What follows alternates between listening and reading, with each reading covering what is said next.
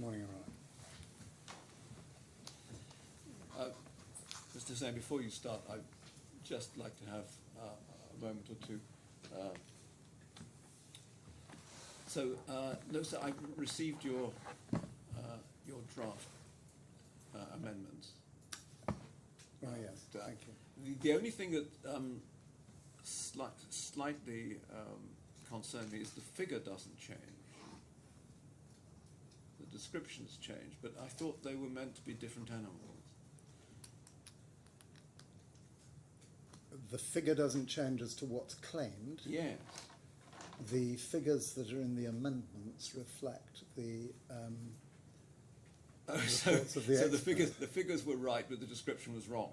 That's your point. Exactly. Okay, then I understand. I mean, strange enough, the description was right in respect of the what was claimed column, but I'm not sure that any great deal of thought had been given to that description. But the description was ultimately plainly wrong, and what the experts have worked on throughout is the principle of the amendment. Okay, well, you've made your amendment. It's been allowed. If there's going to be argument about it, we'll have that in due course. Well, yes, I'm not sure where we were. The quantum experts are dealing with the principle that is embodied in the amendment. Okay, well, thank you very much, Lord Marks. Mr. Hussain, you're going to continue with your opening unless you want to make some observations on Your Honour, there is a point of some happy cooperation that perhaps I can come to before I continue with the opening. Okay. Yesterday we sent a more refined document production request. Apologies, I was trying to get a printout of it and someone's rushing to get it. But there were 5 categories of documents requested. Number 1 was change CNN treble the title of what we understand to be the contractor's notice. Yeah. All documents mentioned in that's document 1. Number 2, all documents mentioned in Bureau Happel's review of 7th April 2019 at page 12. That's the table I took you to. Number 3, all further iterations of CNN treble 2 and any reviews thereof. And number 4, the full terms of settlement for the project between BAM and the employer, including a copy of the settlement agreement. And number 5, BAM's reports to its board or group board as to the basis for and terms of settlement.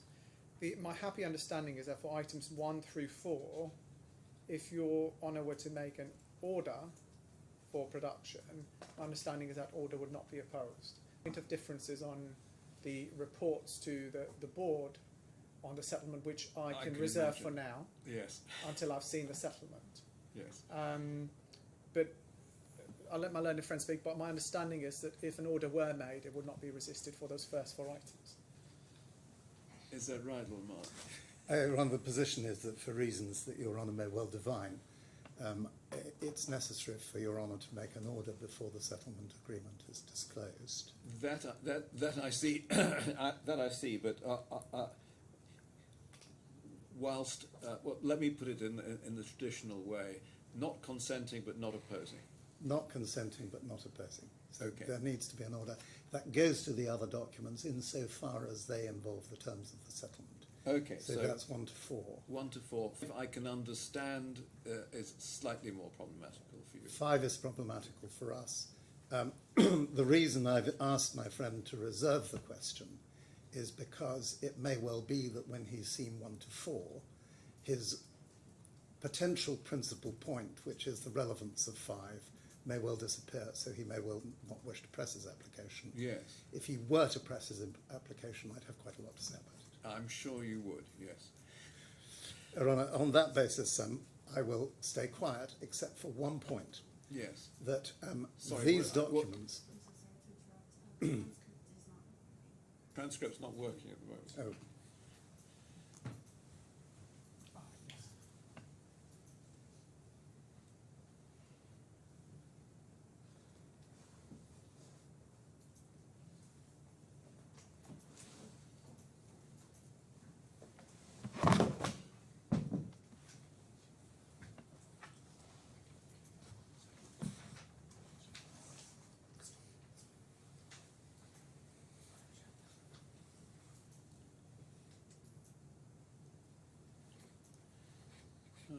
I've got an error message.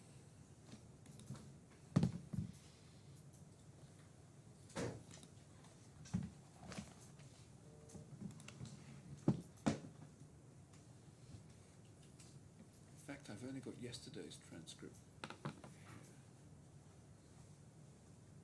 I need a different log-on for today.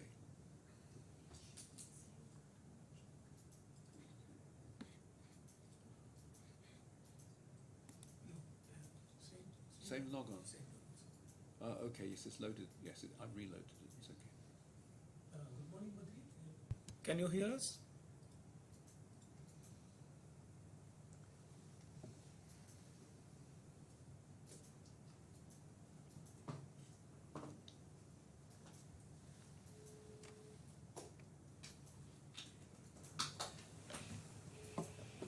They're saying they can't hear us. Now we can hear, sir. Now we can hear you. Yes. Okay. And that's now on the transcript as well. So you seem to be there. Right, so just if we may then, to summarise, for the purpose of the transcript, Mr. Hussain has requested 5 categories of documents. In relation to the first 4, there is no consent, but there is no opposition. The position in relation to the 5th category, which relates to BA minutes, is reserved. If the parties would be kind enough to produce, or rather if Mr. Hussain perhaps would be kind enough to produce a draft order, then I will make the order in those terms. I'm grateful, Your Honour. I think we'll do that as I'm speaking. My suggestion is I continue with my opening and then... Yes, may I just do it? Ronald, there was one caveat that I wish to mention. Okay. And that is this, that these documents were first requested, I'm instructed, on Friday morning. The fact of the settlement was in a public document, which is the BAM's reports, but the settlement agreement and all the documents relating to it were requested as recently as Friday morning. As I explained, I think yesterday, Mr. Doyle was travelling over the weekend and has had no opportunity to consider the documents until those documents we've now got. He has considered, but we haven't had an opportunity to take instructions from him on those documents in any detail. And my instructing solicitors and I are concerned that we should be able to discuss those documents and nothing more at a time when Mr. Doyle may be in Purdo during the course of his evidence. I would hope that that isn't going to cause a problem. It will be on that basis and that basis only. But the documents may need some instructions to be taken before he gives evidence on those documents. Yes. Mr. Hussain. Well, I can understand what my learned friend is saying. I find it... I obviously need to explore this with Mr. Doyle, but it seems to be suggested that the lawyers only became aware of the settlement today. No. It's a matter. The only issue is whether you're willing, effectively, to accept Lord Mark's professional word that he would only speak to the witness about. No, that's a given. Of course, I would accept it. I think, in terms of what the most effective way of proceeding would not be my submission to disrupt the PERD. I'm happy to wait. I mean, I'm going to carry on the opening for a couple of hours anyway, so we'll be close to lunchtime. I'm happy for the instructions to be taken prior to the witness giving evidence. I still don't understand if the lawyers were aware of the settlement, what they need to ask him this morning. But I think that's my only submission. That's not at all doubting Lord Marx's statement. I just think it might be more effective to do it that way. Well, let's just see how we get on in terms of timing. Lord Marx, if there are issues, I'm sympathetic to the position, and we'll try and accommodate it. But if it's possible to take instructions from Mr. Doyle before he goes into the witness box, so much the better. Ron, I agree. I probably will need some time to look at the document before I start cross-examining. Again, I'm quite happy to accommodate that. as I said yesterday, we do have the luxury of a day or two in reserve in any event, so we'll see how we get on. I'm grateful. Right, if we can just pick up where we've left off, taking breath.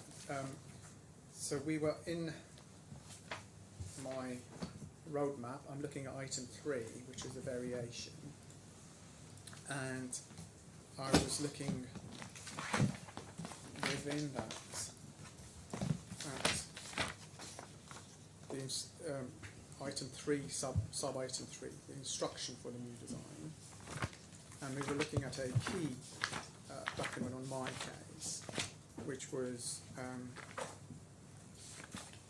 the document at tab 14, which is the email issuing the BIM model, the Rhino model, sorry. Sorry, you say document at tab 14? Yes, so we were looking at this email on the 2nd of March 2017. Sorry, tab 14 doesn't mean a lot. Oh, tab in your Yes, I'm so hard- sorry, of the hard copy. Yeah. This is one of the documents that used yesterday. Yes, now I know where we are.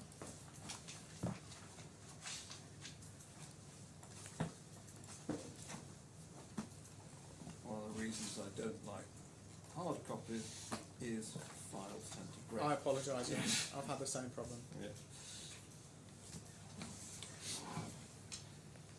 Got it. So we see, this is just a recap, I'm sorry to retread old ground. So we No, see okay. the email sent on the 2nd of March 2017. We see in large font, forward MOTF issued for construction BIM models, volume 4. And then if we go to page 5 of 6 in this email,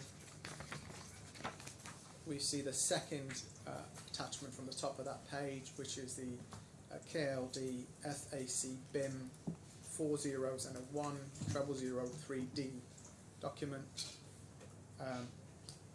which is architecture, mound, lobby, press room, and odd Rhino models, zip.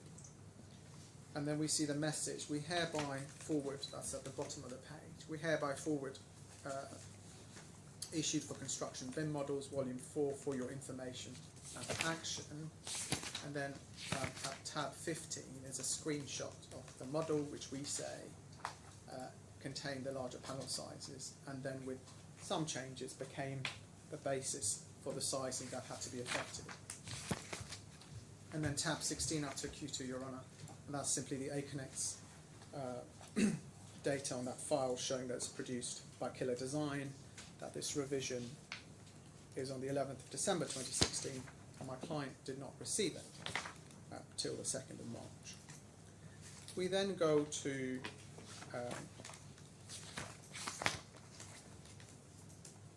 the next document, which is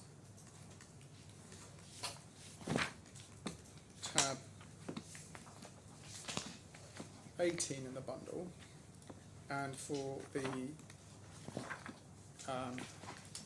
transcript, that is I5339, please, I5339. This is a facade steel construction meeting on the 6th of March 2017.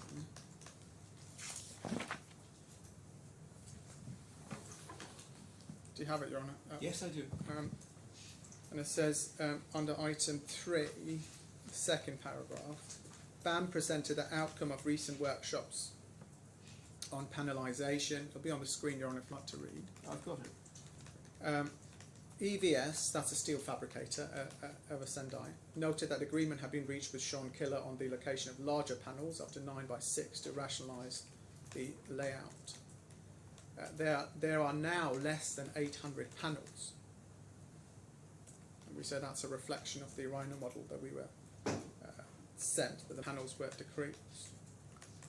It was agreed that BAM would send the previous and latest panelisation models along with rendered models still using the old calligraphy to accurately show the vertical and horizontal gap sizes. Obviously the gaps are to allow for thermal movement, and the size of gap dictates the size of the joint. to Bureau Happold Miras for review to determine if vertical joints are readable. And readable means visible. So the visibility of the joints from an aesthetic perspective was very important to the employer's representatives. And then it says, once all parties are satisfied with the panelization, the proceeding with the CATIA model, which accurately reflects the reveals in the calligraphy to make necessary tweaks, will begin. So the panels obviously had to also deal with an additional point about the reveals in the calligraphy. And then staying in this document, if we go to page 15,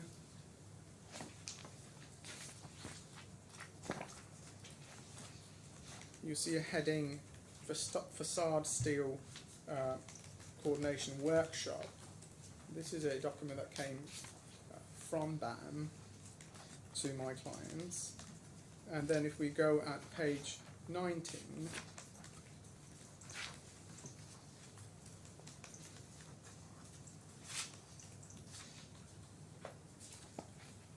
sorry, page 20. Sorry, while you're on page 19, Your Honour, can I just show you? You'll see two drawings. Yes. If you look at the drawing on the right-hand side, and you'll see one of the floors that's quite visible, you'll see the horizontal diagrid. So in between floors, there's a horizontal midspan. And that's one of the things that now has been raised as a buildability issue, that you couldn't rest the panels on there. But just a good visual. Sorry, where do I see that? So you see it's clearer, for example, if you look at the second of the drawings. Okay. And if you look, you can see the floor-to-floor span, and then you'll see a horizontal grid in between them. Maybe that I'm not picking it. I'll show you a better markup. Maybe ambitious at the moment.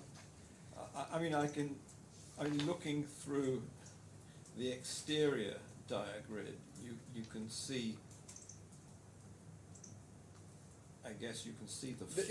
If you see the floors are the white, you can see the white floors, and in between the floors you'll see a horizontal grid going. If you look at the extreme right, I can see that. Yes, so that's the midspan or the horizontal diagrid that we say that. No, I understand what you're saying. Yeah, so I thought it was a good illustration. No, I can see. Thanks.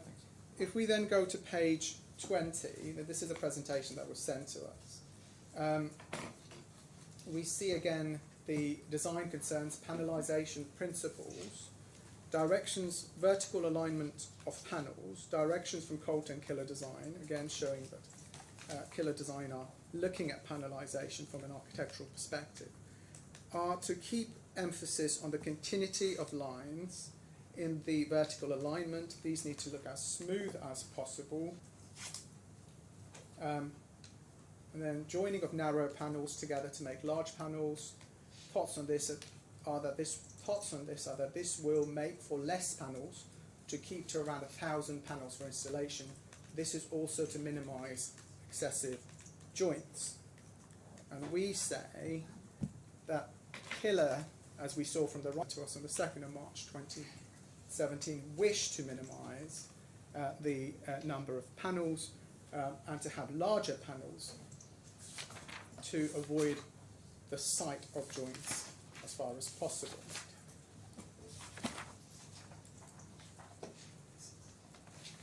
I will see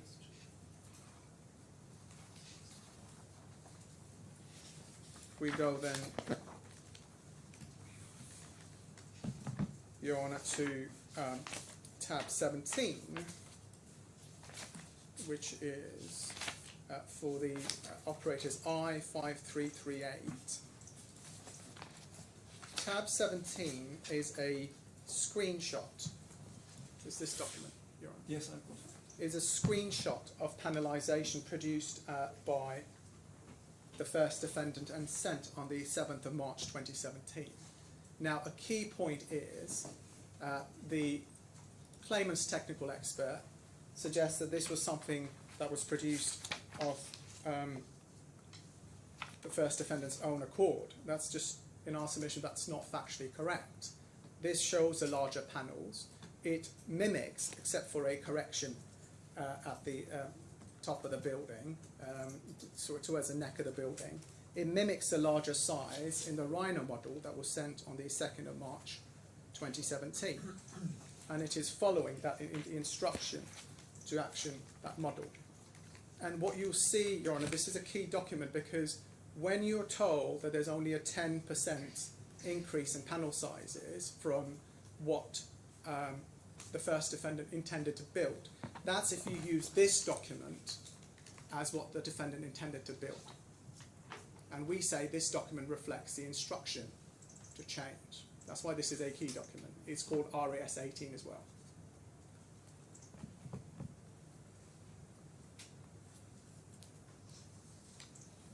And what you see on this document, which we say follows as instructed and actioning of the Rhino model sent to us on the 2nd of March, is that the panels run from floor to floor. So you can count the floors and you'll see that the panels are running, in each case, from floor to floor. And this obviously has, if you count it, less than 1,000 panels, compared to, as Mr. Doyle said in his witness statement correctly, that the design in the inquiry had circa 3,000 panels. And what we see then, consistent with this, is an emphasis on the aesthetic need to minimize jointing by having larger panels and to avoid horizontal joints, led by Killer. So if we go then to tab 19, and for the, this is actually the combined bundle, so we can go to combined bundle page 1162.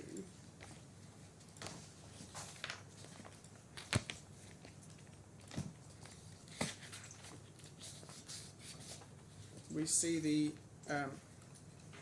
fourth meeting on the 13th of March 2017.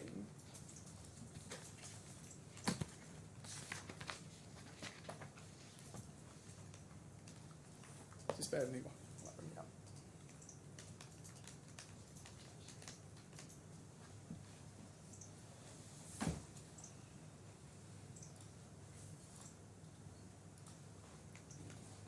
And if we look at item 3, it repeats essentially part of what was said before, and then it says in the second paragraph, BRAM presented the outcome of recent workshops and panelisation. Agreement had been reached with Sean Killer on the location of larger panels, up to 9 by 6 metres to rationalise the layout. Upon further review with Miras, however, these panels have been deemed too large.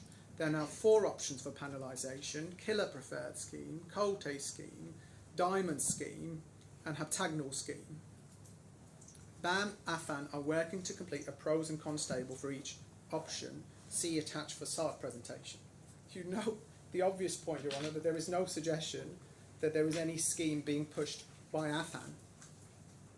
Colte is the cladding consultant for the contractor, and Killer is the architect. And that's the scheme that was ultimately followed. If we then go to the presentation that's attached, which is at 1166, it follows in the hard copy as well. We see the presentation, and then we see at page 1170, design concerns, panelisation. And again, what we see, if we can enlarge, please, the middle column and the first photograph in there, the orange photograph.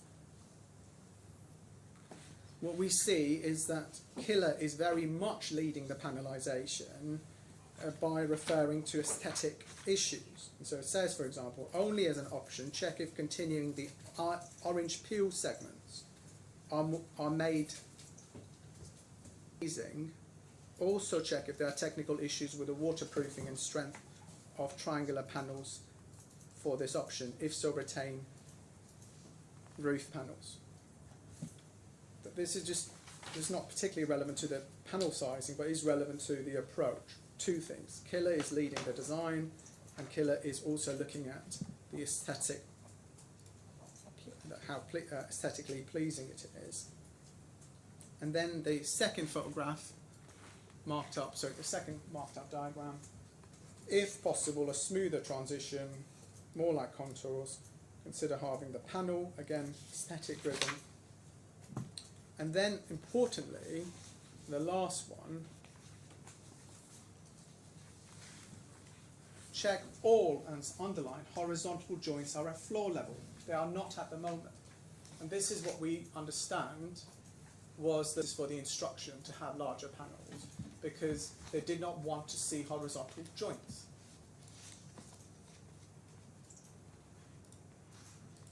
They wanted the panels to span from floor to floor.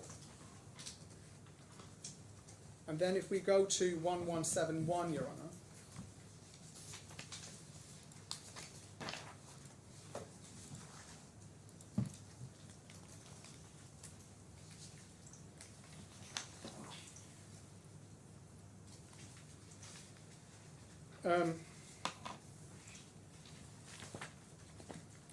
there says extract from Sean Killer clarification, 6 into markups to miss.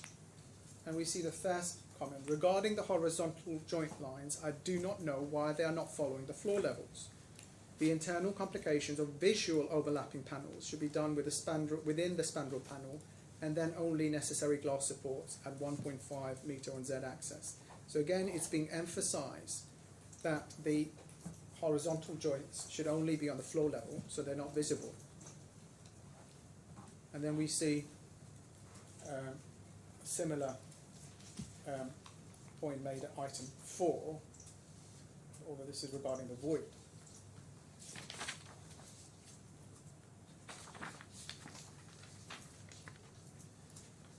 And then if we look at 1173, there is a consideration of the option 1 presented by Killer and option 2 presented by Coltec.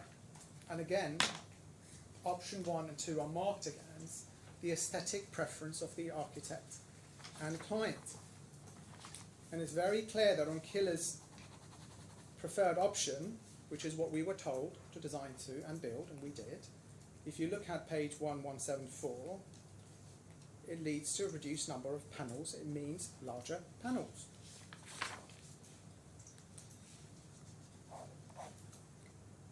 And then, staying on that same document, we go to 1198.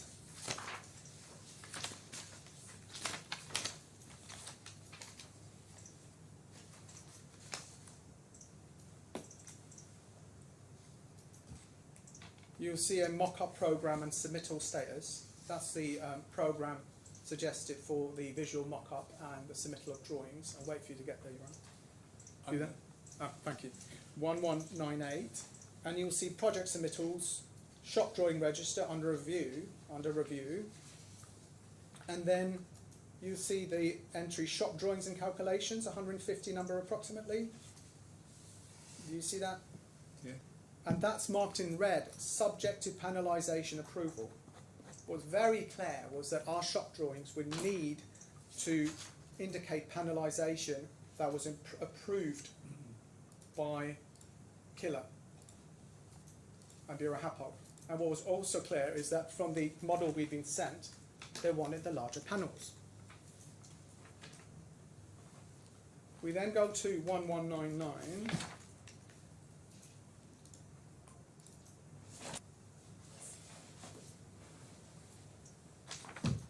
And we see again the reference next to approval, shop drawings and calculations subject to panelization approval.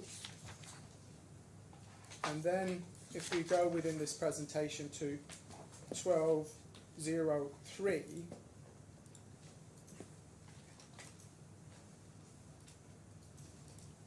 you'll see a headline, overall works key approvals prior to procurement production stage. And the first item is approval of the panel layout. You see that, Your Honour? Yes, I have that. So again, it was very clear to everyone that the client wanted that panelization sizing that was in that Rhino model, and that would be the basis for approving the shop drawings, and then progressing to production and so on.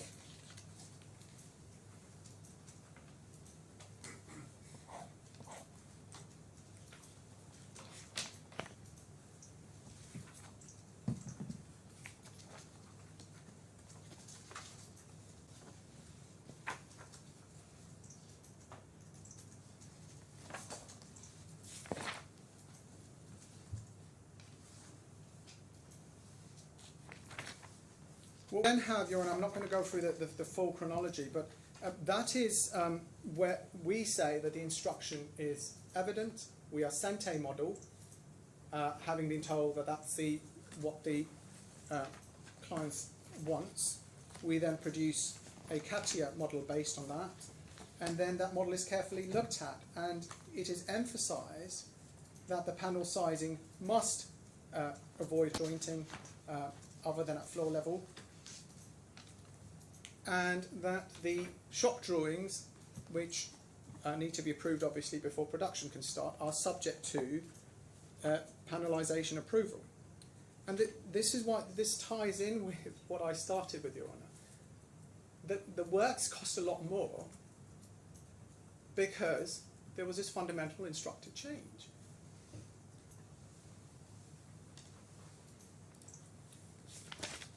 We then look at the implementation of the change. There is a point taken to you that somehow, well, there was no claim for time or money, and you're asked to make for a long time. That's the story you're told, and you're asked to take from that somehow this claim was an afterthought. That's not correct, and it doesn't follow the chronology of the works. So what then happens is that the design is finalised, and we move to the visual mock-ups.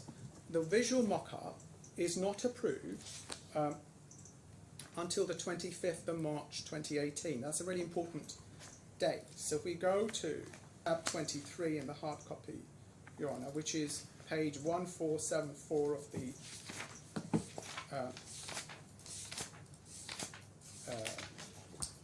combined bundle.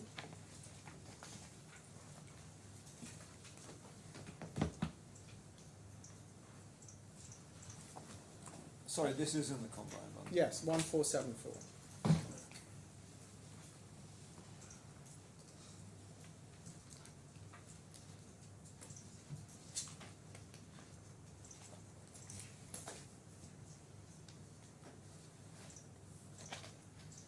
Yep. We see that on the 25th of March 2018, there is the visual inspection on mock-up 5 is returned, marked as approved as noted. Sorry, where do I see that? So you see the date at the bottom in red, 25. This is 1474? Yes, so you'll see a submittal sheet, Your Honour. You see the submittal sheet? Yeah. And then at the bottom of that you see the date, 25/03/2018. No. In red. Just yet. What I have is blank. I'm sorry. 1474 of the combined. Yes, 1474 the bundle. Just to make sure, inspection request, it says, IR, dated 17th. So you have the document, it's just not got the... Dated 17th March. It's got signatures on it in blue. But there is a date box at the bottom right-hand corner, but no date within it. You need to go down to the bottom of the page, I think. That's halfway down where the I think it's further down maybe. Mr. Blake was suggesting you... I'm now on, no, that's, then go to 1475. Okay, I mean if you look at the document as it's on screen, you'll see the date. Yes, and in the hard copy. How interesting. Yes. We'll assist you with that, Your Honour. The red, yeah, basically the red has not come out on the soft copy. Okay. That's weird. Okay, I've got it in hard copy and I've got the red. So we see 25th of March 2018, we see that it's marked approved as noted. Is that showing up? That box should have a cross on it, just above the date. Yeah, everything you're saying is apparent from the hard copy. Excellent. And then if we go to, Sorry, let me just make sure that I use the right version in my notes.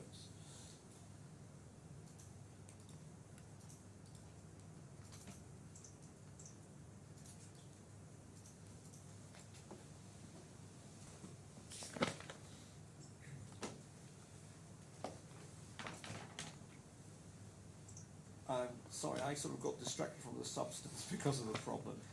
that's fine. So I'm focusing on the date because we say that it's only when the visual mock-up is approved that we can proceed with the design and then start notifying the time and time consequences and so on. So the suggestion that we should have made a claim for time before the visual mock-up was approved, we say is wrong. Okay. Because we don't know what the design that's going to be approved is and we don't know when it's going to be approved.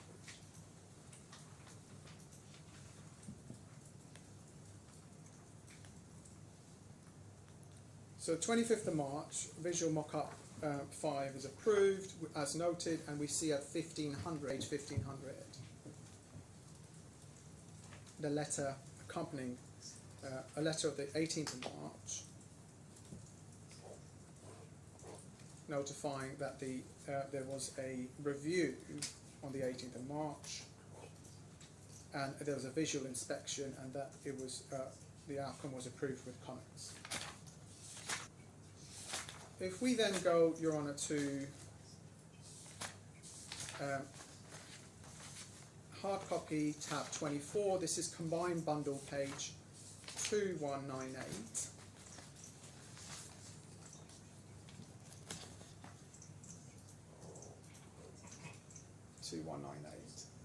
So it'll be, you have to go into hard copy 24 and then follow through to 2198. The next day from getting that approval of the VM, Affan writes on the 26th of March 2018,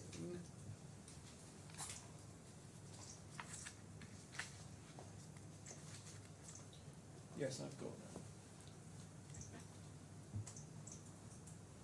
that. and if you look at the second paragraph of the letter, pursuant to sub 8.3, subcontractors' notices and claims of the subcontract agreement, and clause 8.4a, extension of time, as per the main contract conditions, the subcontractor notifies of the delays to the works and its intention to claim for an extension of time. Any further interim particulars to the events described below will be submitted under separate cover. Whilst notification is necessary, we confirm our ongoing commitment to undertake all necessary steps to provide the best results possible for the project. So you say there's a claim for an extension of time the day of approval. Yes. And if we go over the page, Honour,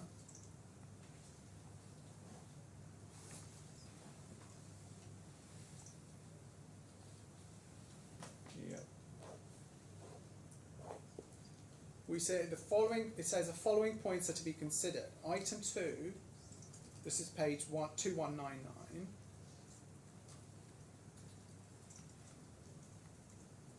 Delay event, panelization and calligraphy. The sequence of the design is critical to its overall development. This is evident through several meetings that took place in the presence of the employer's representative, MIRAS, the supervision consultant, Bureau Happold, and the main contractor. There are numerous 3D and physical models had to be presented to establish and ultimately finalise the panelization for the project. And then it says, the panelization had to be revised to meet the employer's requirements due largely to aesthetics, which resulted in further design development that was time-consuming and delayed subsequent activities and the programme of works and critical path. And then we also see at page 2200, delay event changes to VMU5. Having completed the VMU5 early in the new year, the client has expressed its concerns over previously approved details, and this has resulted in further design, engineering, and a complete remodelling of VMU5. And that is only crystallised when we get the approval as noted. And we say that we give notice of the time impact. What then happens, Your Honour, in terms of, contrary to the narrative that somehow this was an event unknown, and we're only hearing about this much later, we haven't got, and hopefully should receive today, BAM's submittals of the line. But if we go to the Bureau Happel report, which is at, it's in file 2 of the white files, you're on at tab 45, and for the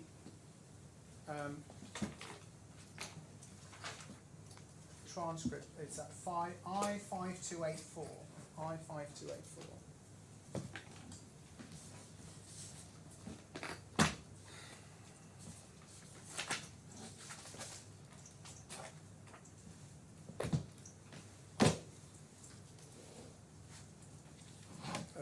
I'm looking at page 12 of this document, Your Honour.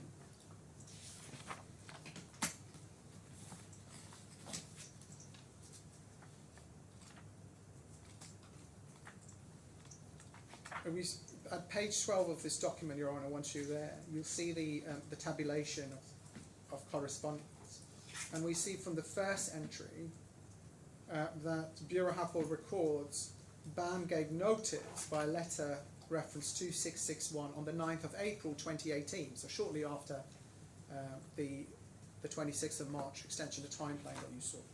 Notice given pursuant to subclause 20.1c, additional works to the facade outside of the contract specification, CCN treble 2, visual inspection of mock-up 5.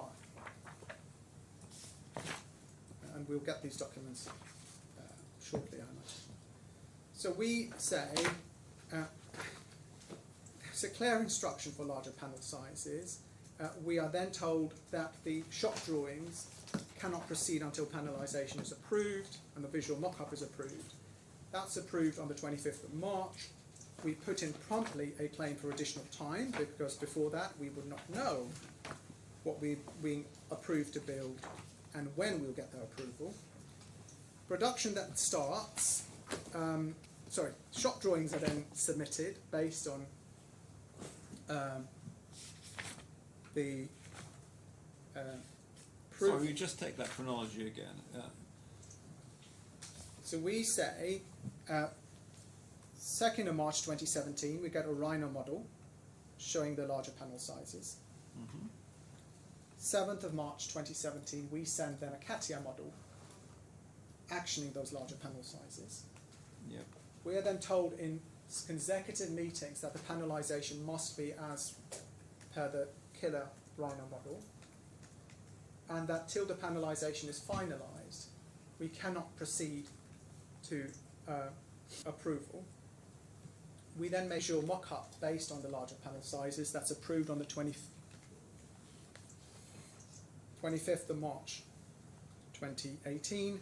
We put in an extension of time plan. Sorry, you said before 17 for, you meant 18, did you?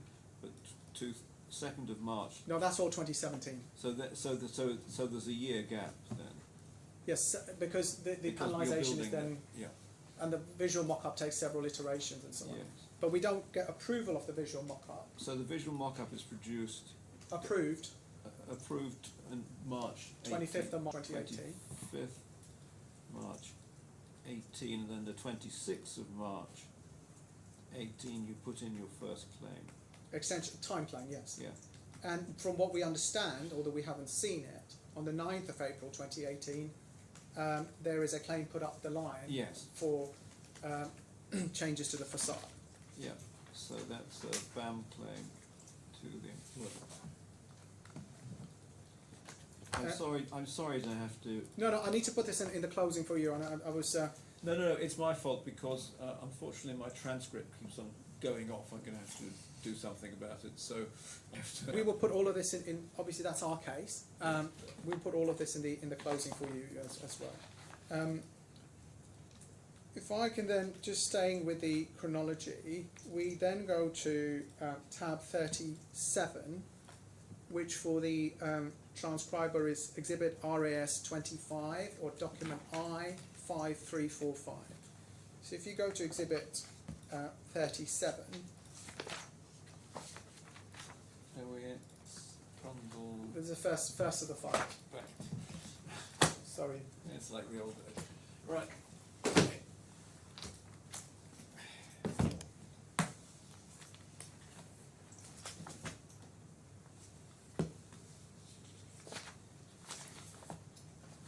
We see the shop drawing submittal. So this is September. September 2018, because a visual mock-up has now been approved, shop drawings are being submitted. So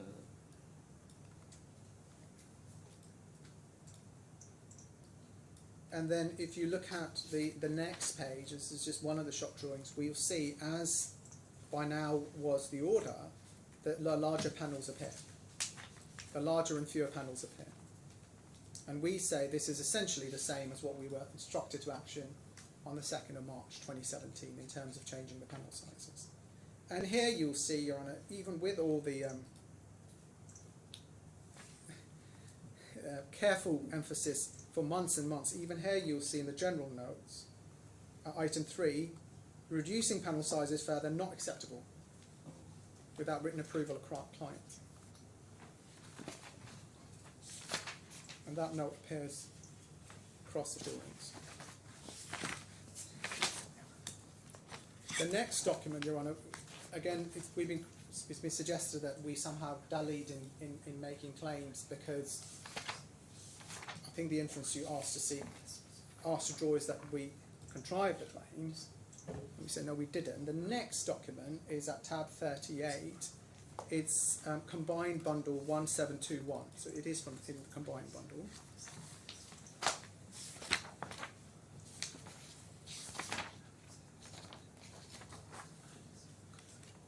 It's a submittal on the 29th of October 2018, costs associated with design betterment and panel aesthetics. And if we go to the letter attached to the submittal, which is at page 1723,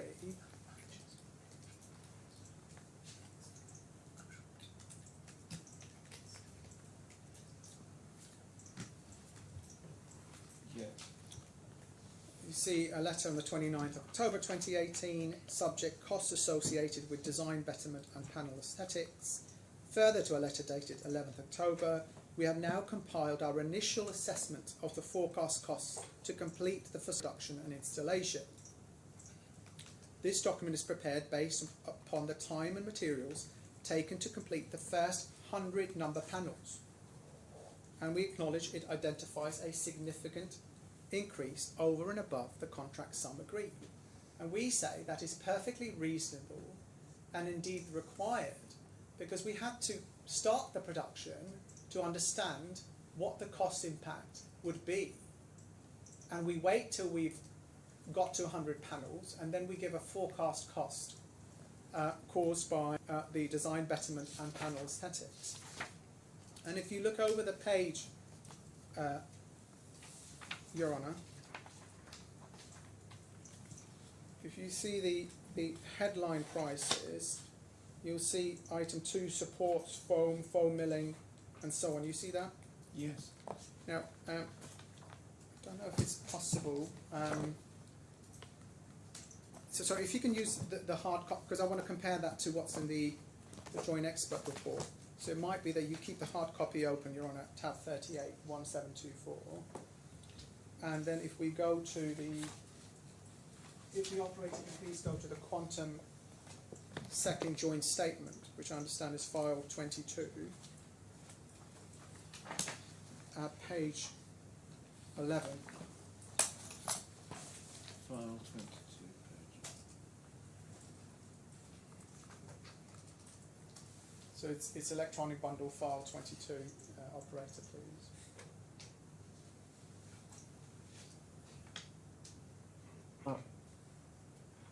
Have I opened the right document now? So are you looking? Yes, it looks like it. Yes, can we go to page 11 in that, please? There you go, if you pause there. So you see, Your Honour, the head of the current brackets is the additional cost of brackets and support, foam and foam milling, fibre reinforced materials, is exactly the same items that we put in following in that forecast. Do you see that?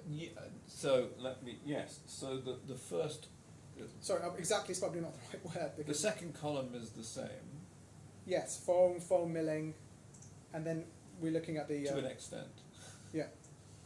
But the point I'm making is that the claim was very clearly the same claim as is being put here. It's costing us more to fabricate these panels.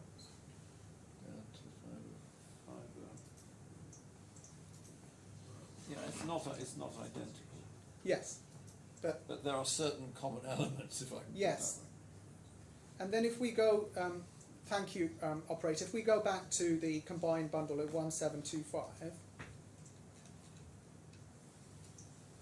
behind these costs,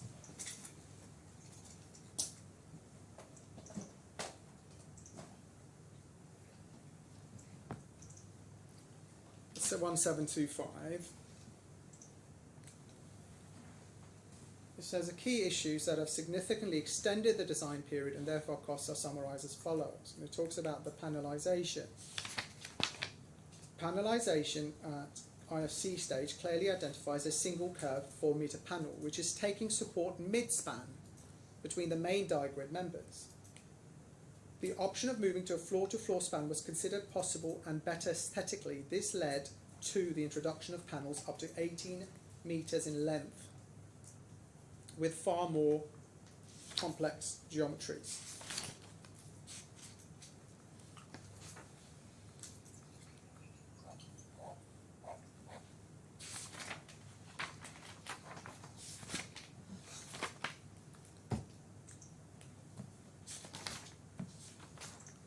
We can then go, you're going to have to just go back to the combined bundle because I don't have this document. 4378.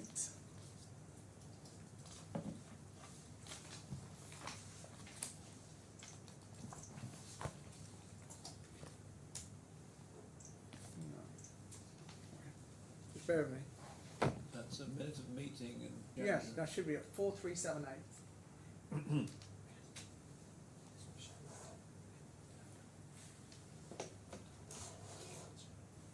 Just bear with me. So that's minutes of the meeting. The minutes of the meeting on the 15th of January 2019. Yes.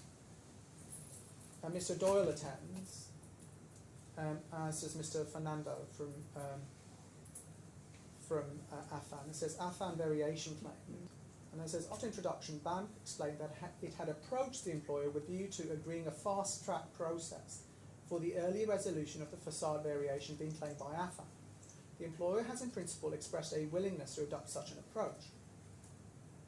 BAM outlined the approach that it has presented to the employer for the fast-track process. The parties agreed that a comprehensive list of the facade variations should be circulated so that consensus on the ones to proceed with can be reached. BAM encloses its list of identified variations.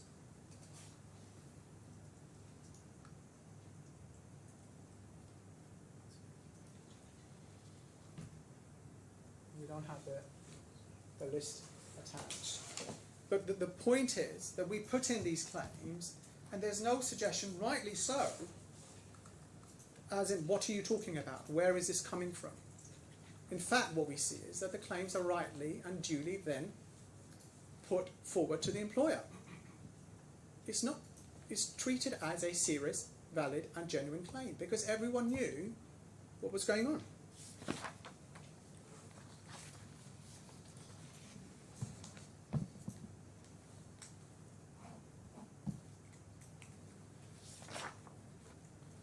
We then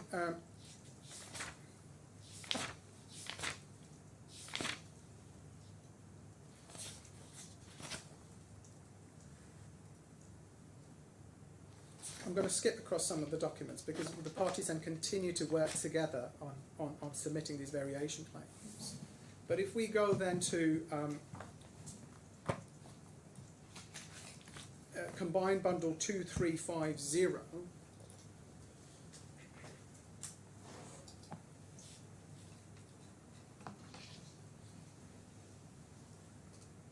this is a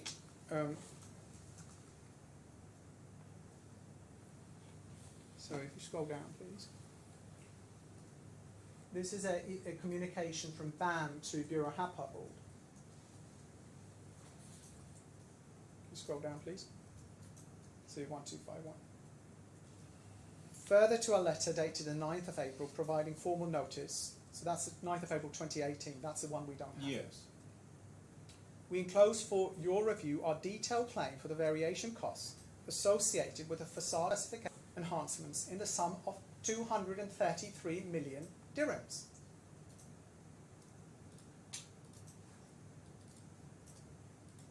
That is almost identical to what in fact is suggested was the extra cost of carrying out the work. And now you're being told, Your Honour, that somehow this is a contrived claim that's taken BAM by surprise. And then if we go to, and you'll see that now we are really at the edge of when my client was forcibly and wrongly, in my submission, removed from site. But if we go to 2371,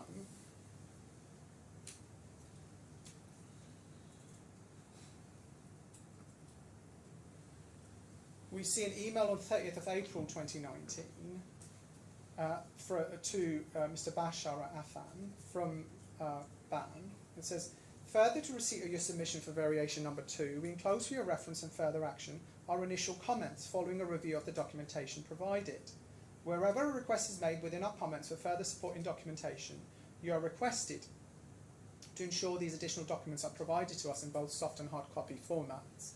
We look forward to your receipt of your thorough and detailed response. And then we go over the page. What we see is that they are engaging with a quantum, and the requests are for further breakdown of the sums. Provide, for example, under brackets, provide substantiation of IFC rates within Table C. Now, this is a contemporaneous response to these claims, and what we don't get, contrary to what you're being told now, is any of the technical people saying, what on earth are you talking about? We didn't tell you to make these panels larger, or we didn't tell you to incur 233 million worth of costs. There is an unreality in the position that's being taken to you in front of you now, Your Honour, that does not match what happened at the time. So then we say that there clearly was an instruction for a change. That change clearly did lead to additional costs, and we implemented it. Then the next defence is a technical defence that is put to you that somehow the 9 by 2.2, which was what we prize, is not buildable. Now, what I would ask you to bear in mind when that argument is put to you is that this argument was never put to us at any point when the tender was evaluated. It was never put to us at any point when we made the variation submissions and they were put up the line. It was not put in the claimant's expert's first report. It was not put in her second report. The first time this suggestion that the very essence of our case is not buildable was raised in the expert's joint statement.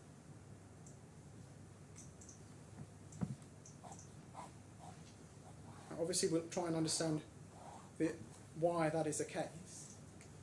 But if we go to the joint statement at file 18, Appendix A, this is the technical joint statement, combined electronic file 18, Appendix A.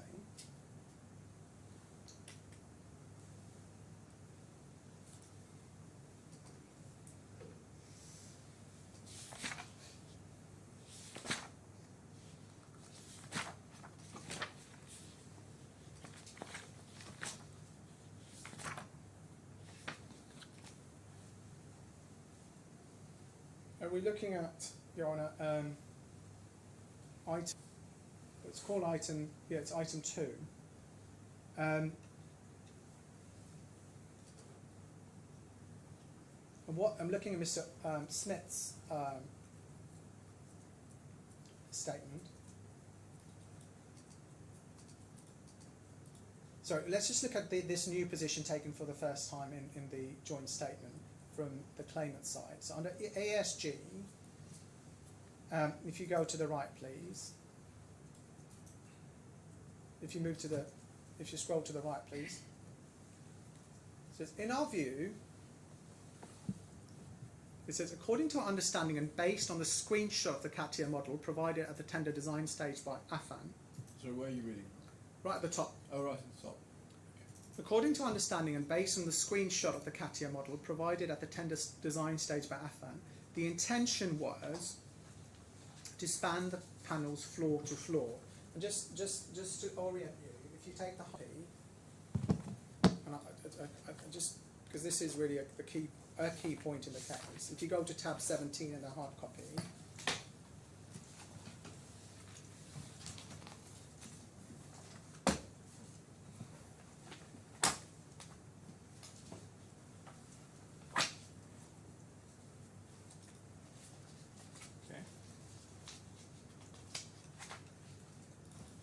this is the document that's being referred to, the CATIA model.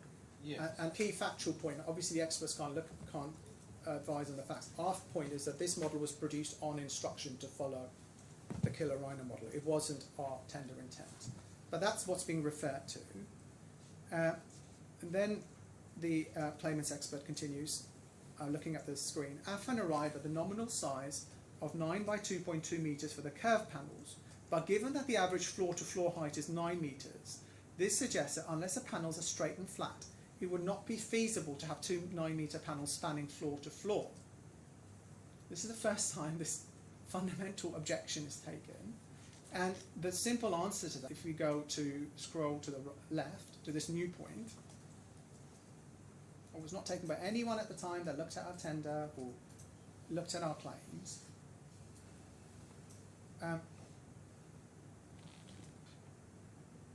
If you look at the fourth paragraph of Mr. Smith's comments, the blue dimensions as highlighted on Exhibit 1 span from floor to floor along the length of the curve and exceed 9 meters. However, the distance to the horizontal midspan members along the curve could be spanned by panels with a nominal height of 9 meters or less. And there is no suggestion, there is no evidence, other than the assertion made to you yesterday morning, that the midspan could not hold the panels. So that's a buildability point taken for the first time in this document. We then come to quantum. Can I, and this is just, I'm not going to argue the quantum for you, Your Honour, but I thought it would be useful for you to have an understanding of where my client is in light of the expert evidence. Can I hand up what I will call defendant's demonstrative 2? And can we go, please, at the same time to the quantum second joint statement, which is in file 22.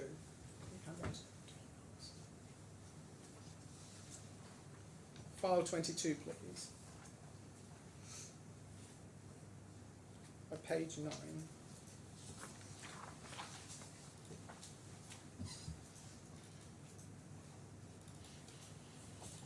So demo 1 Sorry, is... you're going to have to let me get there. Yes, of course.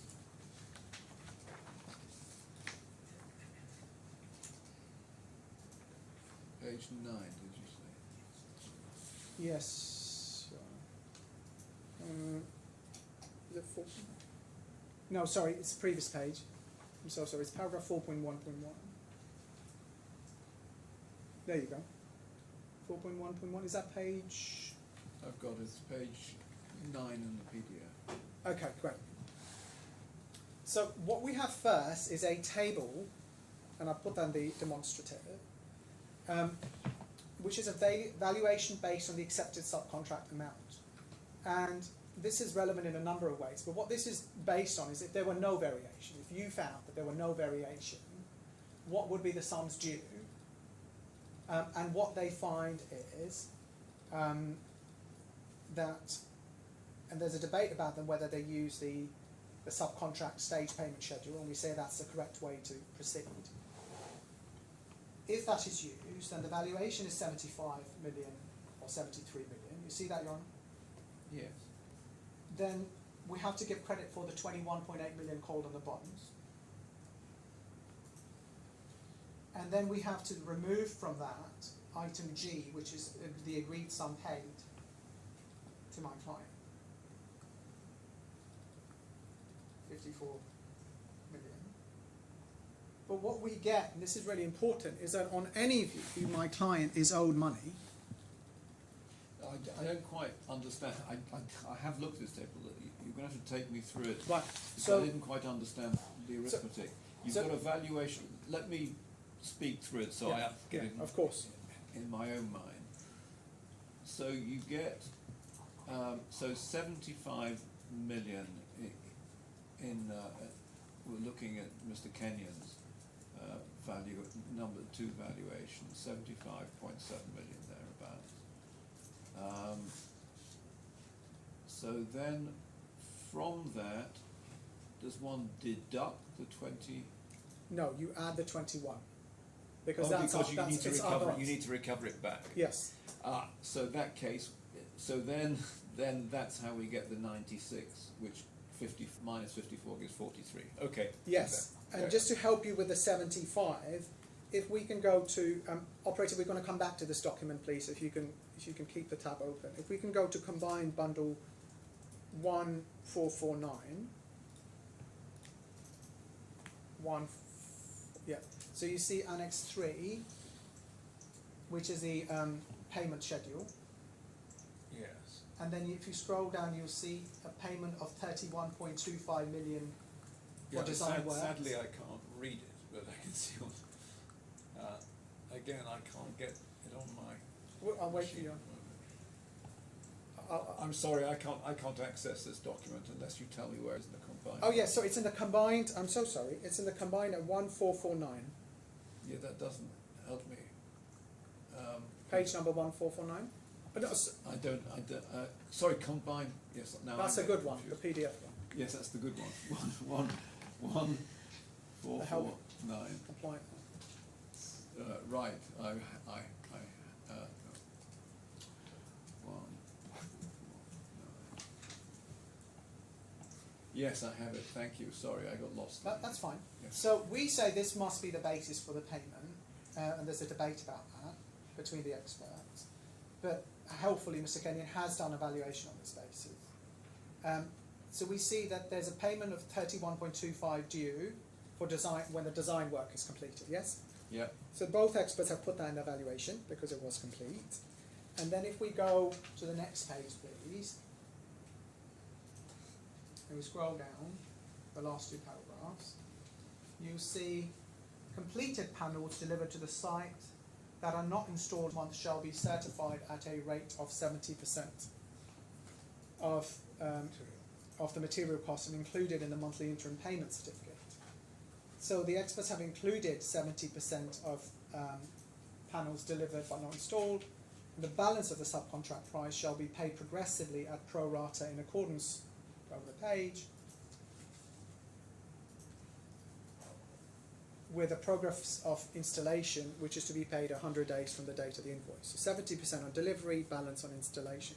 Using that, so you take the 31.25 for the design and then you pay for the panels on delivery 70%, installation 100%. If we go back to the second joint statement, that's file 22, page 9. Bear with me 1 second. On page 141, what was the reference? It's one. Sorry, operator. If you go back to 1449. So I've got the reference to completed delivery.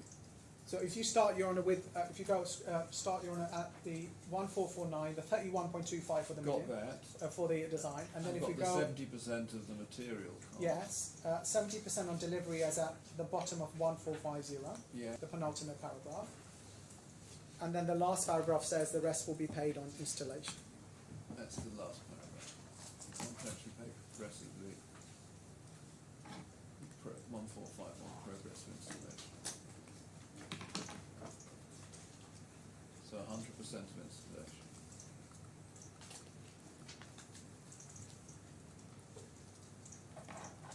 So applying that, if we return to file 22, page 9,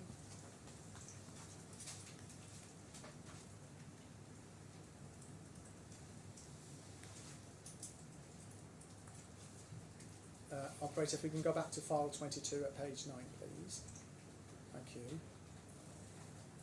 We get the near-like figures. Mr. Kenyon's is actually a bit higher than Mr. Atherton because Mr. Kenyon understands that more panels have been delivered than Mr. Atherton understands. But what we get is that even if there is no variation, the first defendant was owed significant money. And this is really relevant to this idea that my client is being attacked for so-called suspensions, unlawful suspensions. So it's between 41 and 43 million. If we're right on the contract, it's 14 million if a different item is used. And then the other point is, if we go...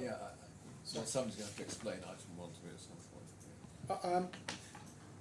Yes, I'll try and do it for you after the break. I've got the reference, but my understanding that item 1 is done using what's said to be the employer's view of the value of work done in June 2019. I need to give you the document reference for that. That in a nutshell is how I understand. If we then go to the demonstrative at page 2, I've quoted from page 12 of that joint statement. So operator, staying on file 22 at page 12.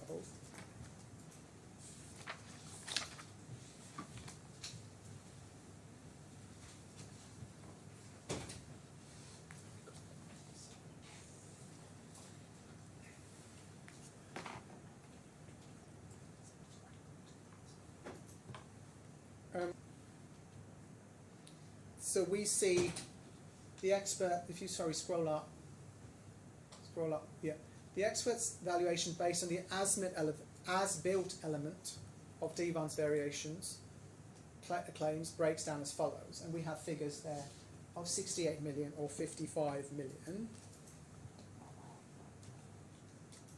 The reason why, somewhat surprisingly, this figure is less than item, if there weren't a variation, which is at page 9.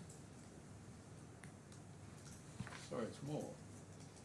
No, if you go to page 9, you'll see the 75 and the 73. This goes to the. This is not the end figure. This is the C column, not the A. Yeah. So the valuation, the valuation figure. So you'll see without the variation, just using the subcontract amount, is 75 and 73. But if you go to page 12, if there were a variation, it's 68 and 55. And the reason for that is, you recall that the subcontract valuation includes 31 million for the design, as per the statement. And in this one, they're unable to opine on whether the design cost any more. So these figures are plus design. They don't include anything on the design. In my understanding, obviously, if you do establish a variation, you still get the subcontract price. So that's why I've put in here that we get the. Oh, I see. Additional cost for design and Yeah. production management, site management, installation. But what I wanted to give Your Honour was, obviously some of these will depend on submissions by me. I wanted Your Honour to have in front of you what my client is claiming, not necessarily something you agree with, but what are the figures now? Yeah, you want me to know what the ballpark is. Yeah. So that concludes the section on the variations. I'm still confident of finishing Mr. Doyle today, Your Honour. I think I've got maybe another 40 minutes on the claims. Do you want me to take a break now? Yes, because I want to change computers. Can I suggest, Mr. Blakeway has sent an email to the court? Okay, to the other side with a proposed order, so we'll hopefully get back to you shortly on that as well. Okay, that's great. Let's just take, it's 16 minutes past, let's come back at 25 past. And don't wait for me to leave the room, because I've got to do stuff with my computer, so feel free. All rise. As I say, just when you're ready, Mr. Singh. Your Honour, I said to you I was done with the variations, but I want to briefly look at the hexagonalisation, which obviously also we say impacted the costs. So if we, this is all in the combined bundle, so I won't trouble you with a hard copy. If we start at 2195, combined bundle,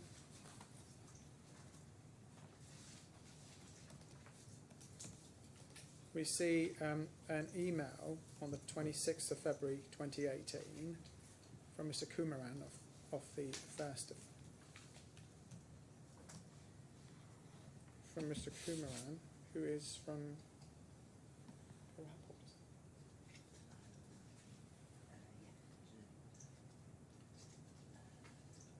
Bureau Happold, yes, he's from Bureau Happold. And he says, if you go to the next page, 2196, he notes at item 2, if you see 2196, he says, the following programme items misalign with recent activities, and one of the items he mentions at item 2 is, it was agreed on the 19th of February that the first batch of drawings would be submitted on 22nd of February 2018 to include hexagonal scoring pattern in the stainless steel sheets.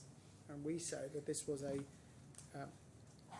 aesthetic requirement instructed by the employer and also by BAM to us. And if we then go to... Sorry, so you don't accept that this is to do with the jointing? no, this is talking about the specific hexagonal scoring pattern. So So- this is the next variation from the panel sizing. So I'm getting confused about hexagons. I thought hexagons were to do with jointing. I think, sorry.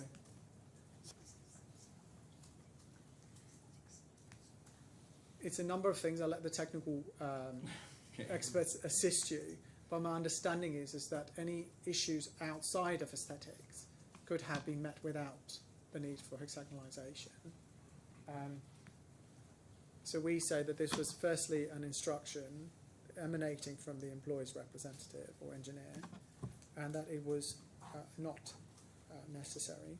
So you say hexagons are aesthetic and not functional. They're not functionally necessary, no. Okay. We then go to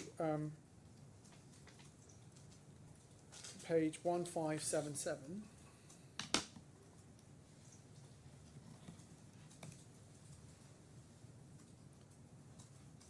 Bureau Happold issued drawings on the 23rd of May 2018 that were pre-approved for the hexagonal pattern.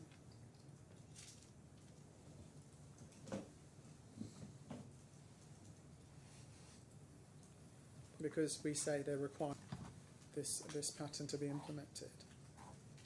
And then if we then go to, so that's on the 23rd of May, also on the 23rd of May, if we go to 1586,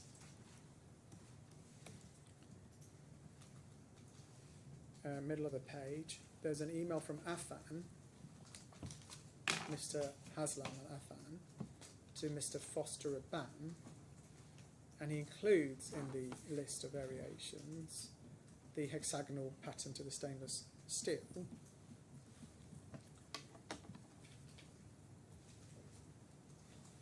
If we then go to 1599,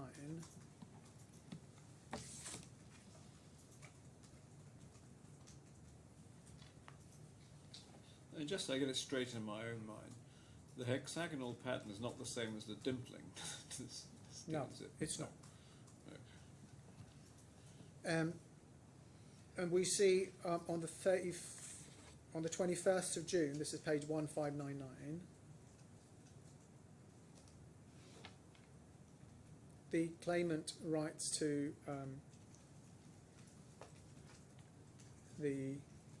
Bureau Happold. So I'm just checking that L. Sullivan is.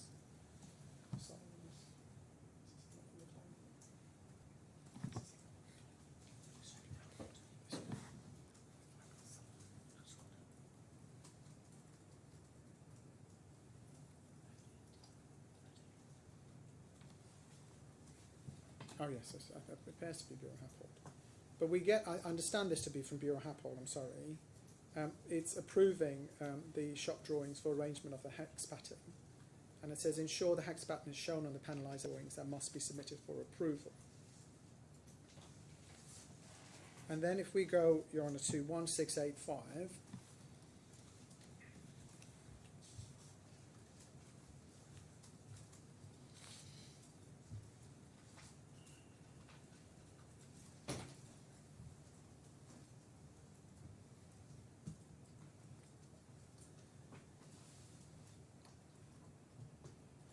so you just, the email starts at the bottom of page 1684. It's from Mr. Farris on the 4th of July 2018. He passes on, if you go then to 1685, he writes to Bureau Happold saying, we are in receipt of the enclosed Affan letter regarding the hexagon patterns to stainless steel and write to advise that we believe the changes detailed in the letter constitute a variation to contract. For practical purposes, we take your approvals of the hexagon patterns as an instruction to proceed.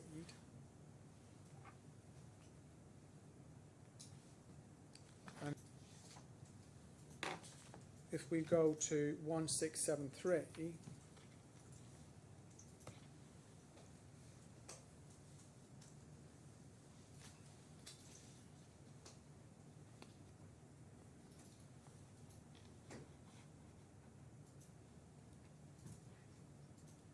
that's a letter from Affan that was passed on to Bureau Happold. It's on the 2nd of July. We write a report that the first approvals of the hexagon patterns for levels 1 to 4 were received on the 21st June 2018, as the aesthetic requirement of the hexagon pattern is not a requirement of the specification.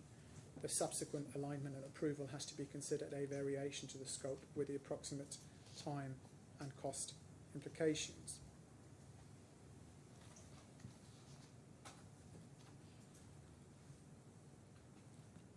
And if we just look at, just to close this off, the Mr. Smith's evidence, I need to stop doing that. Mr. Smith's evidence in this regard is in his report at tab 10, file 10 please, first report.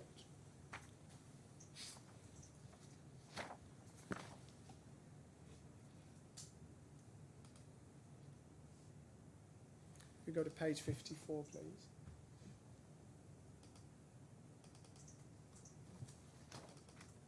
And he says in paragraph 7.4.3, it appears the hexagonal pattern was introduced in February 7.3.4, I beg your pardon.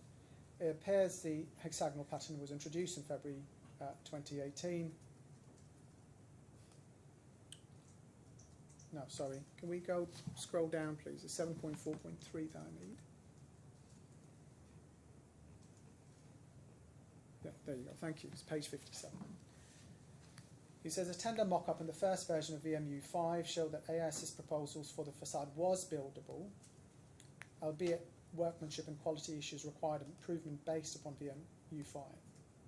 It appears the introduction of the hexagonal pattern was an aesthetic one, based on the desire to remove the visibility of the hairline joints between the stainless steel sheets as per section 6.2.10. Is that the question you asked me about the joints? Yes. Your Honour, yes. Yes, that's, to that extent it's correct. That's our position. And he continues, comments were made stating the jointing shown by AIS was not as per the design intent. However, the IFC document showed no information relating to how the joints should be set out or in which direction the 6WL pattern should run. So that's the position on the hexagonation.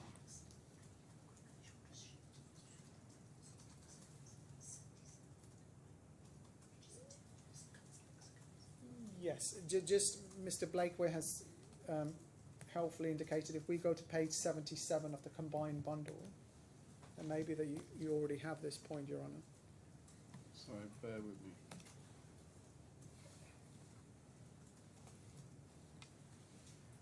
It's just a good way to show the difference between the hexagonalization and the dimples. So you see the hexagon. So what do I go? What do I have to go? It's page 77.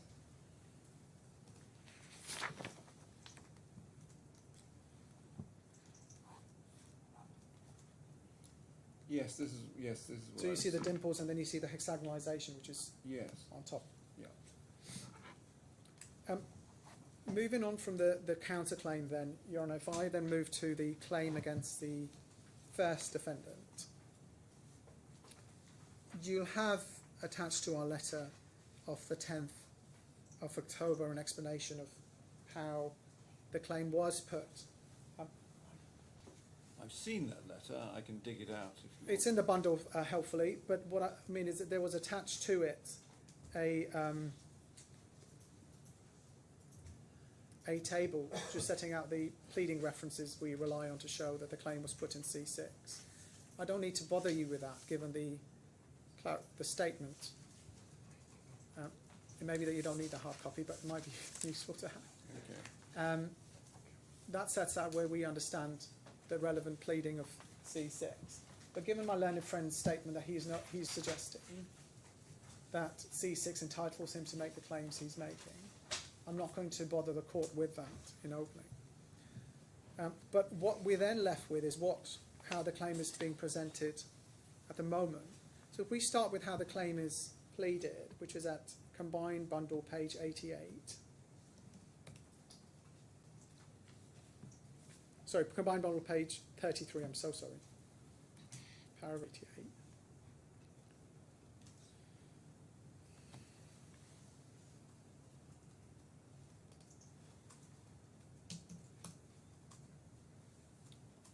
It says, as summarised in the table below, the claimant seeks to recover a total amount of AED 104.7 million from D1 as damages for breach of the subcontract and addendum.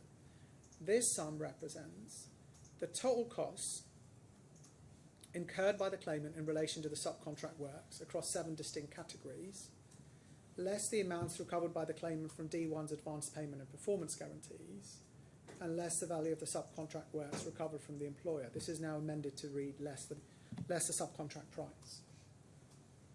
So the claim is essentially for the total costs incurred by BAM in carrying out the subcontract work. Yes, I mean, I've been thinking about this. I mean, if it is the claimant's case that there was no variation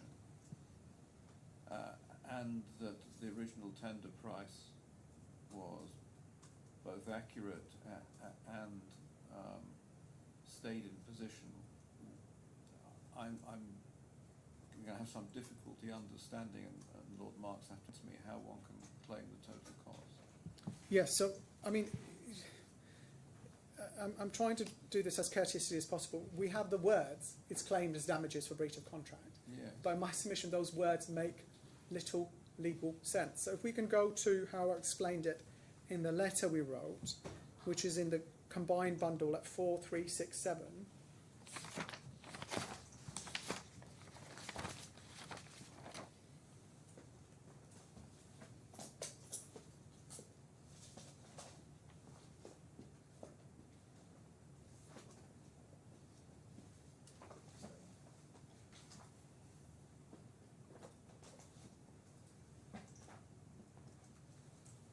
Do you have it, Your Honour? Yes. And if we start with paragraph 7, the claimant now avers, without any explanation, that the same sums are recoverable as damages for breach of contract. Yet no particularised breach is alleged to have caused any of the loss claimed in the POC. This is because the alleged breaches, which are denied, did not cause the losses which relate to the alleged cost of carrying out further work. You go over the page. Claimant, without actually postulating it, seems to refer to an English law concept of repudiation and termination at law, which does not exist in UAE law, that allows, in the event of a termination of a contract... I have to say, I don't find references to English law at all helpful. Yes. I mean, this is, and people have to excuse my appalling pronunciation of the Arabic, but this is a mukawala contract. And that's dealt with in the civil code within a few articles. That's the relevant. Yes, but what I'm trying to explain, I'm not asking you to apply English law, Your Honour. What I'm saying is, when you look at this concept of damages for breach of contract, even under English law, you do not get the extra over costs of carrying out the work What's yourself. the point of saying even under English law? English law is irrelevant. Okay, but the recovery of the costs or the additional costs of carrying out the work is an implied term in the event of a termination, and that's why I've quoted Chitty. The civil code is perfectly clear and should have been pleaded and cited. The primary remedy is specific performance. If that is not possible, the employer can terminate the contract, and the employer can claim the extra over cost of having the work done by another contractor. That's what the civil code says. Yes, but what we have now is they haven't terminated, but they're saying they're still entitled to the extra over costs as damages. It may be that what I'm simply putting to you is a causation point. Yes. That none of the averred damages cause the alleged extra over costs of carrying out Yes, the work. and just a link between the breach and Yes, paying damage. but the way that causation seems to be sought to be overcome is that we were left with no option but to take over. Still doesn't create, we don't accept that they were left with no option, because they literally used our people and our machines and our facilities to do the work. Yes, I mean it's not the same as what contemplating the civil code of having another contractor. for Exactly. work. But we're going to have to look at that. But I think it's in the 800s somewhere in the civil code. I'll assist you with that, Your Honour, when we're closing. But so having made the point that there's no termination, and I take your point that you don't see the reference to Chitty as particularly helpful, and I'll be mindful of that. We look at item 10 in the letter, and it says, there is a legal black hole in the claimant's new purchase of contract entitled the claimant to the sums claimed. See the new case put, which makes no reference to the pleaded case, to explain how such an entitlement arises under UA law or the contract. And then I've quoted paragraph 76, and it says, BAM's claim of the skeleton from the claimant. BAM's claim is a claim for damages for breach of contract. Affan was in breach of the subcontract and the addendum, and they refer to the particulars of the claim. We deny that. As a result of those breaches, BAM took over the works, as it was entitled to do under the undertakings in Part B of the addendum. Now, pausing there, we don't accept that it was entitled to do what it did, but even on the claimant's case, that entitlement was not conditional on breach. You asked that question yesterday, Your Honour. You were told, no, that we can do whenever we like. So had it not been for the breaches, BAM would not have taken over the works. Well, that doesn't mean that the breaches entitle you to the cost of carrying out the works. There's no case book that but for the breaches, the works would have cost less to carry out. Yes. In fact, the taking over probably saved them money because they didn't have to pay any element of Affan's profit. Yes. So if we then look at the breaches that are pleaded, which is at A... Well, there are two stages, aren't there? The first stage is whether there is a step-in right at all under the addendum. If there is, then they were entitled to take over the works. Then the second stage is, are they entitled to money in addition as damages for breach of contract? Yes, it's unclear to me whether the case is being put that the money is an entitlement under the addendum, Okay. which I don't think it was put to you, No. or because now simply put as well, it follows that we get as damages for breach of contract. But it's a right exercisable without breach on their case. We say it's not exercisable at all. But they say that there were 19 breaches, I think. Yes, so if we look at those 19 alleged breaches, and they are literally alleged in headline terms, if we start with page 20, Of what? sorry, of the combined bundle, Yes. this is the particulars of claim.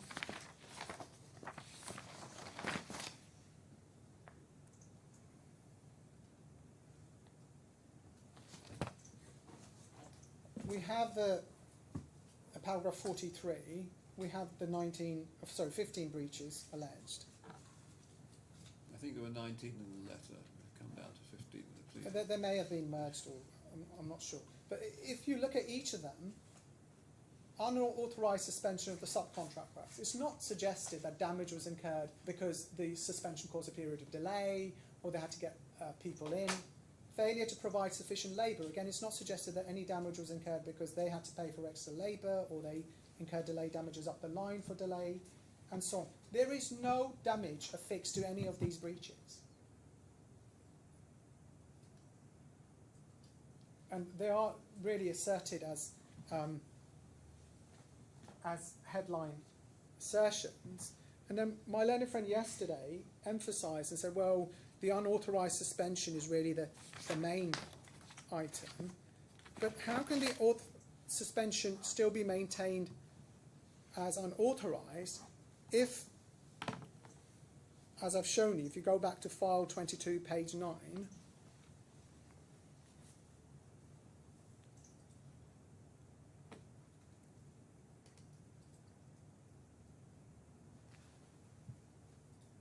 even on the case of his highest, my client was owed money when it suspended the work. So how is it said to be unauthorised? We have a contractual right to suspend work on giving notice for lack of payment. So you say that you did suspend for lack of... We'd actually recommenced, as I'll show you, by the time the unlawful exclusion from site occurred. Okay, so But- we'll need to look at the evidence Yeah. on that. But, I mean, these are the experts' figures. If we look at what BAM itself said at the time, if we go to page 2716 of the combined bundle,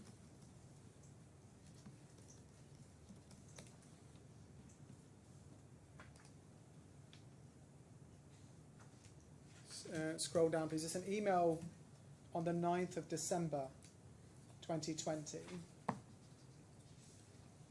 If we scroll down, it's sent to Affan, and then if we go to page 2722, which is an attachment to that email,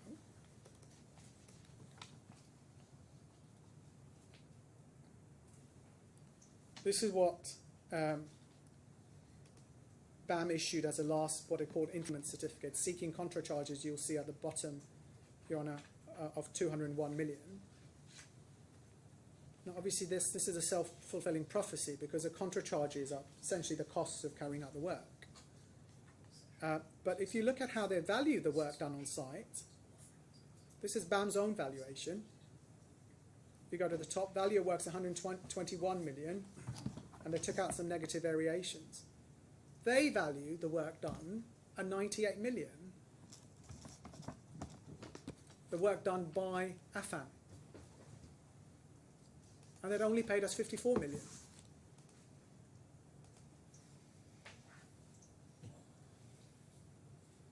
So they've actually valued the work at much higher than either expert. And we say that's because our client has not been able to put in the documents that were visible and evident to BAM. So how can they say? I mean, the only way they get around us not owing us money is if they say, well, because we were entitled to step in, we can charge you the 201 million we had to spend. But So it's a so side. just pausing so I understand. Well, I'm terribly sorry to interrupt. I'm just concerned because my friend is pursuing a line on the basis that the suspension of work was authorised because of non-payment of monies that we're owing. That has not been pleaded, and nor has it been put in any document, as far as I'm aware, that notified BAM that the suspension of works would follow non-payment, and that was why they were suspending.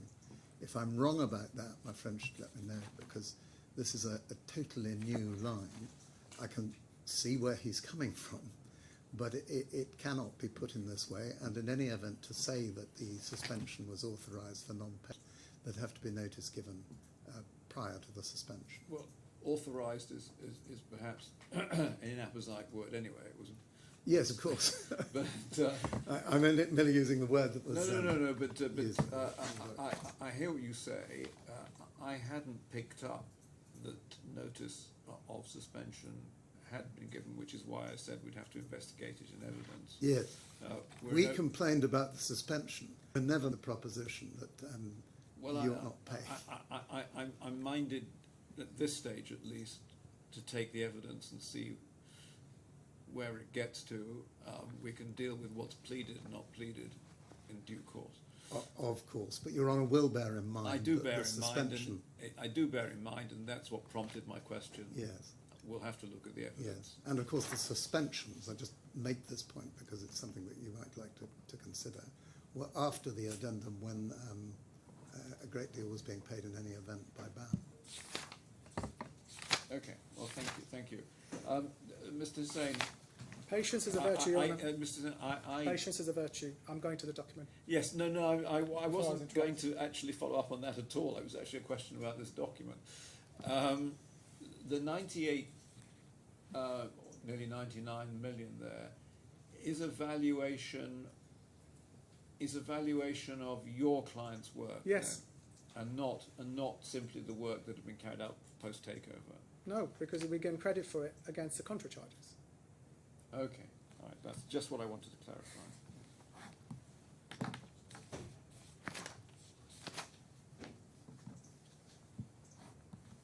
We then go, Your Honour, to bearing that in mind.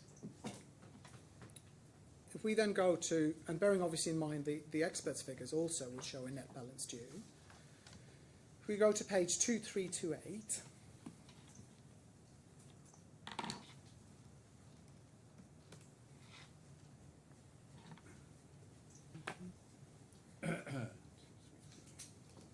there is a submittal on the 24th of April 2019, and then if we go to the next page, we see a letter of the same date. It says, we record BAM's failures to act in accordance with the subcontract agreement and the addendum. BAM failed to support Affan's cash flow for Affan to maintain the works ongoing, which was the purpose of the addendum. Then the next paragraph, it says, Affan's revised contract value exceeds 250% of the original contract value. Affan does not have the capability or the responsibility to solely finance the works, especially after the significant increase in the volume of work due to the panel's variation. Then it says, BAM has been using the substantiations and justifications not to pay Affan for the records, and in order to expose BAM's hidden agenda not to pay Affan, the amounts as agreed in addendum to cladding subcontract were completely justified and substantiated, but BAM rejected to pay them. Then it says, on the 1st of April 2019, a meeting was held between North 25, that's Miras's alter ego, new name I understand, the contractor and the subcontractor in order to jointly work on resolving the project's issues. The parties signed an agreed plan and action document attached herewith that Affan to restart the production. Affan restarted the production the same day. Affan to restart the panel delivery immediately. Affan restarted the delivery on the same day. BAM to meet Affan to discuss the contract issues on Thursday morning. BAM changed the time of the meeting to the 12th of April. The meeting was held without any results. Calculation and claim by tomorrow, and this was sent as a draft. Variation report within 3 weeks. This was sent as draft on the 4th of April. Affan complied with the commitments made in the above-mentioned meeting. Affan continued with the production and installation of walls. However, BAM failed to act in accordance with the agreement.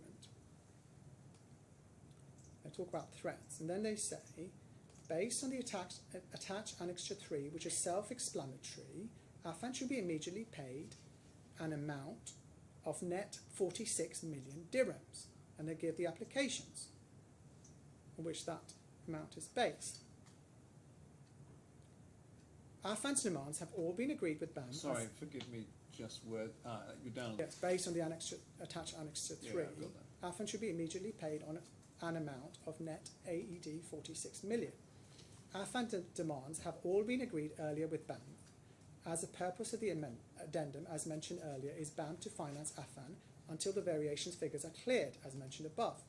BAM failed to fulfill its obligations and breached all the agreements made with BAM shall be notified that all the works including fabrication, delivery and installation, will be completely suspended starting from 26th April until the above mentioned amount is fully paid to Affan. It is Affan's right not to fulfill its obligations in the situation that BAM fails to fulfill its obligations in accordance with the subcontract and the applicable laws. This is clearly a notice of suspension for lack of payment. I mean, query whether you actually need a notice. Again, under UAE law, a party who is dependent upon the other party doing something, if that is not done, that party is excused from performance. Yes, I would obviously concur with that, Your Honour. We'll have to again debate the parameters of that provision of the civil code. Of course. It then continues, and I rely on this as a clear notice and a compliant notice if notice were required of suspension for non-payment. And then it says, in the situation, this next page, in the situation of lack of payment by BAM and subsequently stoppage of work by Affan, BAM is warned not to access any of the fabrication plants. Affan will immediately approach the authorities in order to avoid any trespass by BAM. BAM's decision to take out any of Affan's plants by force will be dealt with by legal representatives this time. It was clear, there was a concern, a well-founded concern it turned out, that the facilities would be taken over by force. And attached to the letter at page 2335 is a photograph of a whiteboard.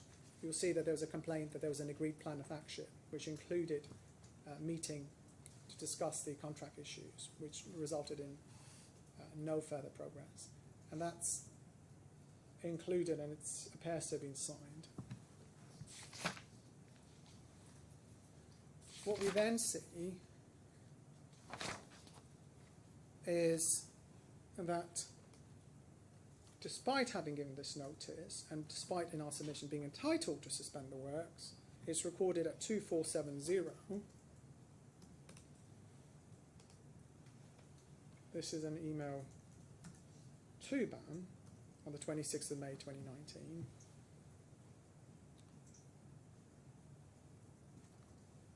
After Affan voluntarily recommenced works from the 22nd May 2019, it has been noted that most of the works on different stages of production haven't recommenced fully yet. Now, we say that there is a reason for why progress was being delayed. You can't not pay a subcontractor months and expect it to carry on production, nor should it have to. But even on the record, any suspension we say was perfectly lawful had ceased at the time of the what we say was an unlawful taking over. The other point to understand in this chronology, Your Honour, if you go to page 2537,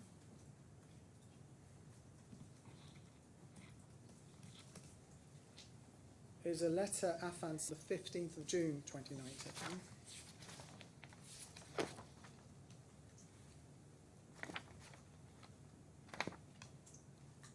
Just note the date of that letter. This is before what BAM tells you was a notice of what it calls taking over on the 23rd of June 2019.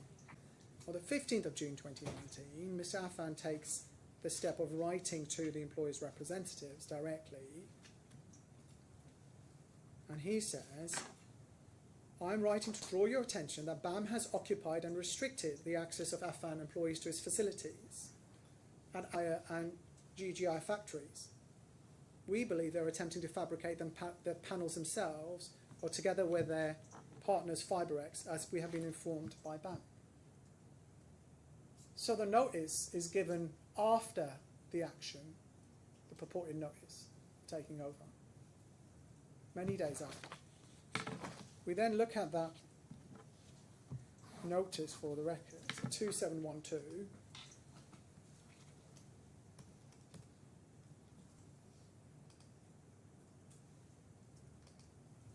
So the 23rd of June 2019.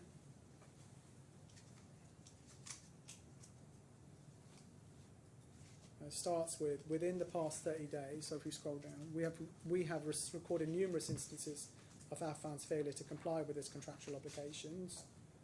And we follow through. And if we go to page 2714,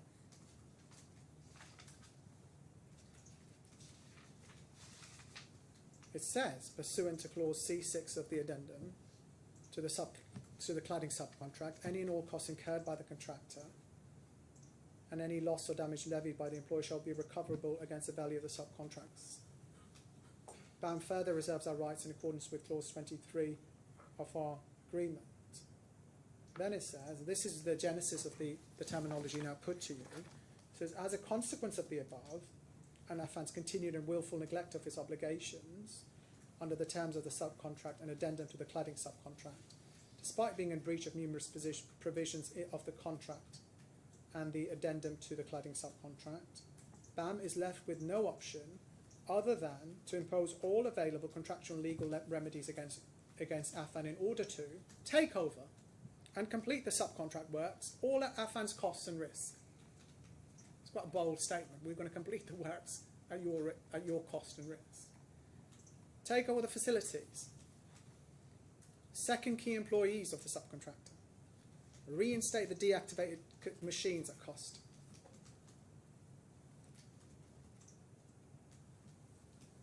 And what was done on top of this, what we say was illegal action, having cash starved this subcontractor, were three actions. And you note, I hope, Your Honour, that I am maintaining civility, as is my client.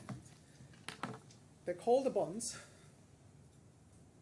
They called an undated checks when they knew that because of their non-payment, and they were told that the money wouldn't be in the account, they knew the consequence of calling those checks would be twofold. One, it would freeze the first defendant's accounts. So it would literally make it impossible for the first defendant to actually do anything. Yeah, I'm slightly bemused as to how one can actually present an undated cheque for payment. We were asked, so if we look at the cladding, the addendum to the cladding subcontract, which is at page...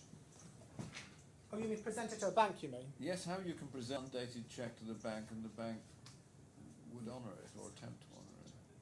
I think they wrote in the date themselves. Okay. So we will obviously understand how they thought that was appropriate. But if you look at the addendum, they were asked specifically to put in an undated. No, I know. Yes, you don't need to go there. Yes. I know that I do know. As I say, I'm just slightly bemused how anybody could present an undated cheque. And then, Your Honour, I mean, you didn't give them any authority to date the cheque. No. Okay. If I can then look at, may I just put a marker in that we have the claim, the very serious claim in dishonesty against the second defendant. Yes. Was not pursued in the original claim. The original claim simply sought to make him the alter ego of the corporate entity. And when a jurisdictional challenge was made, it was somewhat hastily pleaded. And we maintain our position, I'm not going to dwell on it any stronger than that, that it was not a claim that should properly have been pleaded by those who did so. And I would put a marker that having made such a serious allegation, and having chosen to do so in a public hearing, you were not even addressed on it in opening. So I'm going to talk about it now. If we can look at what they were permitted to do, if we can go to the combined bundle at 565,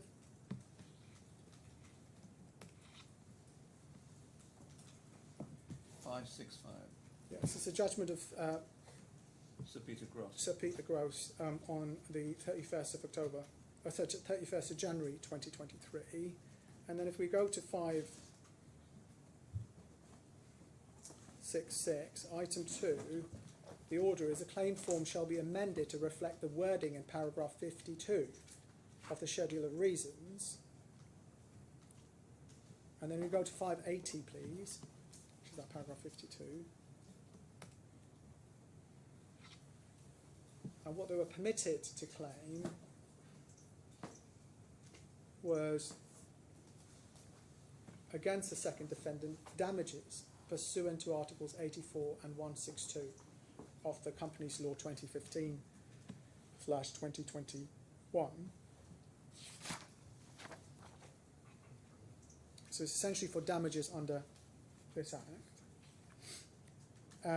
for breach of statutory duty. And then we see that the page 5, I took you to this earlier in orienting you.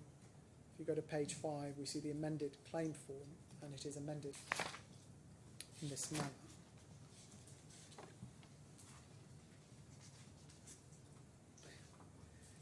There are 3 allegations pursued against the second defendant of dishonesty. The first one is to do with whether he intended or he deliberately misled the claimant as to the intention to pay in the future, disperse in the future, monies to a subcontractor called Hanoun. The second one, which I'm still struggling to understand, is that a file was handed over, of 10 files were handed over, said to substantiate costs claimed for letters of credit. But Mr. Doyle had to spend many hours looking at those files, and he was unable to substantiate them. This is what's being pursued in dishonesty. It's not suggested any monies were handed over, but it's suggested that Mr. Doyle and his colleagues spent 53,000 dirhams worth of time reading the files. And the third one is to do with the undated security check, which I'll come to. If we can just pause for a minute. Your Honour, will have from my skeleton my understanding of what needs to be proven in fraud. And certainly the approach I would urge you to take is that if any action can have an innocent explanation or an honest explanation, that you would require something to tip the balance towards that not being plausible. But if we go to 859 in the combined bundle, that's the tender proposal. And then if we go to 937 within that, we see the project organisation chart. And we see Mr. Haslam is the director. He's then got project manager and a commercial manager, technical director. The commercial manager changed to a lady called Tanuja, who you'll see. But the suggestion that my client would have personal knowledge, let alone a dishonest intent, in dealing with micro matters, such as what is going to be dispersed to a particular labour supplier at any given time, I say, is untenable.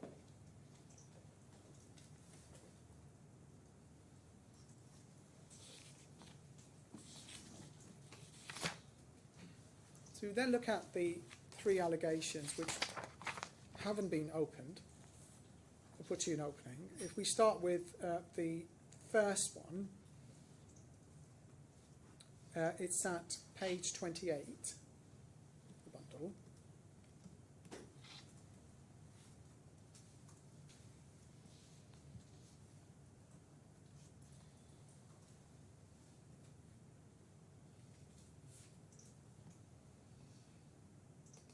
Just bear with me.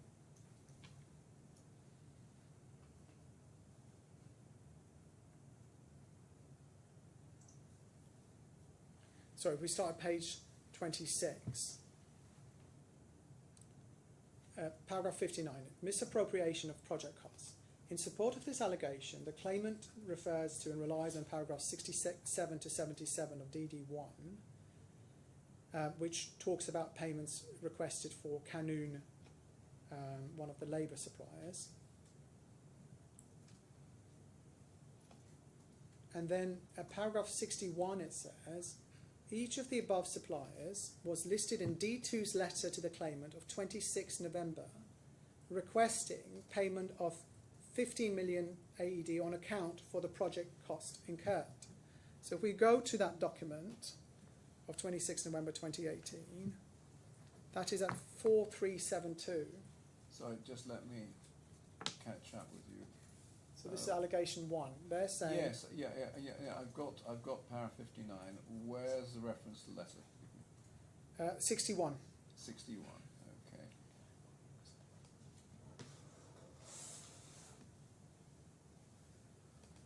So this is a letter on the 26th of November 2018, substantiation of claim in respect of cost for betterment, their magic, further to our previous letters and as requested at the meeting held at AIS office. So where do I find this letter? Sorry, 4372. 4372.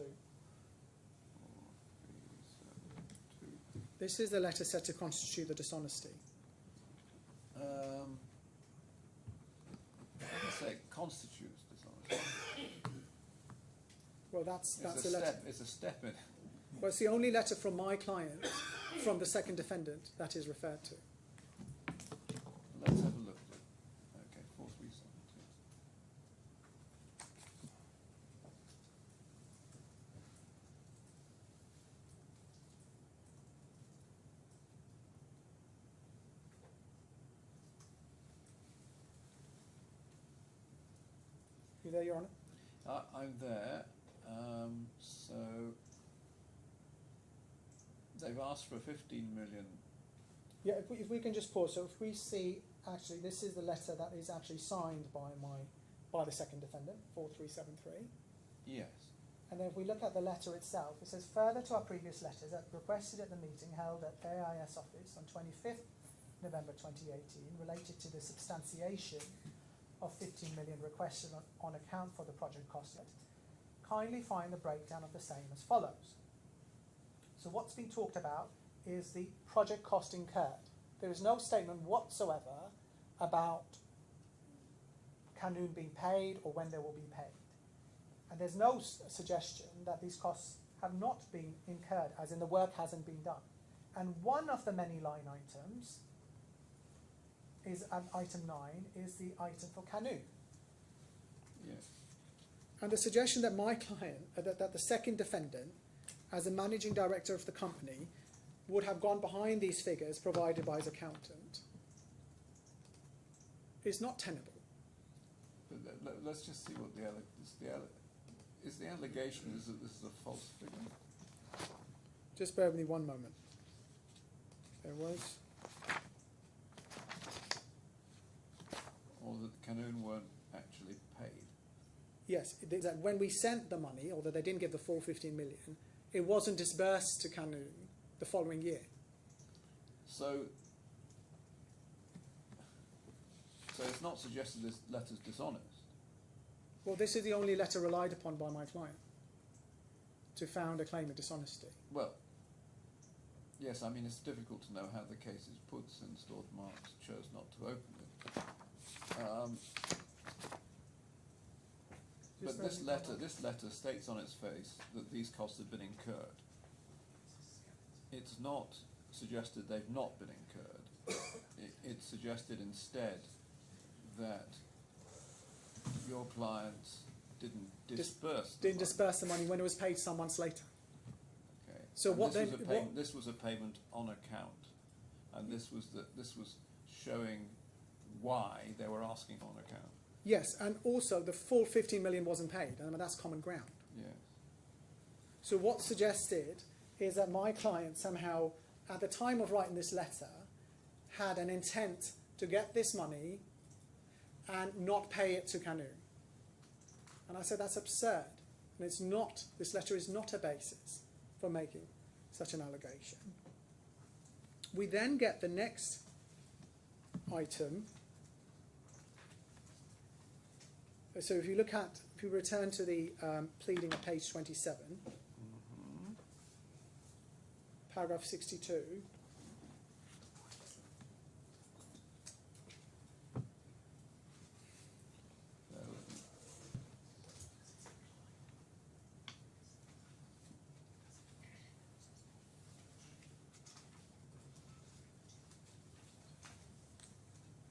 Para 62, yes.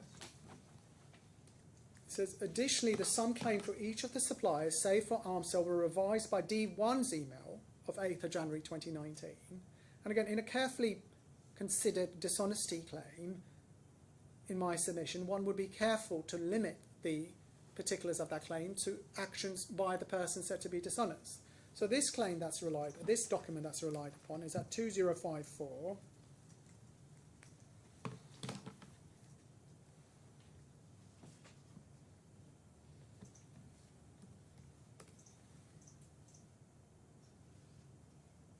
It's not from Mr. Affan, it's from the commercial manager, Miss Jayan.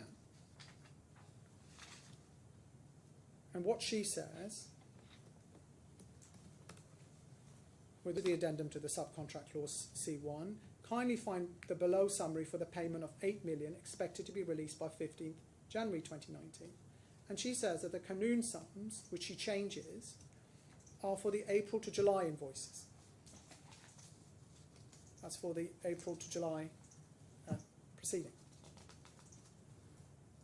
How can this be a basis for a dishonesty claim against my client, unless it's being suggested that despite being the managing director of the company, he should check every line item and every email he's copied into?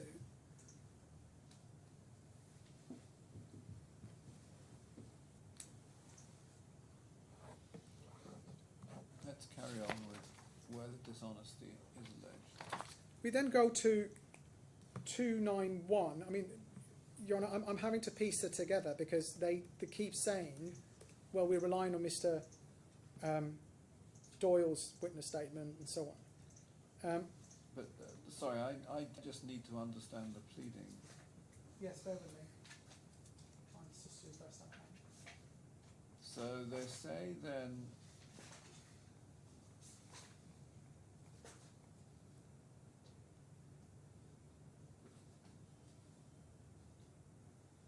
If you go to page, no, back at 27. So, if you look at page 26, for example, paragraph 56, the claimant relies on the following factual allegations. D2 was responsible for D1's fraudulent and unlawful misappropriation of project costs. D2 was responsible for D1's fraudulently claiming reimbursement for costs and materials, applied not to the subcontract works but to other works. That D2's conduct in tendering to the claimant the security checks that were subsequently dishonoured, and each of them was fraudulent. And then they say, 57, these actions, as previously referenced in Doyle 1 and subsequently referenced in the judgment, are set out in greater detail below. In each instance, D2 acted and or made representations knowingly without any honest belief in their truth, and or recklessly careless whether they were true or false.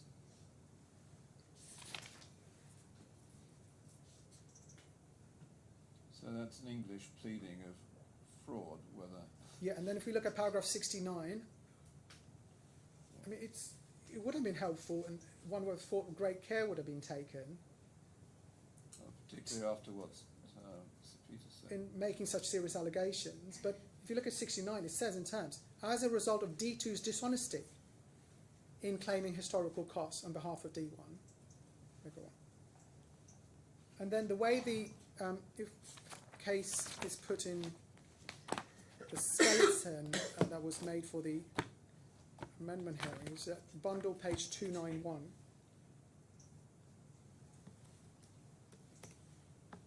Sorry, let me just look at 69. As a result of dishonesty in claiming historical costs, the claimant paid, which were never properly substantiated. That's a different issue. In some cases, were misappropriated. So, but the only allegation is of misappropriation under allegation 1. I mean, the overlying point is we don't accept that there can be any damage. It would be different if they said, actually, we overpaid the first defendant. But they didn't. Even their own expert says the first defendant is underpaid on a worst case scenario. I know, but that's right at the end of the... I'm Yes. trying to get my head around the actual allegation. Yes, of course.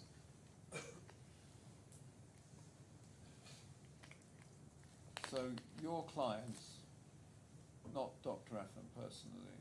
Your clients have said, we've incurred these costs payable to subcontractors, and we'd like further money.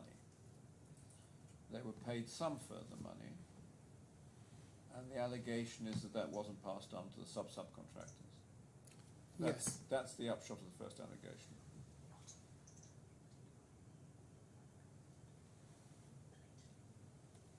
If you look at how this is explained in, if we go to bundle page 287, 287. this is the skeleton argument in support of the application to amend. And it's without saying that the threshold for that was simply whether there was a case that fell within the jurisdiction. It wasn't making Yes. any findings.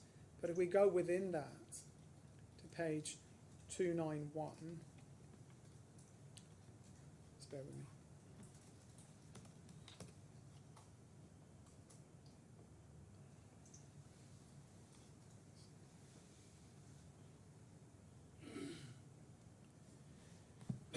So what they say at item 15, D2 claimed in his letter of the 26th of November 2018, goodness sake, sorry, I'm struggling without my spectacles today, I apologise. Sorry, if we can go to page 291 of the combined bundle, scroll down please. I've got 15.1.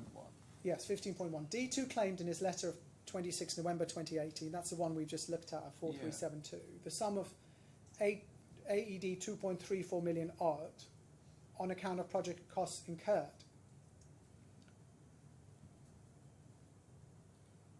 And if you go down, please. Bear with me.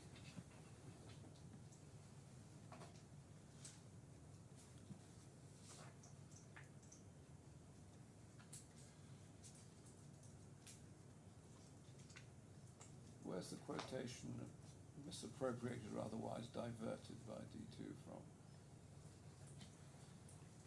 Is that Mr. Dawes' evidence? Yes.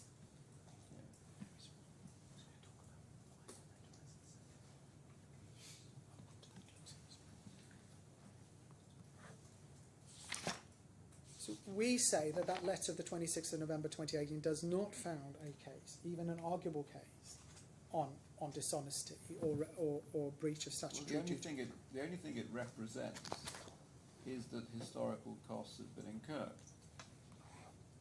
And the case is put to you assumes that's correct. Yes, and the complaint is that they weren't dispersed when they were finally paid in a different sum. Yes. And there's not even a, So there's nothing dishonest about the letter. no. And it's not suggesting, and in my submission it's factually incorrect to suggest that my client was involved in which suppliers were paid at which time. Well, I see that.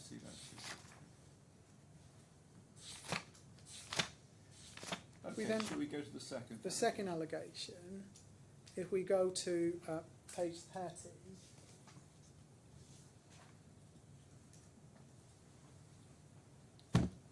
paragraph 75,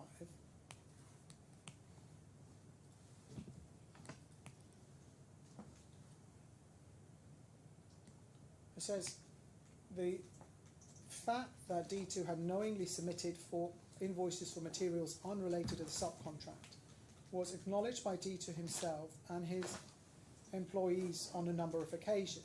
Now again, you see there's no care taken to identify the actions of Mr. Affan personally and the actions of others. We say there was no dishonesty by anyone, but the only actionable case can be dishonesty alleged by Mr. Affan, Dr. Affan himself.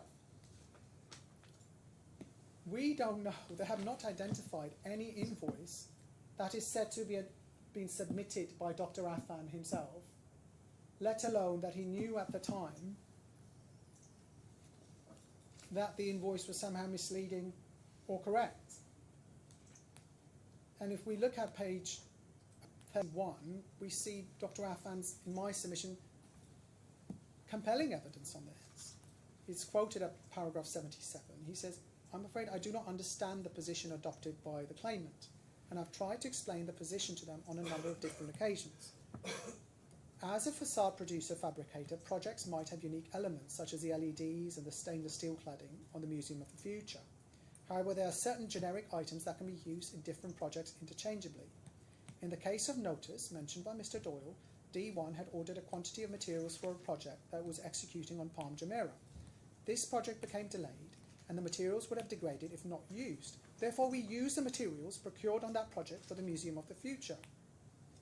This means that the invoices provided to substantiate the costs were not marked with the name of the project, but the amounts claimed can be double-checked against the quantities installed. Now, I'd understand if there was a case being made that actually we overstated the amount of materials purchased to produce the panels, or the amount of panels produced and so on.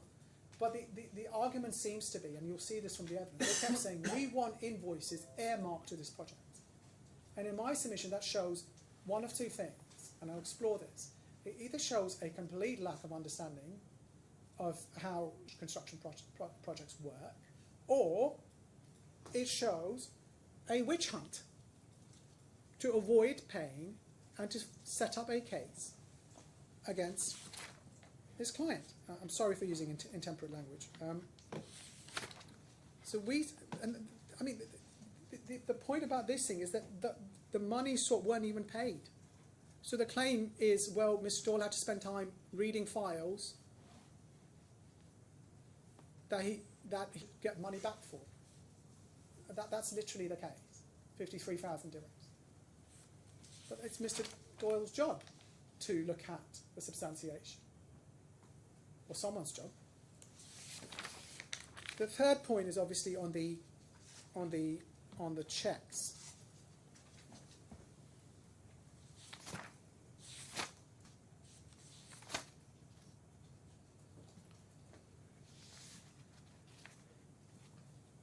If we go to 1967,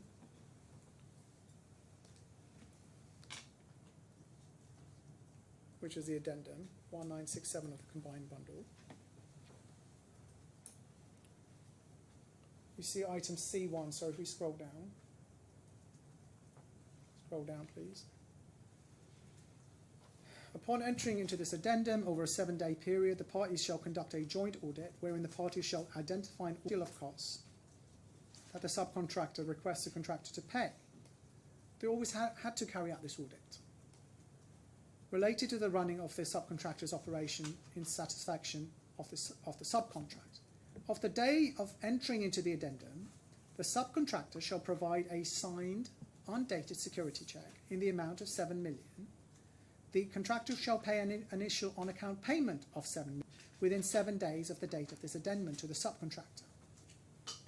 Following the conclusion of the audit of historical cost, the contractor shall pay the remaining amount identified and justified in the audit, if any, which in all events shall not exceed 8 million.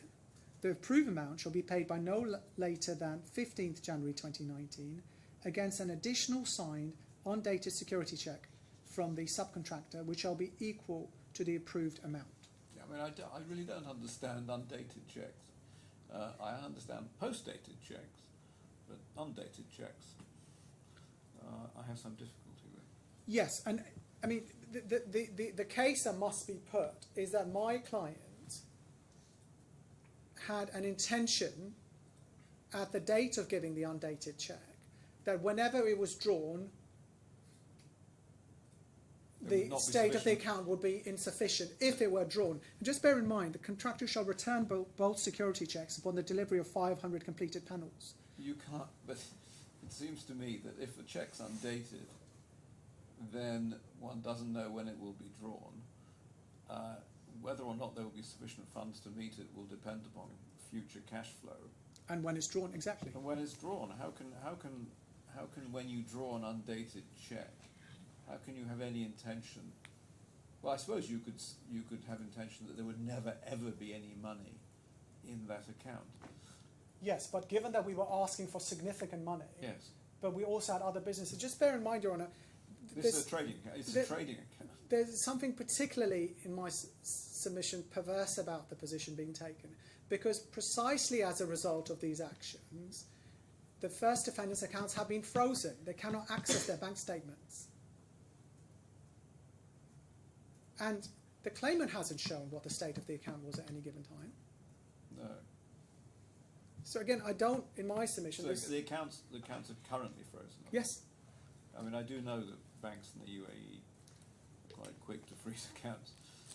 because they drew the check on that account, that bounced, the account was frozen. Yes. Your Honour, in my submission, I'm sorry to end dramatically, subject to your questions. I would sincerely ask that the claimant seek counsel and withdraw the claim in dishonesty against the second defendant. That's just a request. Obviously, I will cross-examine on it if it's pursued. Can I assist you any further, Ian? No, I think that's helpful. Thank you very much. Your Honour, we have sent a copy of the suggested order to the other side. It's now agreed and it's with the court. It's now agreed and it's with the court. So, Well, it'll find its way to me Yes. over the short adjournment, and will then go on the court file. Yes. excellent. Okay, we've got 25 minutes. So Lord Mark, sorry, just pausing there. Have you had an opportunity to speak to Mr. Doyle? Your Honour, no. In the very short adjournment, we So didn't know. if I rose now, so we have a somewhat longer lunch break, would that be sufficient time within which you can take instructions from Mr. Doyle, and then he can go into the witness box without interruption? Your Honour, at 2 certainly o'clock? no. And I'm not sure that we'd need a longer lunch break. We just need a shorter lunch break. We'd need an earlier lunch break. Okay. In other words, if we broke now and came back after an hour and 5 minutes, that would be fine. But if Your Honour wants to take till 2 o'clock, No. that's also fine. I have no desire to take longer than necessary. So I mean, let's say let's call it 1 now. So shall we resume at 22? Would Right, that sir. be okay Yes, with the, both the, sides? the only thing is I would have read the settlement agreement, which hopefully will hands over lunch. Well, but look, I think it should be okay. Yes, if it's not, just get a message through to Yeah, me, of course. and you can have additional time. But let's say at this stage then that we'll resume at 22. Your Honour, yes, the settlement agreement is available. I think. Yes. Anyway, Settlement that's agreement is between available, so they can you look and at that you now. and Mr. Yeah. Hussain. You let's just disconnect that. You let me know if you need more time, but otherwise we'll resume at 22. Your Honour, yes. Thank you.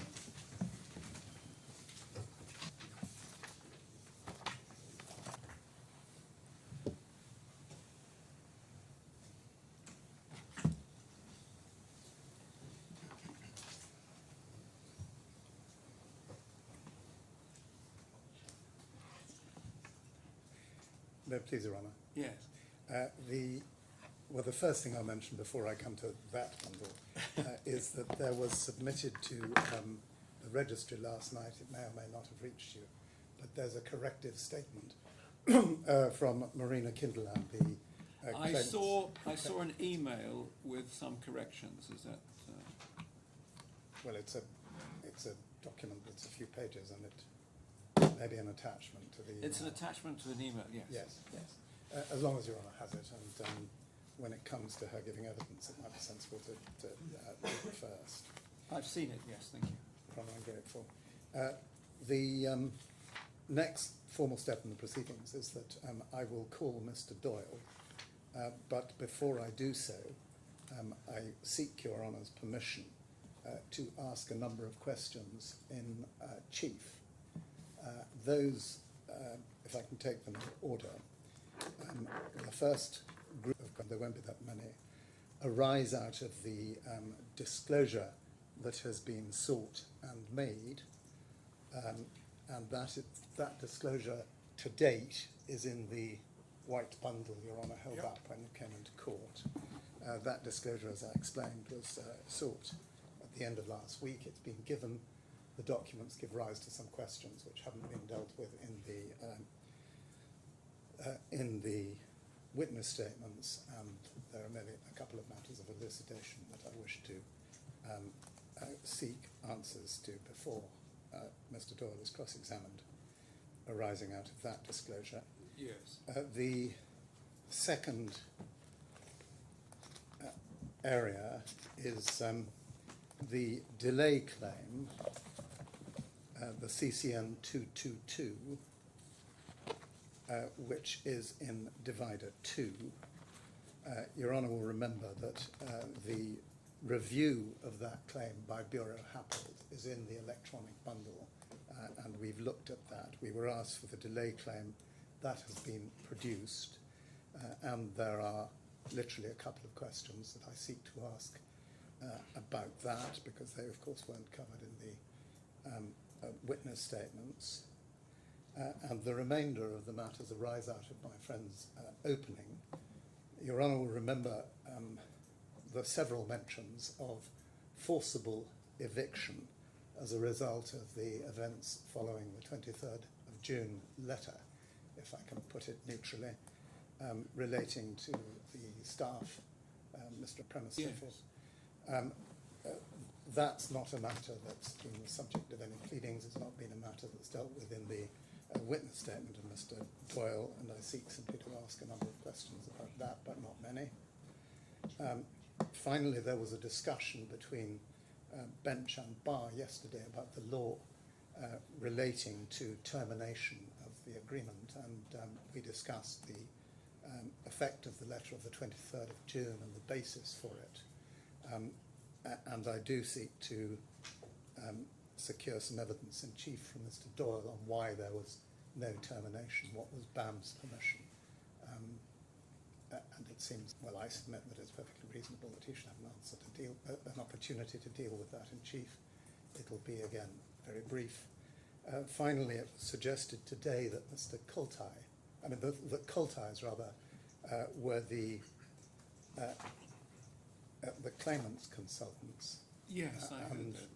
that's, according to Mr. Doyle, factually wrong, and I wish to seek evidence on that. Well, let's see what Mr. Hussain has to say about that. So, Your Honour, I am going to cross-examine on this document, which is a claim notification treble 2. I am going to cross-examine on the events of June 2019 and that letter. So all those matters can be then raised in re-examination in my submission. I think that will also allow you to understand the evidence far more clearly than just simply being asked questions in chief. Well, I think in relation to the new documents, they would have been addressed in a witness statement had they not been for the timing. So I think that I'm bound to permit examination in chief on the new documents. I'm in your hands, Your Honour, but can I just explain something about the timing? We did not receive any. These documents. Honestly, I'm not concerned about who's to blame or whatever. All I'm presented with is the fact that these documents have not hitherto been on the record. For whatever reason, we can sort that out later when it comes to costs or whatever. And just the fairness of whether or not there should be examination in chief. And it seems to me unanswerable, to be frank, that there should be examination in chief on documents that have only just entered the record, for whatever reason. I'm in your hands, Your Honour. Slightly differently are a couple of the other. I mean, I didn't take down every single one of them. I can go over. I think the two of them relate to the 23rd of June letter, and specifically that he will be asked to explain why there wasn't a termination. I mean, Well, I think I'm not sure where that comes from. I'm not minded to allow. I'm not mind to allow evidence in chief on that. It's been around for a while, and it's an issue that's been around for a while. I don't see there's a problem in relation to the clarification of the status of what were they called, coal ties. I'm grateful, Your I think that about covers it, doesn't it? So is this coal tie and talking about this document, which is at tab 2? Yes, let me just clarify with Lord Marks that covers it. Right. What I'm against you upon is the letter of the 23rd. That's been around for a while, and there are issues. I understand that. If I may address you very briefly on that in a second. Yes. But you haven't dealt with the suggestion that wasn't dealt with in the witness statements, nor in the pleadings, of the idea that what About happened evictions. on the forcible eviction, which is entirely new from my learned friend's opening and was unpredictable. Okay. I mean, again, that sounds okay to me, Mr. Hussain. If that's a new matter. Well, my understanding is not a new matter, but obviously I need to check the pleading. Well, look, I mean, I don't want to get into satellite litigation. I'm in your hands, Your Honour. Yes, that's okay. On the question of the termination, Yeah. it's simply this, and it may be our fault that we haven't explained Okay. as to why there was no termination and why Mr. Doyle took the action that he did on behalf of BAM. But there are very good reasons for it. Well, those simply- are not pleaded. Well, Mr. Hussain, please. Simply confining me to re-examination it confines me within the rules on re-examination, which are that I may ask questions explaining or clarifying the evidence given in cross-examination. I don't know what Mr. Hussain is proposing to cross-examine on, but it seems in the interests of fairness that it would be sensible just to ask that one question, Mr. Doyle. Why was it you chose to deal with the breaches by way of the letter of the 23rd of June in the way you did, rather than by But is it? I seeking mean, a termination? is that even legally relevant? Yes. Without telling you the answer, No. answers to the questions, it is legally relevant. Well, I suppose we're under UAE law, Yes. so motive becomes more important than under common law. Look, I mean, my inclination is to let evidence be led, and then decide what weight I give it, rather than be overly formalistic. Very grateful to Your Honour on that. I think on the whole, I'll allow the 23rd letter to be examined upon in chief too. Okay. Your Honour, So- I'm grateful. I'll call Mr. Doyle.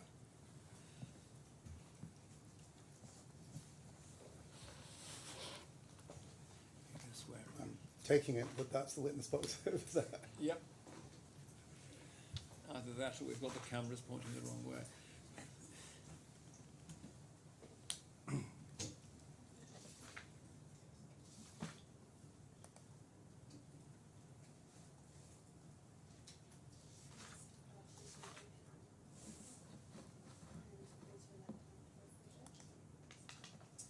I swear by Almighty God to tell the truth and nothing but the truth.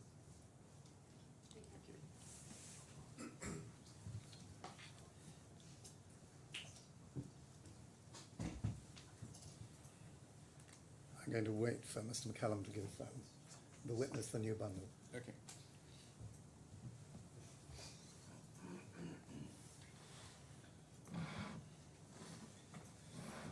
Mr. Doyle, your full name, please, Dermot Anthony Doyle, and your address. 71 Dorset Close, Kuching, Sarawak in Malaysia. And you have made two witness statements in these proceedings, is that correct? That is correct. And is your Still, first... there's no need to try and look at me. I've got a screen in the way, and I can actually see you up there Okay. on the TV Yes, right. anyway. I'm sure the witness has been advised to look at the judge. I know, the witnesses are always told that, and I think it's quite artificial, frankly. At any rate, Mr. Doyle, is your first witness statement contained at page 611 to 645 of the combined bundle? Could those be put on the screen, please?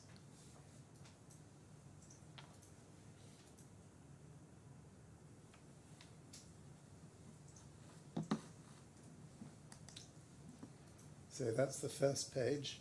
I'm not going to ask the operator to scroll all the way through. I'm going to ask you to go to page 645.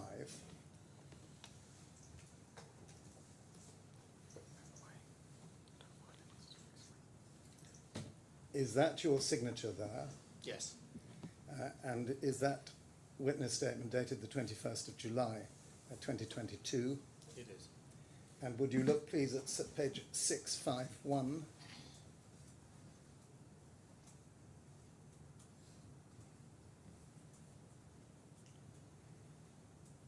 Going down to heading, is that your, when we get there, is that your second witness statement? And it says it's dated at the 15th December 2023 at the top right hand corner. Would you go please to page 690? 690.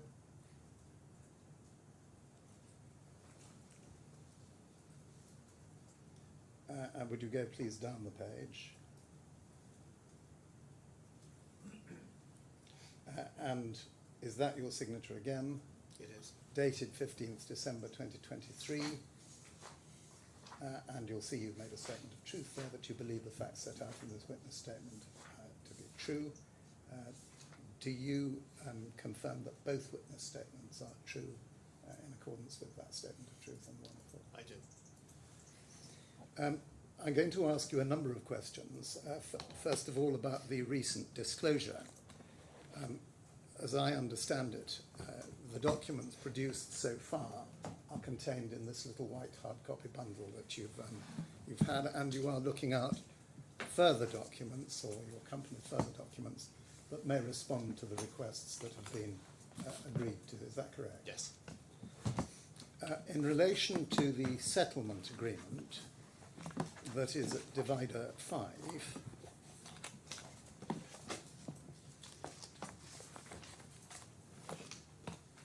that's a settlement agreement between Dubai Future Foundation as employer and BAM Higgs and Hill LLC as the contractor.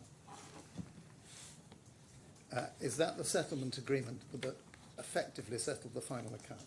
Yes. And I'd like you to look, please, at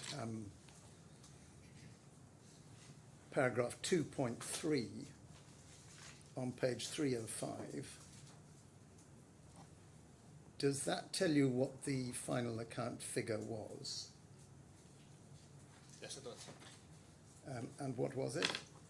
795 million dirhams.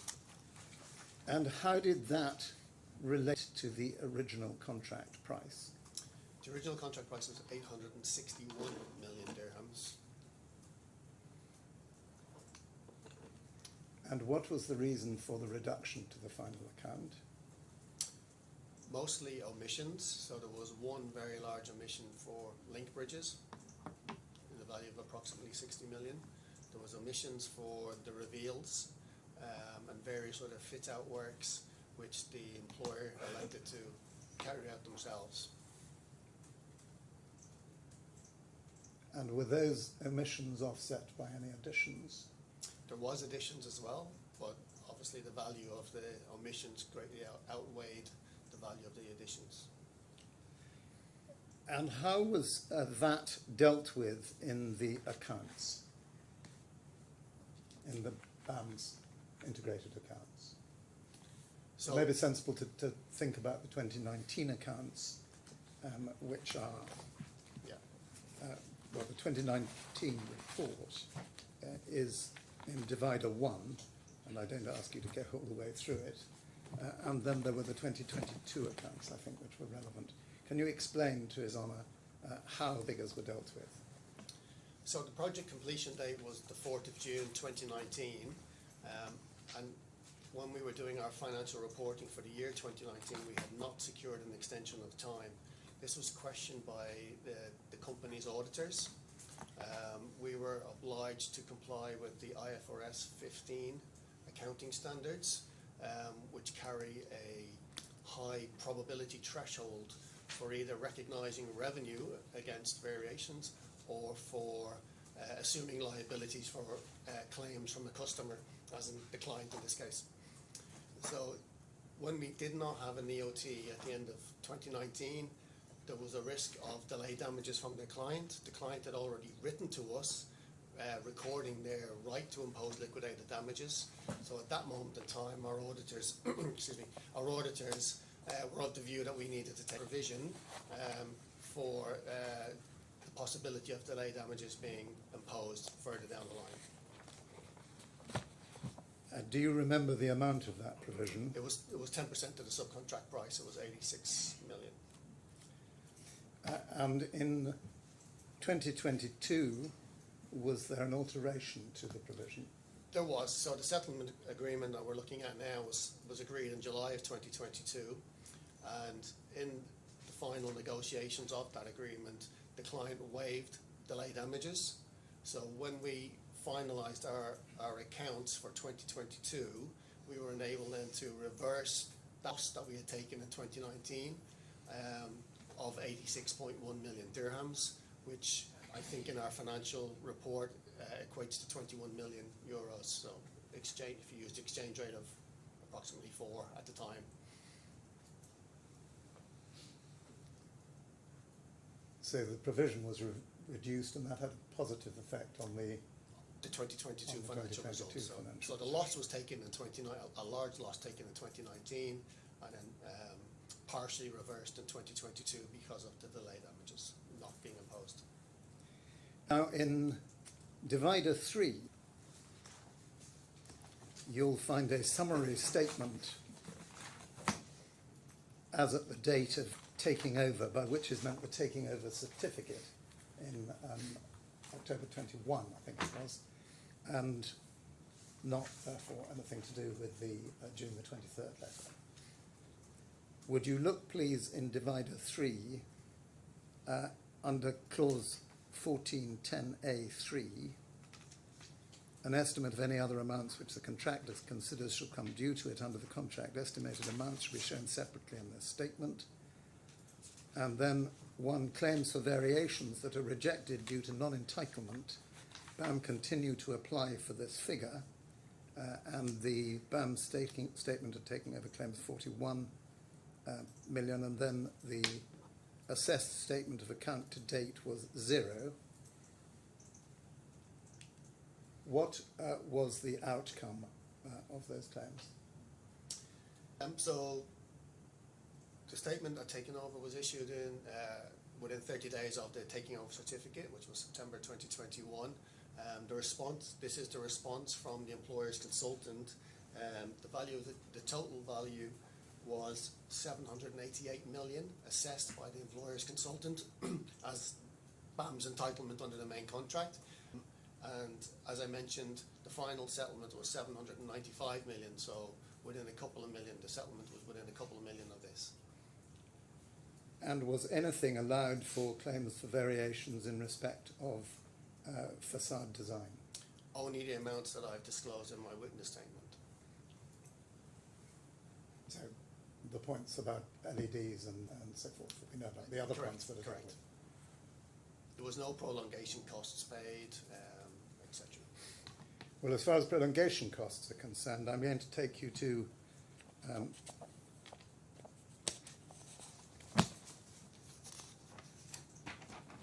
Divider 2.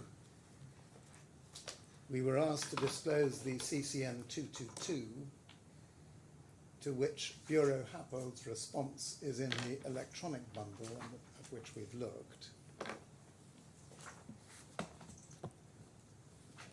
For your honour's note, the reference to the review by Bureau Happold is I-5284.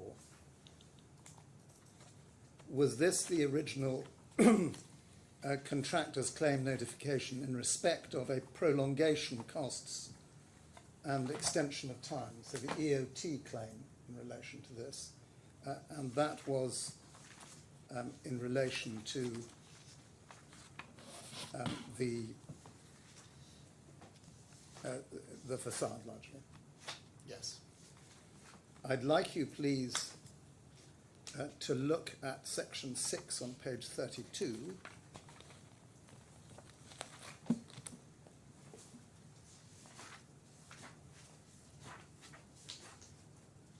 That sets out the delay events. And would you look at 6.1.2, the specific delay events set out and assessed in this document follows period 1, period 2, period 3. And the dates set out are changes delaying the visual mock-up 05 Rev revision 00 production. Delayed project completion date, delay from the 4th of June 2019 to 28th November 19. Period 2 was the rejection of specification compliant VMU 05 revision O. Delays associated with subsequent further changes from the VMU 05 revision 0, the VMU 05 revision 1.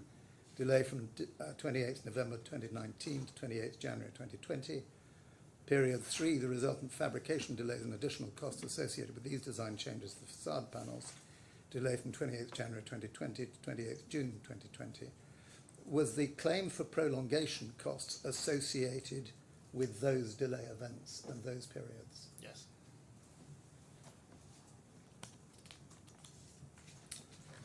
I want now to ask you about another issue. You were here yesterday, were you not? And you heard a number of references to forcible eviction following the 23rd of June letter. Can you tell His Honour what happened following the 23rd of June letter on the ground, and was there any forcible eviction of anyone from the site?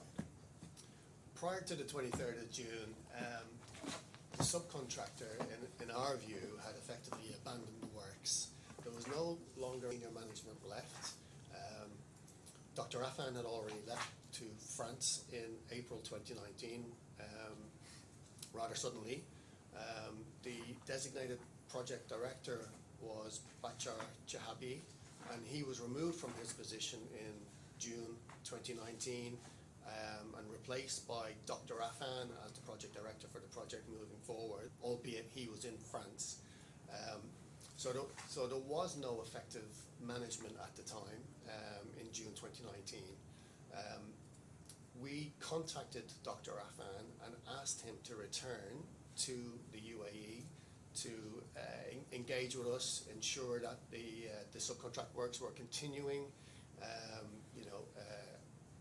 basically to continue with the work.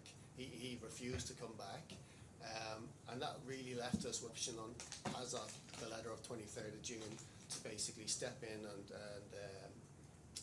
assume full control for the fabrication of the panels in the factory. There was no management there to forcibly remove, and on the contrary, from my recollection, and I had to deal with some local court cases because of this, the defendants would almost on a daily basis phone the police and try to have us, accusing us of trespassing in the factory. So eventually what we did was we took a copy of the addendum, translated that into Arabic, and we had we provided a copy at each of the factories. So when the police showed up at the call of the defendants, we showed the police a copy of the Arabic addendum, satisfied that we had the right to be there. There was a number of times when our senior management, project management, had to go to the police station, and this was just something that was continuing. So in terms of us forcibly removing them, I think it was that they were there, whoever was there was trying to forcibly remove us. And as far as the staff, that is the staff who were employed by Affan, did they remain employed by Affan, or did you take over their employment contracts? How was that arrangement dealt with? So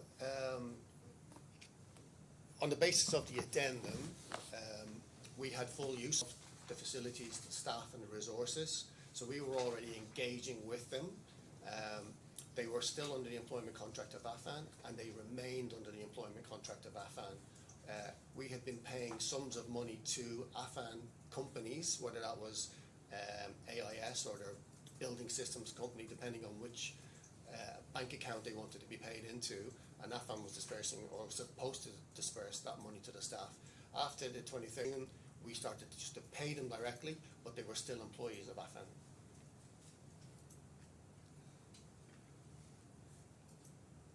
What would have been the practical effect of your taking over, if any, of your taking over the position of employer directly of those staff?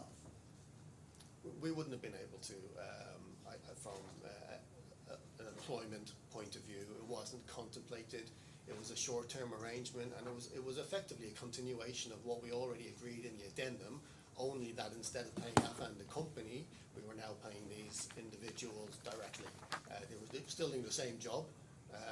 They were still engaged with us, but there was no contemplation that we would hire them directly and issue new employment contracts. And in fact, I don't believe they could have done that because a couple of dozen of them were not paid by Affan and then initiated court cases against Affan in the local courts to recover money that was outstanding. So my understanding was that if they resigned and worked for somebody else, it may restrict their entitlements in the local courts, the labour courts. It's a complicated business here in any event, Yes. with visas and sponsorship. Well, I was going to elicit an answer on that. His Honour's raised it. Would there have been any effect on their right to remain in the UAE if there had been a change of employer? They would probably have had to receive, perhaps in 2019, a no objection certificate, an NOC from their existing employer to leave and have a visa transferred to a new company. The rules have relaxed over the last couple of years, but probably in 2019 there were strict rules about, resigning and working for somebody else. So there would have been, I think there could have been implications.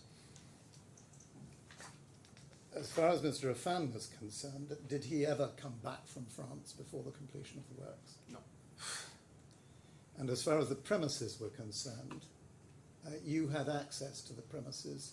Did Affan staff, who were working now at your direction, have full access to the premises? Yes. And the machinery and materials that had been acquired by Affan?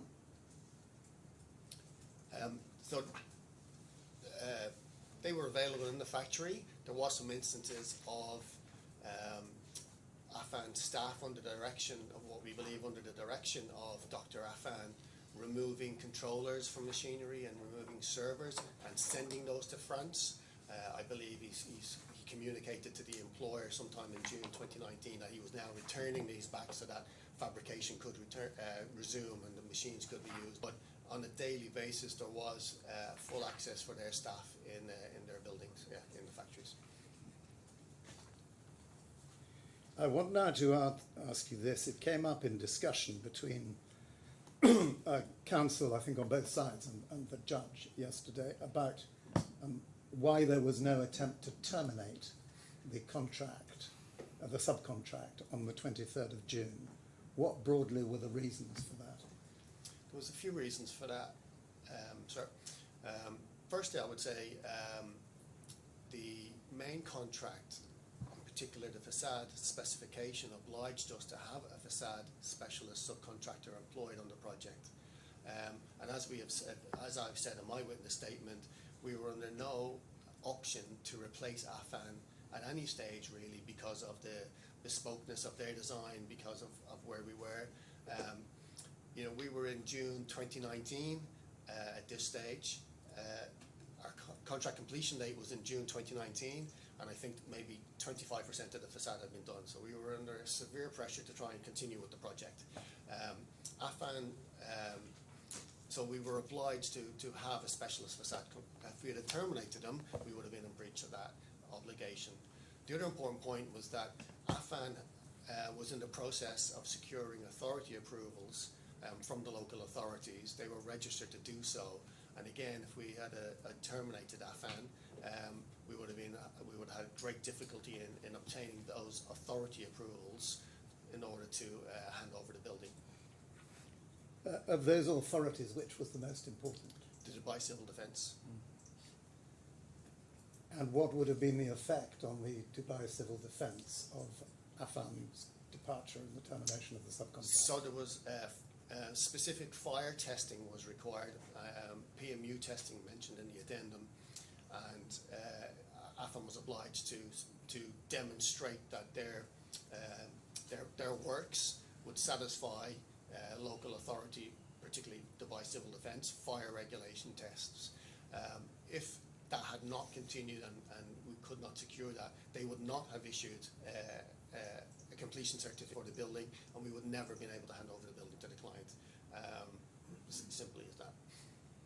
They were controlling all of the documentation and the processes for achieving those fire tests.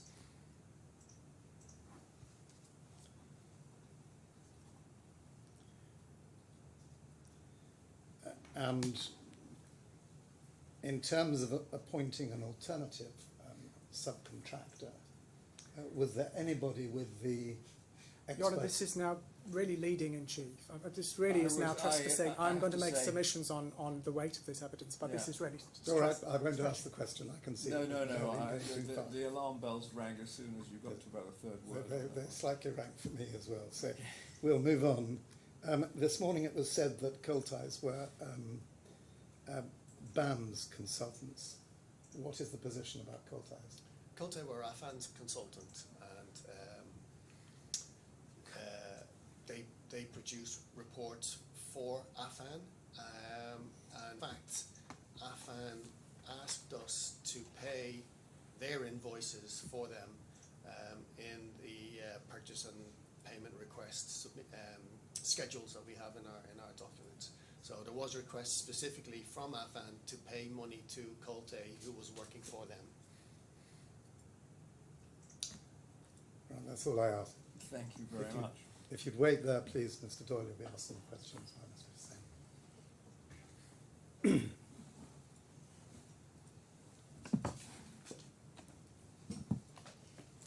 Mr. Doyle, just so I understand, after the facility, in your words, was taken over, is it your evidence that you continue to represent to the authorities that Affan, who was a licensed specialist subcontractor, was still working on the project? Is that what your evidence is?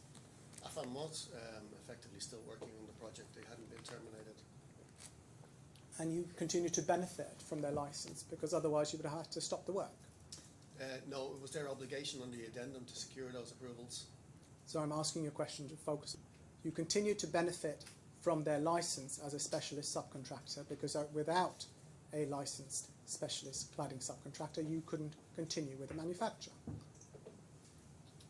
I think we could continue with the manufacturing, but to secure the final approvals, it was necessary. So you continue to benefit from their license? Yes. Thank you. Can you go please to your first written statement at page 613? That can be brought up, please.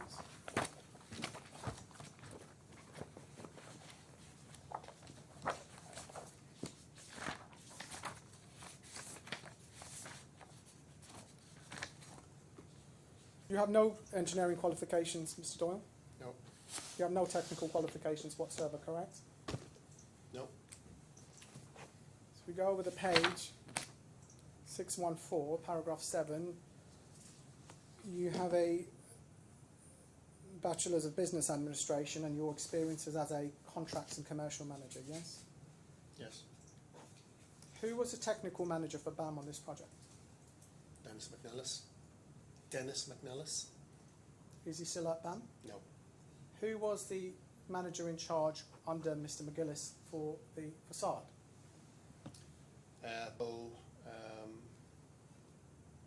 Can't recall his full section. Jarragaberi. Yeah. I'll give the transcriber the spelling. Is Pablo Jarragaberi still at BAM? No. Did you speak to them when you were writing your statements? No. So your statements are without any input from them? Yes. You did not attend any facade structural steel meeting? No. You did not attend any appraisals of the visual mock-ups? No. Thank you. So if we go to this new document at CN treble 2, sorry, it's called CN treble 2, which I understand was produced or submitted on the 29th of January 2019. When did you first see this document, Mr. Doyle?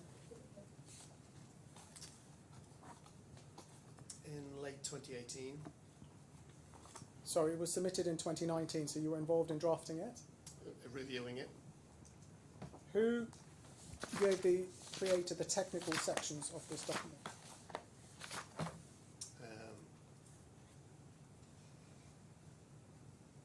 largely the individuals that you just mentioned.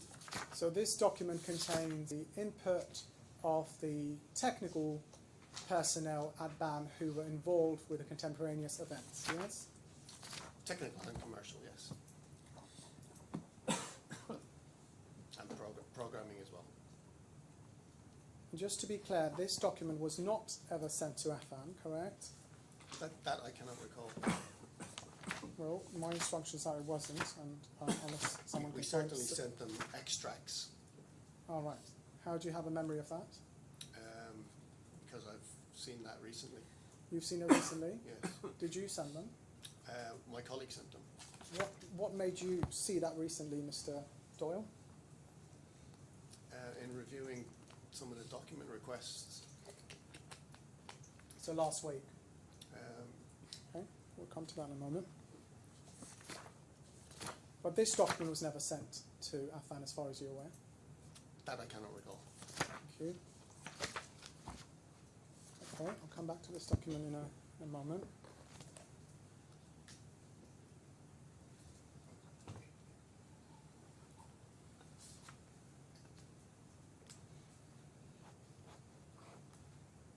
Can you be taken to 1474?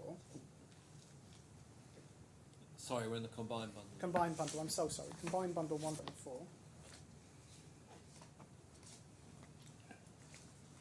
This, if you scroll down, Your Honour, you may not have the date, but this is the 25th of March. This is a approval with comments of visual mock-up 5 on the 25th of March 2018. I think you've explained entirely understandably that as commercial manager this is not something you would have seen or turned your mind to. This is the one that I don't have the red writing on. Yes. This is not a document you would have seen at the time, Mr. Doyle. Not in March 2018, no. We then go, please, to 2198 in the combined bundle.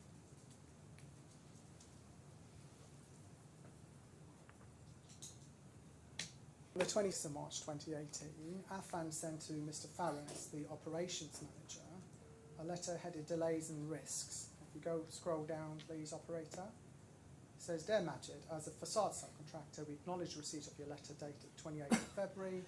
We refer to our correspondence date 26th of March, outlining the impacted as planned revised programme submission, and now duly advise the contributing causes for delay that has a total impact of 169 days. And then they say, pursuant to subclause 28.3 of the subcontract agreement, 8.4a extension of time as per the main contract conditions, the subcontractor notifies of the delays to the works and its intention to claim for an extension of time. Would you have seen this document when it was sent to Mr. Fares? I don't recall. Okay. And we then, if we can go, please, to the operator, if you can go, please, to I-5284. This is the Bureau Happold review. Your Honour, if you want it to sit in the hard copy files at tab 45, but we can follow this. Thank you. And it refers to, if you scroll down, please, 7th April 2019. Sorry, go up. Sorry, I'm so sorry, operator, my fault. It has a headline, if you go to the top of page 1. Sorry, operator. CCN Treble 2 Interim Claim Notification, ERC Review Response. Would you have seen this when it was sent, Mr. Doyle? Would it have been brought to your attention? Yes. Okay, if we can go to page 12 in this document.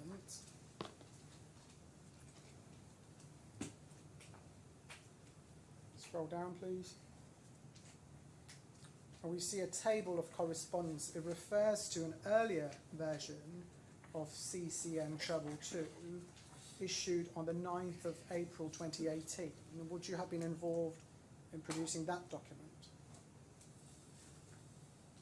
I think that's just a letter, but no. Yes.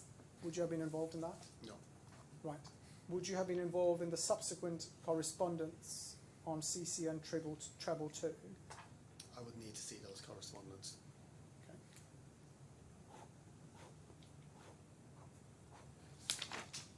Okay.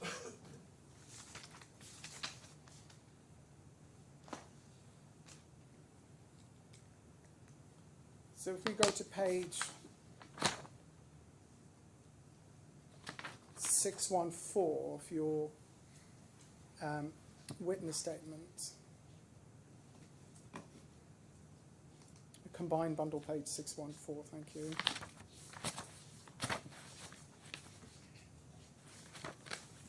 Where you say, in paragraph 9, as the area commercial manager, I'm heavily involved in overseeing and supporting the commercial day-to-day operations of the projects within my area. Would you, as a matter of course, be shown claims by the subcontractor and claims to the main contractor?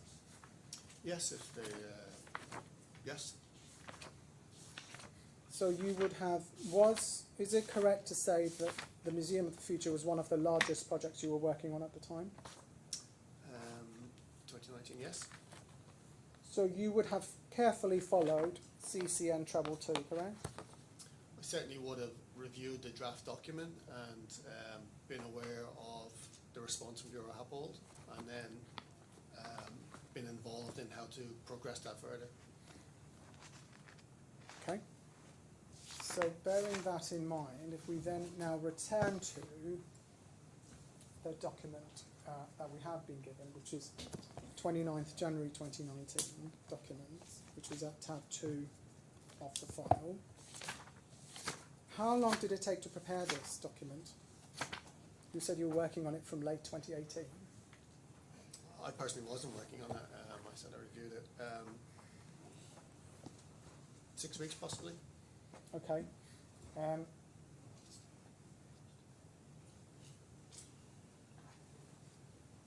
So just so everyone understands, what was the nature of your review or contribution to this document before it was sent out?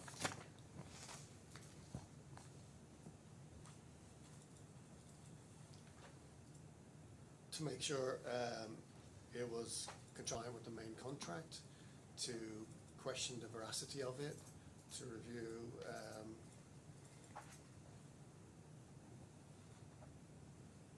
the delay events and to make sure that these were tied back to the main contract program. Did you speak to your technical people when you said you questioned the veracity of it? Yes. Thank you. And you were satisfied with their statements? At this moment in time, in December 2018, we had the facade was supposed to have been finished in November 2018. I think the defendant already said they had manufactured approximately 10% of the panels. Sorry, just answer the question. Were you satisfied when you talked to them about the veracity of this document? I would have been satisfied that they had been careful to produce it, yes. And you understood it to be a true account of what had happened? In terms of this document was produced as an extension of time claim for delays in the design process against the baseline prime. So where, for example, VMU5 should have been produced and signed off at a particular moment, it was to cover those delays. Right, I think it's quite a simple question. I think you've already said quite fairly that you weren't involved in the design and you wouldn't have the technical knowledge to be so involved, correct? Of the design, yes. And to the extent this quite detailed submission states facts which came from your technical team, you have no reason to doubt that those were true. No. Thank you. We then go within the document, please.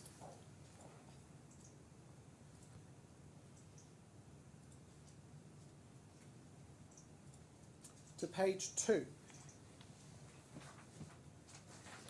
We see the first paragraph, starting from after. Soon after commencement on 8th January 2017, it became apparent that the detailed design included in the contract IFC drawings provided to the contractor did not reflect the final complete design requirements of the employer. Although the employer's representative's responsibility is to approve the specialist facade subcontractors' submittals to ensure compliance with specified requirements, the meetings, design workshops, the process of submission and approval of drawings and models, the employer and/or employees' representatives and/or employees' representatives consultants, collectively the design team, constantly and repeatedly changed, developed, and enhanced their own design following protracted periods of indecision and instructing a multitude of mock-ups demonstrating various alternative configurations. Now, again, I think your evidence is you weren't involved, but you have no reason to suggest that what your technical team is saying here is not true. Correct? I'm sorry, did you say page 2? On page 2. I can't see this on page I'm 2. so sorry. It's page. I'm sorry. It's, you've got to follow when I'm. If you go to page 4, so you'll start seeing pagination from under the executive summary, and I'm going to use that pagination. Oh, So I'll read it again. I'm so Sorry, sorry, Mr. Doyle. Please put your hand up if you're not with me. sorry, now what page are you saying? You see internal page 2? Yeah. I have executive summary. There's a- Yes, that's page 1 under that. Do you see that?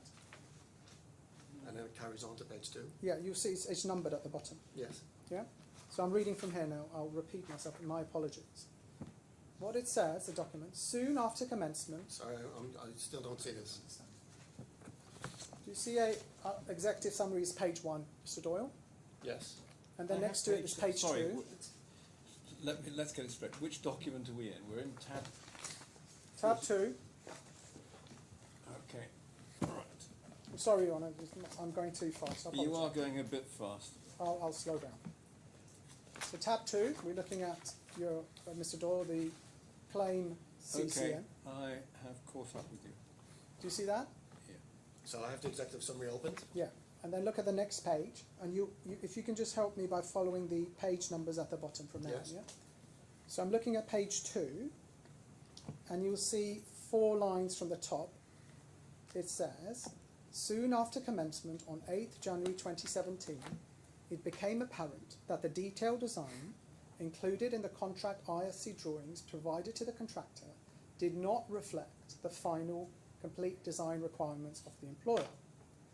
Although the employer's representative's responsibility is to approve the specialist facade contractor's submittals to ensure compliance with specified requirements through weekly meetings, design workshops, the process of submission and approval of drawings and models, the employer and or employee's representatives and or employee's representatives consultants, collectively the design team, constantly and repeatedly changed, developed and enhanced their own design following protracted periods of indecision and instructing a multitude of mock-ups demonstrating various alternative configurations.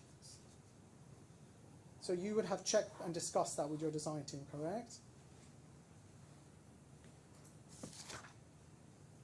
Yes. And then if we go within, staying with this in this document,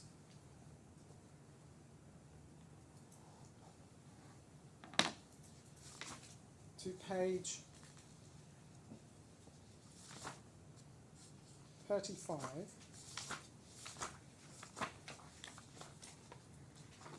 So let's start with page 32.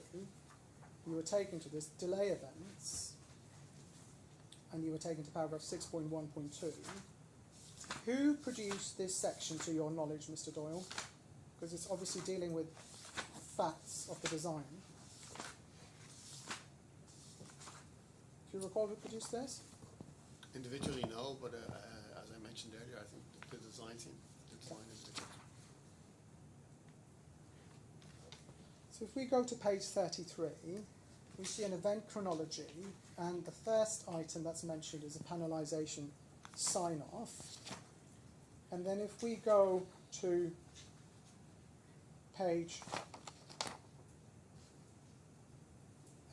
34, it says a panelization intent described in the facade contract document clearly defines the facade skin to achieve a single curve by means of faceted, as shown in the extract below. And then over the page, it says 7.3.2, the design team subsequently instructed the contractor to pursue an alternative smooth surface via an RFI response on the 15th of February 2017. Such a smooth surface can therefore only be achieved by replacing the single curved panels in the IFC contract drawings with double curved panels. Panelization discussions kicked off as early as of 21st February 2017, when the first steel facade weekly coordination meeting was held, and on the basis of delivering a smooth surface finish, optimizing the maximum panel size and minimizing the number of horizontal joints. Now again, you don't have the knowledge of what happened here. You're relying on your technical team who have produced this. Thank you. Did you read this document before you're writing your statement, Mr. Doyle? No. Is there a reason why you didn't return to see what your technical team had told you had happened in deciding the panelization? Is there a reason why you didn't check it? Or did it just slip your mind? I wasn't part of these design meetings, so it wasn't a topic for my witness statement. You're aware that the topic for your witness statement, which you do address, is what sums are due to the first defendant under Yes. the subcontract. And one of their largest claims is for changes to the panel design, yes? So did it slip your mind that there was a lengthy submission talking in detail about the reasons for the change in the design? Did that not cross your mind? I don't recall. Okay. We're staying on this document. We then go to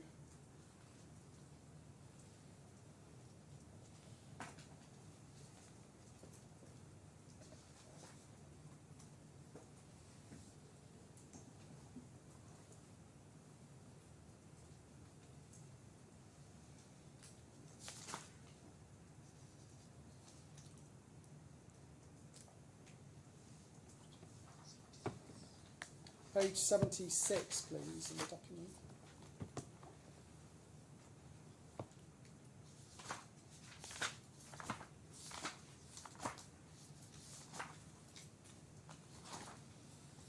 So I've talked to you about the panelization.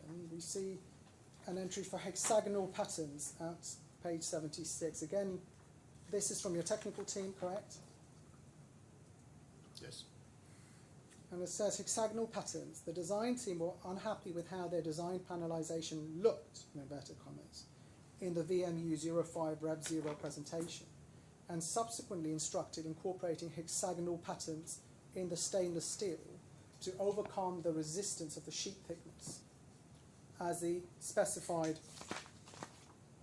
0.8 millimeter grade 3166WL to being double curved to the upgraded geometries of the project's panels.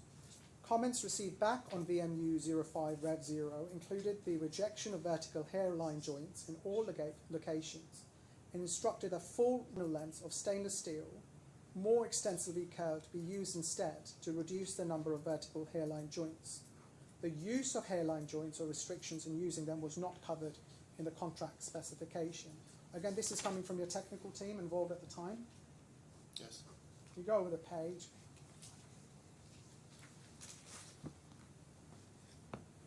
The only way Affan could accommodate the curvature of the facade panels using the specified stainless steel was to introduce vertical and horizontal joints indiscriminately. It should also be noted that the proof shop drawing for VMU 5 Rev 0 clearly showed the locations of the intended hairline joints were approved by the employer's representative. It is incumbent on the ERC when specifying a product to be aware of that product's physical limitation. If a facade were to be double curved, then the limitation of the 0.8 millimeter stainless steel's malleability should have been considered by the ERC, informed to the architect, and cognizance taken as to the location of hairline joints to be included in the specification and or contract IFC drawings. BAM Affan could not have been aware of this issue at tender because of the generally specified single curve, nor would any allowance be made for the arbitrary manner in which it would eventually be signed off. It is not possible for a contractor to consider criteria which have not been defined within the contract specifications. Again, this is from your technical team, is that correct? Yes.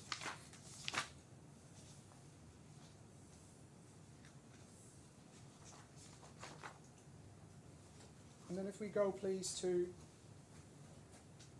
page 79, we see paragraph 8.5.9, the instruction to split the panels into hexagonal pieces vastly increase the time required for laser cutting the raw stainless steel sheets and increase the ratio of material wastage. Is that from your site team or your technical team or both? Or you don't know? I don't know.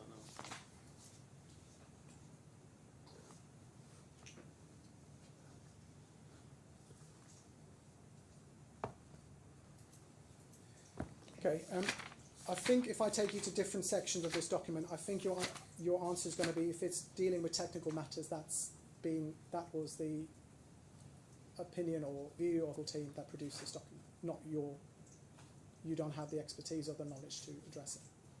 Yes.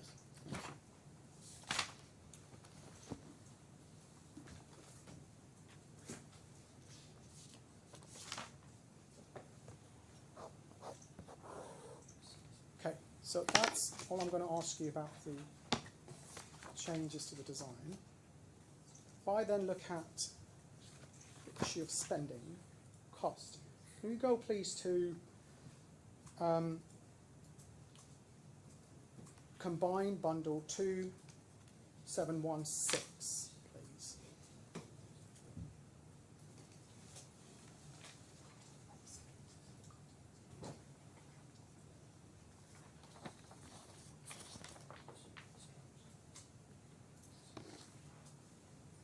If you scroll down, please.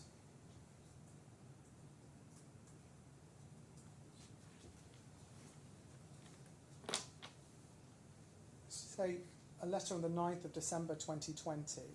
You scroll down, I just want to see who signed it off, please. Operator to 2717. Signed by Mr. O'Sullivan. And if we go to 2722,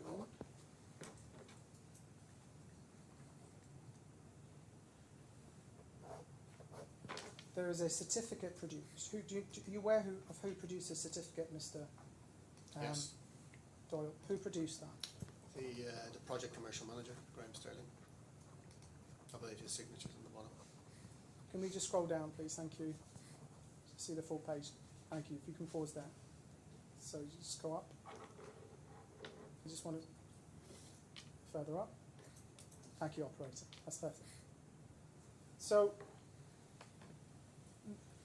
what was his name again? Oh, you just told me just now. Graham Sterling. So Mr. Sterling and his team took a view that the value of works, gross value of works done by Affan was 98.85 million. Is that correct? The view that they took was the value of the works credited to their subcontract price was 121 million, not necessarily the works that they had done. And if we scroll down,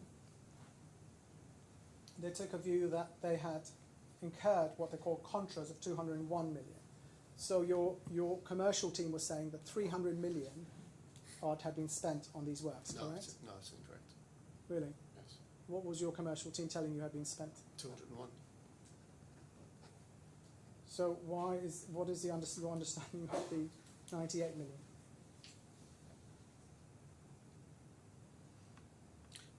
The 98 million? Yes. So that's the value that Affan would have earned had they carried on with the works. Right. Let's just stick with those figures then for now, because obviously the claim has different figures. There's So I'm obviously not sure I understand that answer. If they carried on with the works, that surely would have been the first line, value of works. Yes. The 98 is gross work done, so that's the work that's been achieved against the 121, isn't it? The 121 is against the original 125 subcontract price. And then there's an adjustment for variations, negative 22 million. But work done suggests that that's actually been completed. it's physical work that's done, yes. So the purpose of this certificate is to try and demonstrate that had Affan continued with the subcontract works, this is the value of the adjusted subcontract price, and then the introduction of the contra charges so that we could determine the value to recover. But isn't it the contra charges against the actual value of works executed, not what they would have? No, the contra charges are derived from costs. Yes, that's what I'm saying. Yeah. I'm not talking about the contra charge. I'm talking about what they're deducted from. They're deducted from the earned value, aren't they, rather than the actual contract price? They're deducted from the earned value, yes. So the earned value is the 98 million, isn't it? Yes. So that is a value that a view that your company took as to the value of work done by Affan. Not necessarily the work done by Affan, but the value of the work that. Well, if it was work done by yourself, you would have concluded in the contra charges, wouldn't you? Is it that you didn't prepare this document, so you can't speak to it any further? Are you speculating, or were you involved in creating this document? No, I understand this document. Were you involved in creating it? No, but I would have been part of discussing it. This was produced at my request. Is there any other document where you have taken a view on the value of work? You say the 98 isn't the value of work done by Affan. Is there any other document where you've looked at the value of work done by them, to your knowledge? This was one of several interim certificates that were produced. So Right. we were periodically notifying Affan, as of this moment in time, the value of work done against the subcontract price is this amount, and below that is the value of costs incurred to do that work outside of the subcontract price. Okay, let's look at it in a different way. I don't want to debate with you what the meaning of this document is. We have your evidence. You were aware that even when BAM did the work directly, that the work cost far more than the subcontract amount, correct? Yes.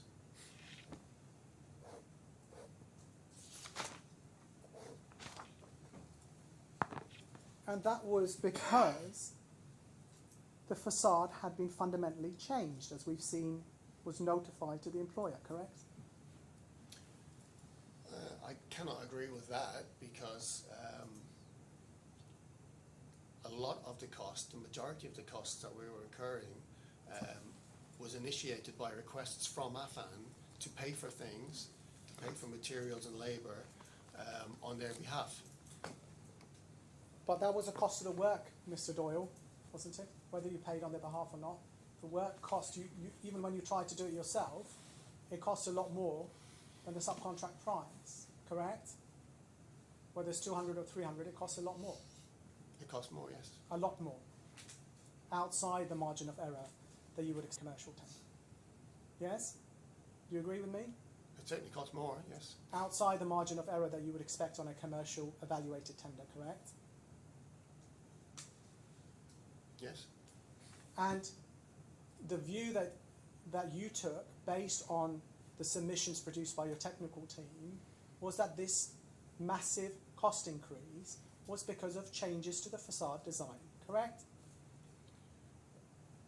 The narrative in CCN 22 was obviously, as I explained, produced and submitted in January 2019, and it was a defence against delay damages. The facade was on the critical path, and there was a document produced to try and secure an extension of time claims delays in the project.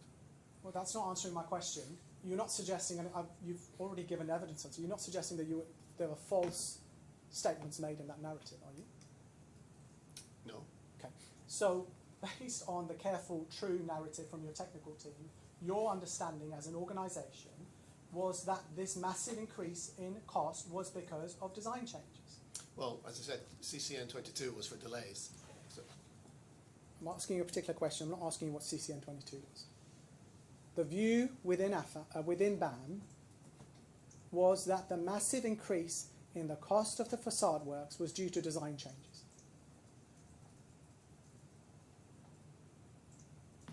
I think there was probably different opinions in BAM. Right. Is there any document where any other reason is suggested for why you, even when you're doing the work itself, is costing so much more? Another document. Yes. No, I don't believe there's another document. Okay. Thank you.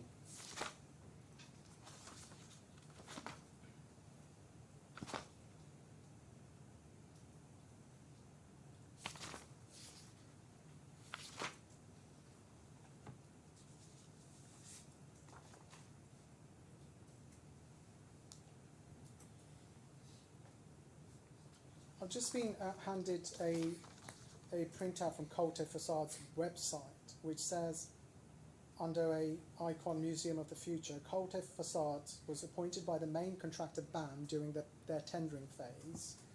Following their award, BAM appointed us to provide ongoing technical assistance in developing working solutions with the subcontractors and oversee the successful realisation of the project until handover. I'll arrange for copies of that. So can I just ask you if you have a good memory of whether or not Colte was appointed by BAM? No, my recollection is that they were appointed by Affan directly. Did you check that? I'm aware that Affan has asked us to pay invoices that were issued by Colte to Affan on their behalf. I am aware of that. When did you check last? And if you can't recall, then please tell me. When did you check last who appointed Colte? Did you look at their appointment recently? No. Okay. Can you think of a good reason why they would say on their website that they were appointed by the main contractor BAM during their tendering phase? Publicity, I don't know. And can you explain why they would be present at facade meetings before the letter of intent? Do you know why? Because they were, Affan were attending those meetings as well. Right, so that's your understanding. Yes. So are you surmising perhaps? You don't know, you haven't looked at their appointment letter, is that fair? No. You haven't looked at their appointment letter? No. Okay. So when you quite properly were asked to explain this matter in giving evidence after being sworn, did you check the appointment letter? You didn't, right? You just went off what you surmised or remembered. Yes. Okay.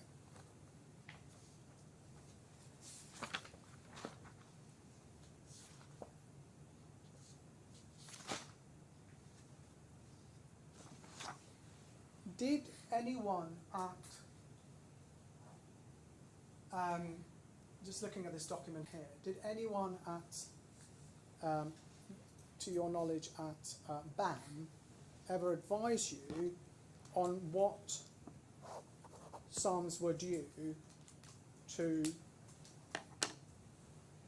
Affan in the absence of contra charges? Because obviously the contra charges assume a certain view of your client, your employer's rights. Did anyone tell you, well, this is the value of work they've done? Yes, it would have been attached to this document.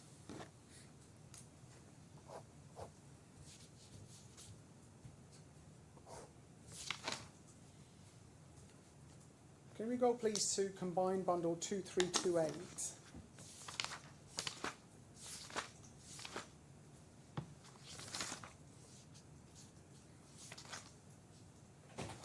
Combined bundle 2328, please.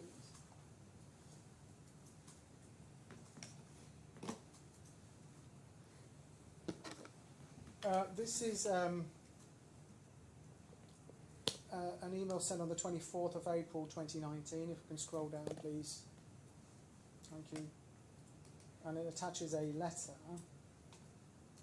regarding notice to correct. If you go to the next page.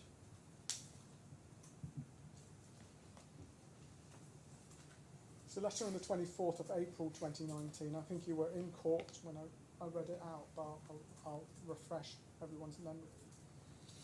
It says, Dear Majid, first of all, we record BAM's failure to act in accordance with the agreement and the addendum. BAM failed to support Affan's cash flow for Affan to maintain the works ongoing, which was the purpose of the addendum in which BAM acknowledged the entitlement of Affan for additional costs due to the variation. Affan has never accepted to have a duty to finance the project. A variation was initiated and acknowledged by all parties. Affan fulfilled its obligations and provided BAM with full submission, including all substantiations to the value of the variation. and it is a main contractual responsibility to obtain the approval on the variation from the employer. Affan does not have any contractual relation with the employer. Affan's contractual relation is limited to BAM. Is this a letter that Mr. Farris would have shown you at this time? I suspect yes. Yes. And then it says, Affan's revised contract value exceeds 250% of the original contract value. Affan does not have the capability or the responsibility to solely finance the works, especially after the significant increase in the volume of work due to the panel's variation. And this is what was being reported to you by your internal technical team, wasn't it? That there had been changes to the panels that had led to additional time and cost, correct?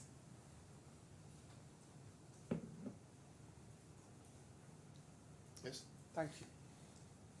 So we then go, scroll down please.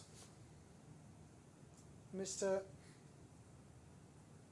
Sorry, I'm trying to remember who's written the letter, but Affan continues, on the 1st of April 2019, a meeting was held between North 25, I understand that's Miras's new name or alter ego, can you help me with who North 25 is? North 25 was the employer's representative. So Miras.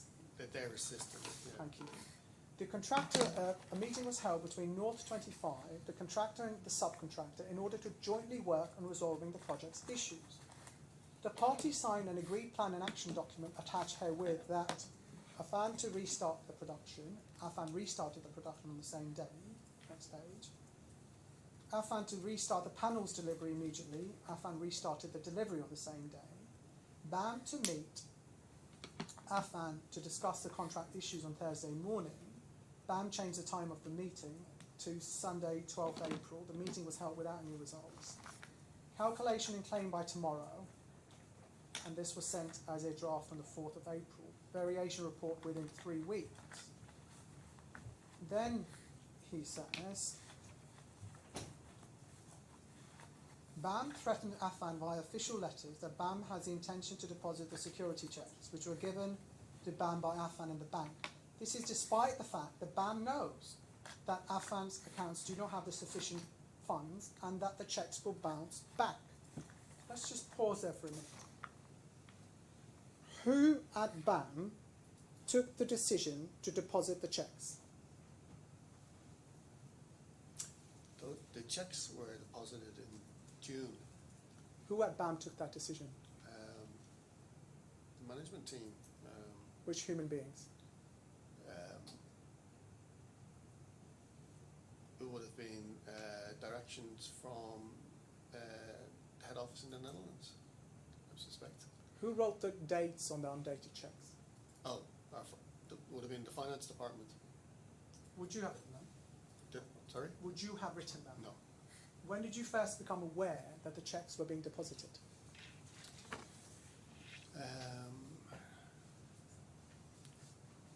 Around the time they were deposited, within a couple of days, that decision was made. Why was it decided to deposit checks when you knew that you had been told that the money wasn't in the accounts? I'm not aware that we were told that the money was not. Well, that this letter says it. It's in front of you. You read the letter, didn't you? So why did you decide to deposit the checks when you were told the money wasn't in the account? The decision to deposit the checks was made in parallel with the decision to encash the bonds, because the bonds were expiring on the 30th of June and they were not renewed, so it was done collectively. So that doesn't, just help me with the question. Why was it decided to deposit the security checks when you had been told that the accounts did not have sufficient funds? Well, this is Affan's view of what was in the accounts. So you thought that there might be money in there, is it? Yes. And someone told, where is the internal documentation suggesting that you actually do that money? The internal documents, sorry? Well, you were doing an account of Affan's account. You were doing an account of Affan's subcontract, correct? Yes. Did someone suggest to you in writing that, oh, actually, Affan owes you X amount of money? Why did you cash those checks? Well, Affan had already admitted to us that they owed us a great deal of money. You know, they had made 500 requests for payment and procurement assistance, and they'd produced a schedule which they sent to us in May, meaning that they accepted 97 million worth of contra charges. So Affan had already acknowledged that. Just so I understand, you understood that to mean that Affan was saying they owed you 97 million, is it? That's what it said. For the costs of carrying out the Museum of the Future. Is that what you understood that to mean? It was costs that they had asked us to pay on their behalf. So you understood that they had to pay you back Yes, 97 million? because each letter said, and each letter was signed by Dr. Affan, each letter said, we have no objections to amount charged to our account. How long have you been a commercial manager, Mr. Doyle? Over 20 years. Right. Have you ever heard of a subcontractor agreeing to pay for building a museum? I don't understand the question. It would be ludicrous for the subcontractor to agree to pay for building the museum, correct? He was agreeing to reimburse us the money that we were advancing him outside of the subcontract. He was agreeing that he couldn't claim the 97 million if you paid it directly, correct? Sorry, I don't understand. You wouldn't have to pay him a further 97 million if you paid it directly, correct? Sorry, I'm not following you. The arrangement was, as would be obvious to any commercial person, that by making direct payments, you wouldn't have to make that same payment to Affan, sorry. You wouldn't have to pay twice over. We were making payments at their request to be deducted from the subcontract price. So instead of paying him directly, the money was then to be paid to his supply chain and deducted from the subcontract price. But there was still a balance in Affan's favour, wasn't there? It was diminishing all the time. Well, because no, that's not an answer to the question. The answer is yes, isn't it? I think at this moment, probably not, because he had written to us and said, here's a schedule of what I've asked you, 97 million, and this was all supported by letters from him saying... But I mean, you would, obviously as a commercial manager, you would maintain the accounts on the subcontract, so you would know at any given time what the balance was and in whose favour. Yes. Okay. And are you saying then that at the point which the cheques were cashed, there was a balance in BAM's favour? Yes. Okay, and do we have a document, a contemporaneous document that shows that there was a balance in BAM's favour at the time when the cheques were cashed? There will be one of these payment certificates. The one that we saw was dated in December. There will be an earlier one of those that will show the account would have been in BAM's, to BAM. Okay. But each of those payment certificates, Mr. Doyle, which you say were created at your direction, is that correct? Well, no, they're created because during the subcontract. So we're still in a moment where Affan have not removed themselves from the project. So we were issuing regular monthly certificates. This is part and parcel of the subcontract. Each of those certificates are premised on the notion, which is not accepted as you're aware, that somehow the addendum allows you to claim from Affan the actual cost of carrying out the work of the subcontract price, yes? They're premised on that notion, correct? At this moment, these certificates are produced with values of the requests that they were specifically making, which came to the tune of 97 million, as I mentioned, in May 2018. But those were payments made directly to suppliers and subcontractors. You were satisfied that those were costs of the works for the museum. It's not suggested that those payments were somehow not in costs of the museum, is it? Well, I think there is some evidence that is the case. Right. But if you're wrong, this is, I think, where I need to explain the question to you better.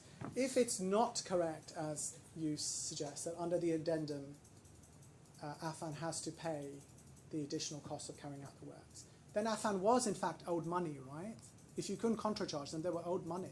They hadn't been paid the full value of their work. They hadn't been paid the full value of the work because they weren't paying for the work themselves. Right. if we go to file 22, which is the quantum joint statement, page 9, just trying to get the, have you, sorry? File 22 of the electronic, yes, I think you were there, operator. File 22 of the electronic bundles, the joint statement.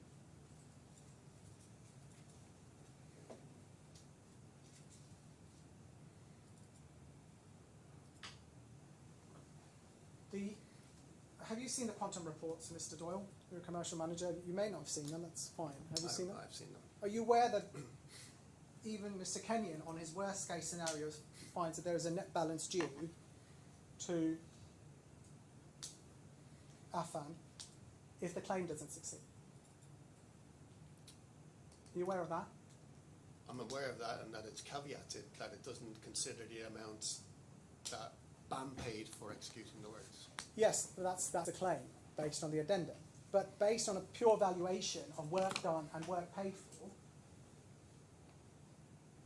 you'd accept, wouldn't you, that they had not been paid the full value of the work they'd done on site? Because BAM was paying for those materials and labour and everything else, which was to be offset from their payments. Okay, let's assume that it wasn't to be offset from the payments. It's just that it couldn't be paid twice.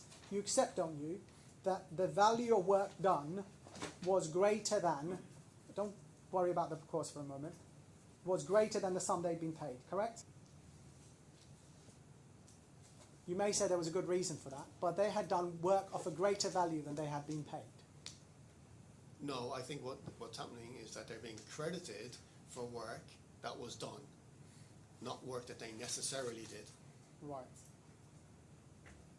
This is the point that I'm trying to make. But you didn't do any quantity surveying or any kind of surveying of what work they'd done. That you left that to your QS team, is that right? Yes? So let's explore this with the quantum experts, Mr. Doyle. I'm not sure if I got an answer to this. Who took the decision to call to deposit the checks? Do you recall?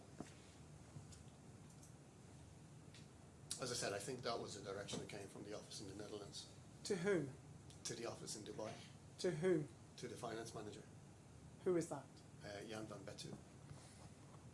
So he just proceeded on his own. He didn't need to get your okay with that. We were aware of it. Yes, I was aware of it. But he didn't need to ask you whether you approved or you agreed. No. Okay. And who made the decision to call on the bonds? It was the same, it was collectively done. It was the same subject. And as I mentioned, the bonds were expiring on the 30th of June. We had issued multiple warnings to Affan to extend them, Right. failing which we would then be exposed to having lapsed bonds. So we were Right. forced to call them. Right. Have you included the documents you say were asking for an extension of the bonds in your statement?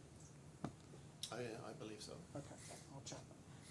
So whoever took that decision would have been aware that by trying to cash the checks and calling the bonds, they would just simply make it impossible for Affan to continue with the work, correct? Affan had stopped already. They had stopped in April. They stopped because from the letter I took you to, they said they weren't being paid. And as I explained, their account was negative. Right.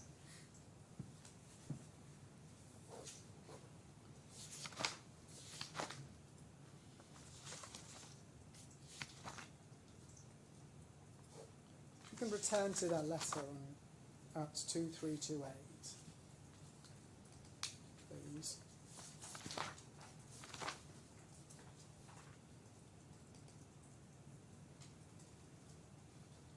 And we go to, next page.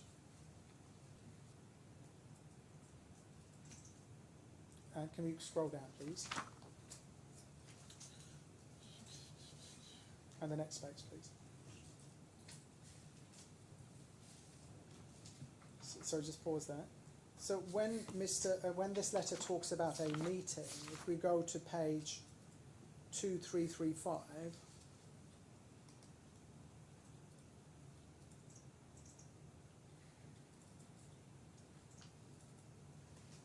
we scroll down, agreed plan of action on the 9th of April 2019, meeting with Dermot to discuss the contractual issue. And then I think, did you sign this? No. So who signed this? Do you know, or you can't? Yes. For BAM, it's, I'm not sure for the BAM signature, but David Fagan, as the employer's representative. Dr. Ammer's signature is on it. So the employee's And Majid, representative. sorry, that's Majid. Oh, Majid Fares. Thank you, that's very helpful. So it's Majid Fares, David Fagan, and Mr. Affan. Yeah. So it was an important meeting to involve the employer's representative, correct? The employer's representative would regularly go to site and ask for ad hoc meetings. Affan were obviously not working at this moment in time, and they were concerned about the progress. Well, what they do note in, if you scroll up, please. So scroll up on the same page, 2335. Meeting with Dermot to discuss the contractual issues this Thursday morning. Calculation of claim by tomorrow. Report final DGA within 3 weeks. So DGA was a consultant meant to work on the variations claim, correct? Yes, employed by the defendants. So everyone was aware by now that there was a substantial variations claim, correct? Everyone was aware that there was a claim in production.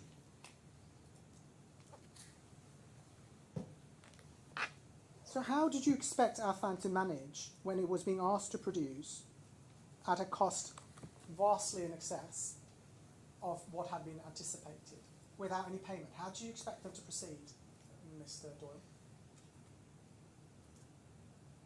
So we were already paying for everything.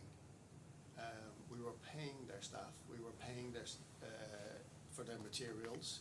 These are the categories under the addendum. We were paying their labour, so we were paying for everything at this moment in time. So you took the view that you were paying for everything. Is that how you expected them to proceed? So they're proceeding in effectively name in terms of money being spent. BAM is spending the money on their behalf. Right, so why was the addendum not released then? Well, precisely which sum would you like to? The to remainder of the sums that were meant to be released, the 50 million, why wasn't the rest released? Because there was no the substantiation wasn't forthcoming. You weren't satisfied with the substantiation, is that right? Correct. So in the absence of that release, how did you expect them to proceed? The money was only entitled to be released if they substantiated it. This was the agreement that we made under the addendum. Right, I'm not asking about your view on the addendum. Practice them to proceed when you knew that there were extensive further costs of production beyond the subcontract price. How did you expect them to proceed? They weren't paying for those costs. BAM was paying for those costs. If we then go, please, to 2470.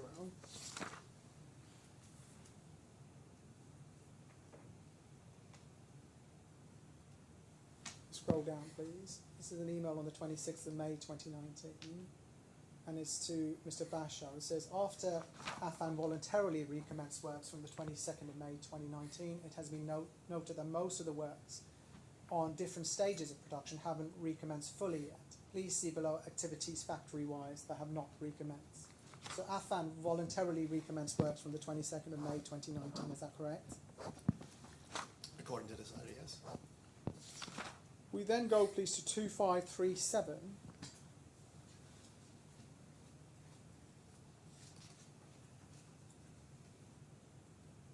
It's a letter from Dr. Affan to Mr. Fagan, Mr. Bowley, and Mr. Killard. Can you remind me who Mr. Bowley is, just to assist? He's the project manager for Bureau Happold.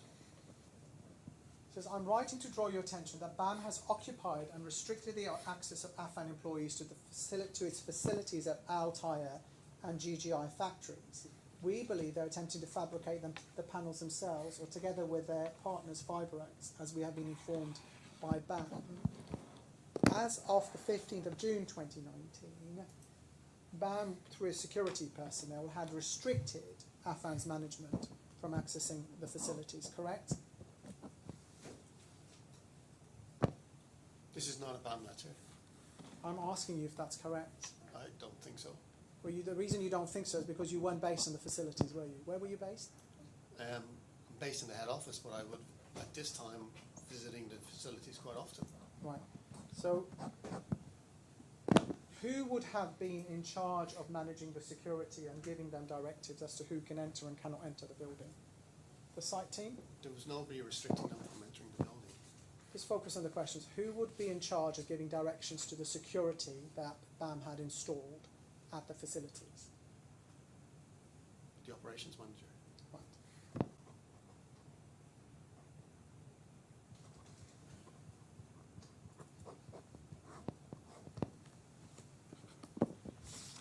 Did you check with the operations manager what actually happened in this period in June 2019? Yes. What is their name? Majid Fairs. Majid Fairs. Is Mr. Faris still at BAM? No. So when did you check this with him? At the time. Okay. How did you check that with him? Face-to-face meet discussions. So then let's look at the next document we have. 2712. Scroll down. It's an email on the 23rd of June 2019.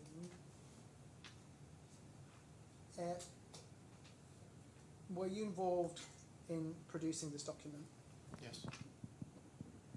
What was your involvement? Structuring the letter. So it says, within the past 30 days, we recorded numerous instances of Affan's failure to comply with its contractual obligations as evidenced by the following formal correspondence. Scroll down, please. The breaches recorded in the aforementioned correspondence, as well as other breaches, include, and then it lists a number of breaches. Can we scroll down, please? And further down.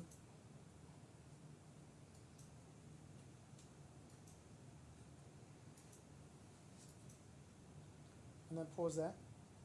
It says, pursuant to clause C6 of the addendum to the cladding subcontract, any and all costs incurred by the contractor and any loss or damage levied by the employer shall be against the value of the subcontract works, plus any variations agreed by the employer.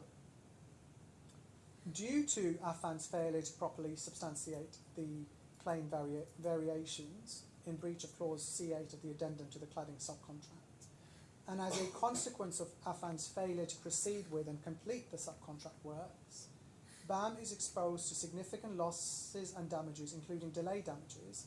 BAM further reserve all our rights in accordance with clause 23.0 of the subcontract agreement. Who drafted this part of the email, Mr. Doyle? Our contracts manager, Who is the contracts manager? Brian McGee. So you weren't involved in this? I would have reviewed it. Or you weren't involved in suggesting pursuant to clause C6 certain rights arose, etc. Did that come from someone else? Brian drafted the letter.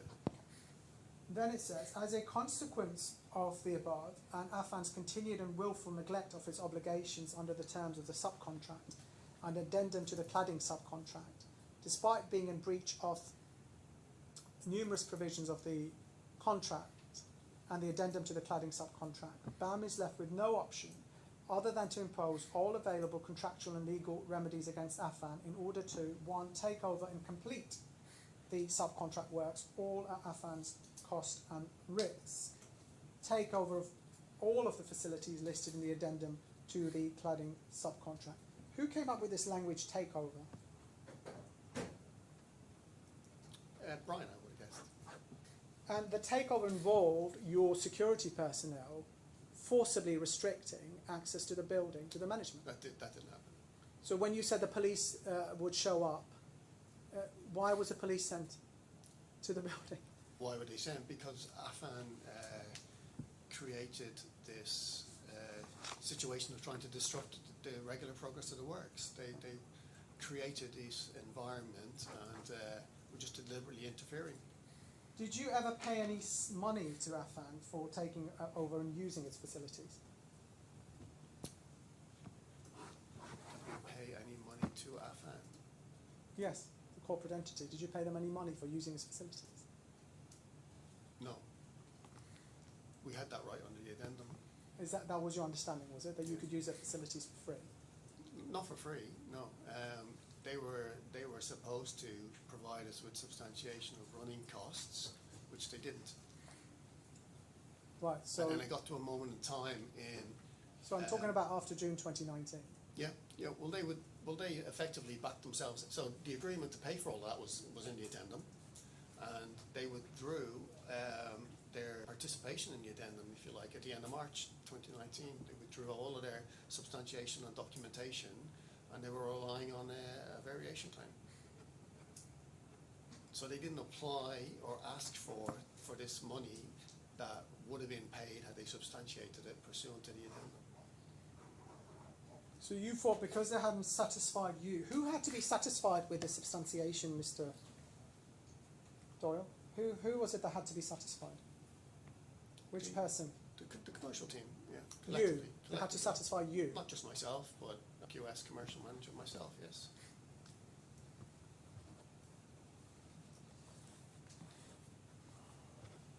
Did you not feel satisfied when BAM itself incurred over 200 million worth of costs, that in fact actually the costs were real and genuine? Did you not feel satisfied then?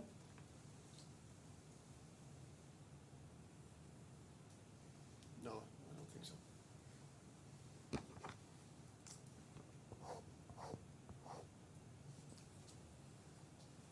It talks about seconding key employees of the subcontractor. Who came up with this wording?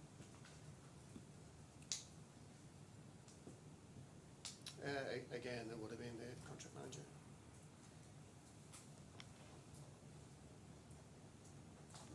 Are you aware of how these employees were paid? Yes, How were they paid, Mr. Doyle? they were paid directly to their bank accounts, Or in cash? bank transfers. Who told you that it was legal to pay someone who's not your employee via cash and bank transfers? Nobody's told me. Right. We were already paying them through the Affan company.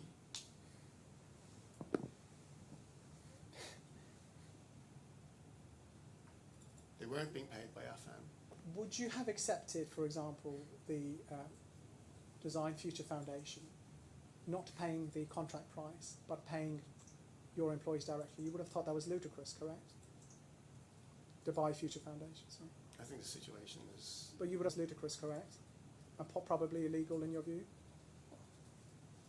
I don't think you can comment on that. Okay, yeah. but you would have thought that was astonishing and unacceptable.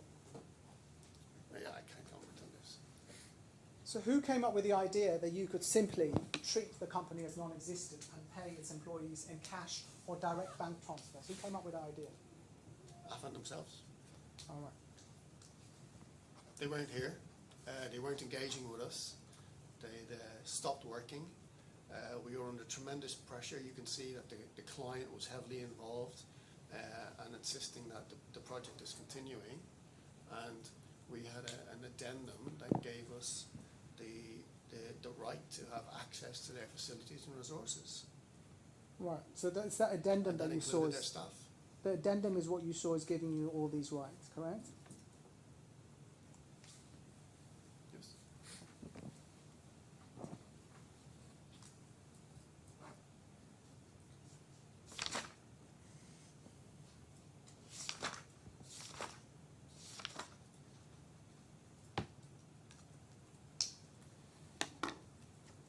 Yeah.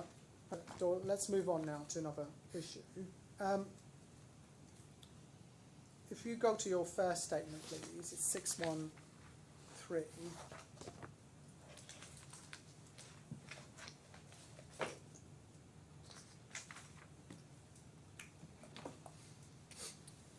Paragraph 1, you say I'm employed as area commercial manager in this matter, of the claimant in this matter. I'm duly authorised to make this statement on behalf of the claimant in relation to its application to re-amend its claim form. Were you aware of that? What that amendment or re-amendment was? Yes. To essentially plead a claim against the second defendant personally going beyond a contractual claim to include allegations of dishonesty. Were you aware of that? Yes. And were you told that was very important for you to give evidence specifically alleging dishonesty on part of Dr. Affan? Was that suggested to you? I was told to set out my recollection of what and my interactions, in particular with D2 in this witness statement. Were you told it was important for you to use the word dishonest consistently throughout your statement? I believe that this was the subject matter of the hearing. Were you told to use the word dishonest consistently throughout your statement? I wasn't told to use it. No. So I've done a word search and used the word dishonest 15 times in 30 pages of the statement.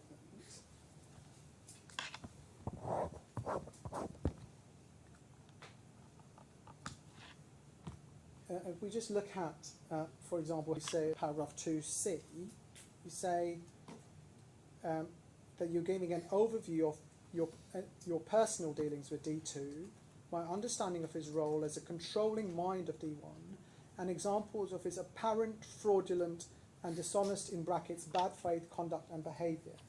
Where is that wording coming from, Mr. Doyle? That's coming from me. Okay.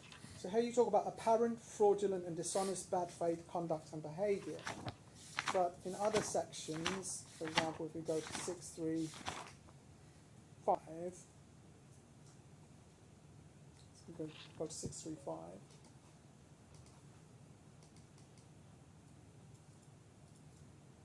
Paragraph 89. He says a further and final example for the purpose of this witness statement of D2's dishonest attempt to pressure BAM into making payments for which there was no underlying entitlement. I refer to the letter BAM received from D2 on the 8th of January 2020. So here you don't even preface it with apparent, you just say that there's an example of D2's dishonesty. Would you agree with me that you have no way of knowing whether Dr. Affan acted dishonestly, because you have no way of knowing, even if you don't agree with the truth of what he said, whether he knew it to be untrue or not? Would you agree with me on that? No. Okay, so you take a view that you knew he was being untrue, is it? He admitted it. Right. Okay. Let's look at that. So let's just start with this one. This is a further and final example, which you say was D2's dishonest attempt to pressure BAM into making payments for which there was no underlying entitlement. And you say I refer to the letter received from D2. So where did you read from? Sorry, 635, paragraph 89. So I refer to the letter BAM received from D2 on 8th January 2020. Your Honour, do you have the witness statement in a hard copy, or just want to hold the letter against the witness statement? If you put the witness statement, if you put it up on the screen, I can look at the two. Okay, so should I put the letter on the screen then? Yeah, if you look at the letter on the Yeah. screen. So I've got the have you got a witness hard copy of your statement, Mr. I do not. Okay. Well, let's look at the statement first then.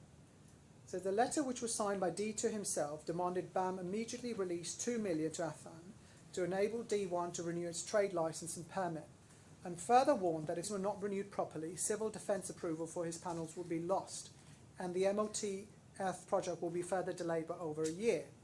D2's letter also warned that if BAM did not respond positively to the letter within 24 hours, D2 would be conveying its contents to the employer's representative. This letter was a blatant attempt at coercing BAM into making a payment for which there was no legal or factual basis, aside from the fact that fees associated with the licence renewals were D1's responsibility under Clause 10 of the subcontract. The share sum being demanded was significantly inflated. A typical trade licence renewal fee is approximately AED 15,000, based on what BAM would pay as a main contractor, and the fee associated with D1's trade licence renewal in 2019 was far less than this, at only AED 1670. And the letter you refer to is in Combined Bundle 2674.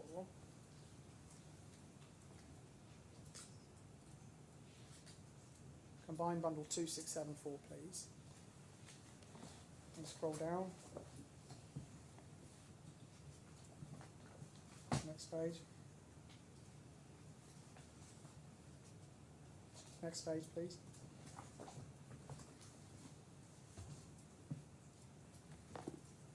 And the next. Let's go with me.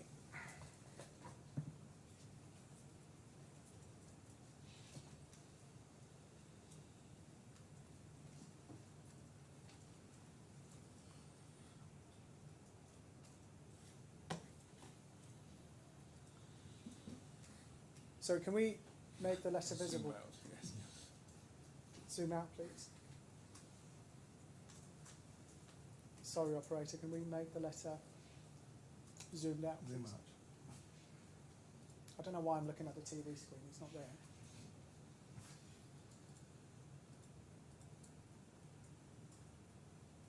I apologise, I'm stalled, just bear with me a moment.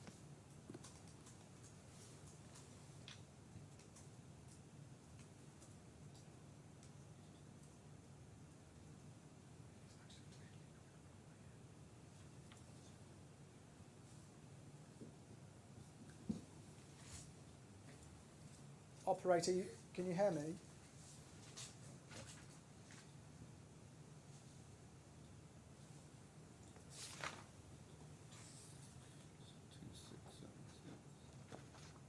I can hear you now. I'm so sorry, sir. There was some internet issue was there. That's perfect, thank you. So if We we are look at back this letter, online, sir. Yeah. thank you so much. The letter says, we hereby write this letter to record the below. Affan has not received any payment from BAMP since March 2019. The situation put our company in huge financial difficulties. Moreover, Affan's trade license has been expired and the civil defence approval of the panels is done on Affan's trade license. If we lose the civil defence approval, Affan will require over 1 year to carry out tests locally and internationally for reobtaining it. Due to the violation made by BAM, Affan does not have sufficient funds to clear the minor cases blocking its trade licence and to pay for the licence and the civil defence permit. BAM is immediately requested to release an amount of 2 million to Affan.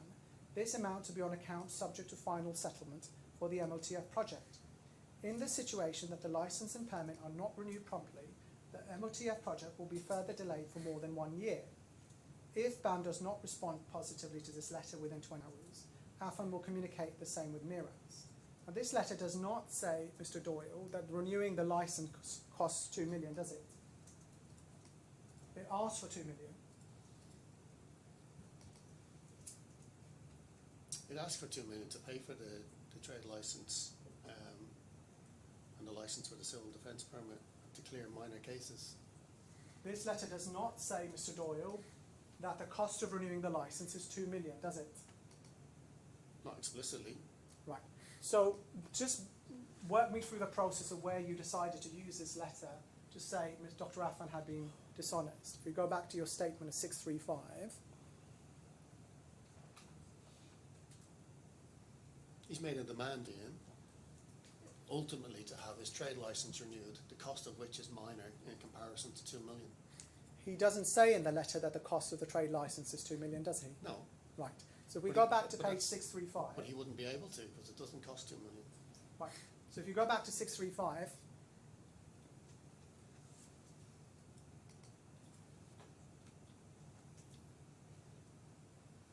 page 635, please. Combined bundle 635.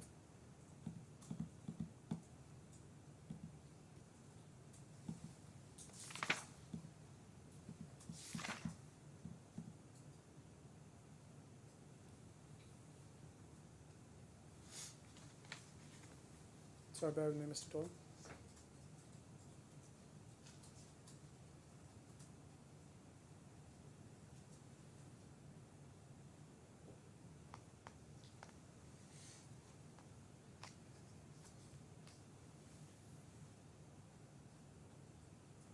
So sorry, sir. We are facing some network issues here. We are working on it. You want to? I've noticed the transcript seems to have paused as well. Do you want to have your break? Should we, Of might course. be a convenient moment to take a short time out Of course. and to get things back up and running. Okay, I've got 3:36. Let's come back at around 25 to.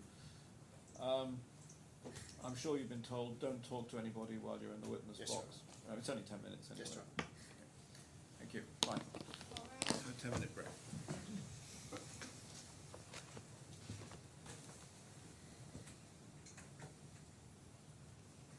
I gather we're up and running again.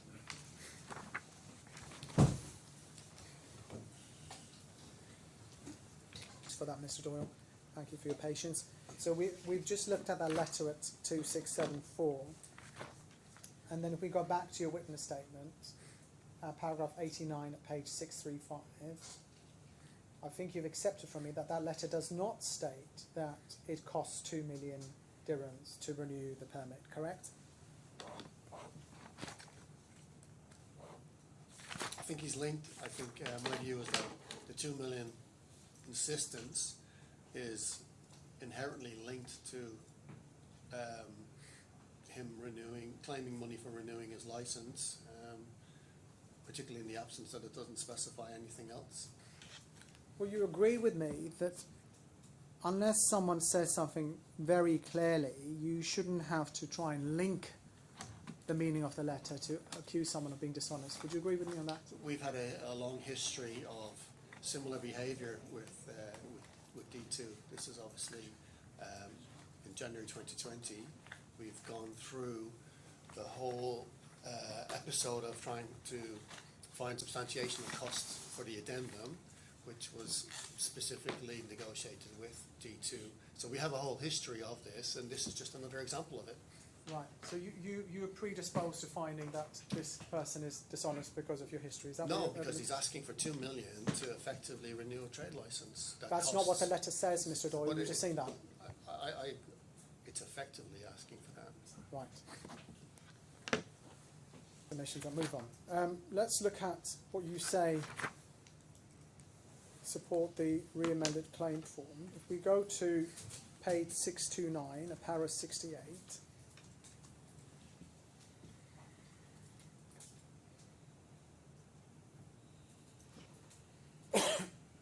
So in regards to D2's misappropriation of the funds paid by BAM, I refer to Canoon Marine Engineering, one of the suppliers engaged by D1 to provide third-party labour at his facilities. Who is his facilities? You mean its facilities, do you? His facilities, yeah, the defendant's facilities. Which defendant? D1. D1 is a company. Yeah, well, D2. You understood Yes. Dr. Affan to be the contracting party, did you? No, but I understood that it was his facility. Right, so you were of the view that he had personally entered into a lease for the... Is that what you're talking about?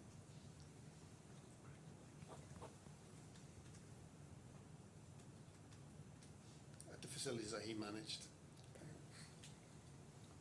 So Canoon Labour Outsource was one of the items originally listed in D2's letter of the 26th of November 2018, requesting payment of AED 15 million on account for the project costs incurred, i.e. historical. We go to that letter, which is at H, it's a combined bundle, H4372.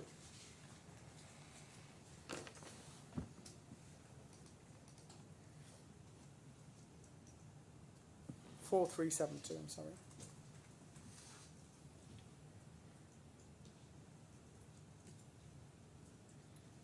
Sorry, operator, 4372.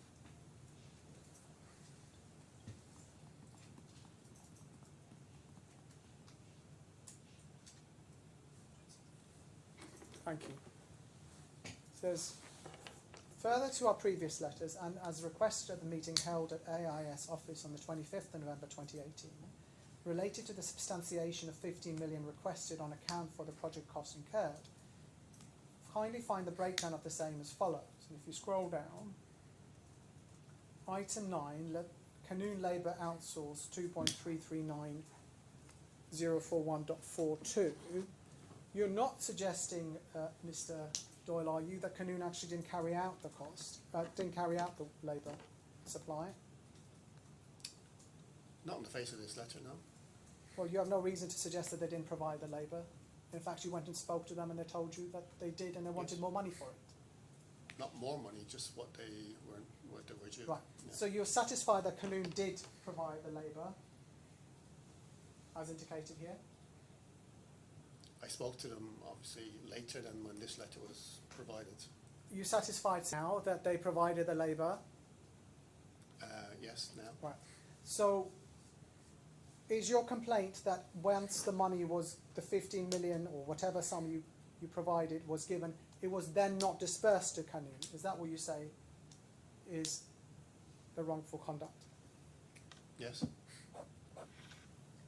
You didn't actually release a full 15 million, did you? You released less. Slightly less. This letter doesn't say that Canoon has been paid 2.339 million, does it? This letter was preceded by a meeting on the 25th of November that I attended with D2, and he made it clear, as I think he's tried to say in this letter, that these were costs incurred and that they were looking for 15 million to replenish their finances. So Well- our understanding was that this money had already been paid, Right, this letter, that might be your understanding, Mr. but that was based on Doyle? the meeting. Well, he didn't say I've paid Canoon 2.3 million, did he? It says it's a cost incurred. Yes. Right, so a cost incurred could be a liability to pay, couldn't it? But as I said, it was preceded by a meeting on the 25th. In the meeting on the 25th, he didn't say I've paid Canoon already, otherwise that would be in your statement. He said, I will provide you with the breakdown tomorrow of what I've spent seeking reimbursement of 15 million. That's Right, what so he now said. it's said to be something he said at the meeting. Did you make a record of what he said at that meeting on the 25th of November 2018? Did you record that in your diary? Most likely. Right, did you check your diary? I would have checked it for confirmation of my attendance at the meeting. Did you check your diary when you wrote your statement saying that Dr. Affan had been dishonest? Sorry, I don't understand. Well, you seem to be moving away and saying that at the meeting he verbally told you that he'd already paid them. Is that your evidence now? My evidence is that the understanding was that these were costs already paid. I'm not asking about understanding. I'm not particularly interested in your understanding. I'm asking you if you have a memory of whether he told you that he had already paid them. Yes. Right. What is that memory based on? Did you write that down somewhere, Mr. Doyle? That I can't recollect if I wrote it down or not. Right. But I would have made notes, yes. Right. So if you had notes to that effect, you would have put them with the two witness statements that you put in, wouldn't you? I would have referred to. Right. You don't refer to any such notes in your witness statement, do you? I read my diaries before I produced the witness statements. You don't provide those diaries with your witness statement, do you? No, I don't. So they don't record any such statement, do they? That the Canoon has already been paid? It didn't speak of specifically of Canoon.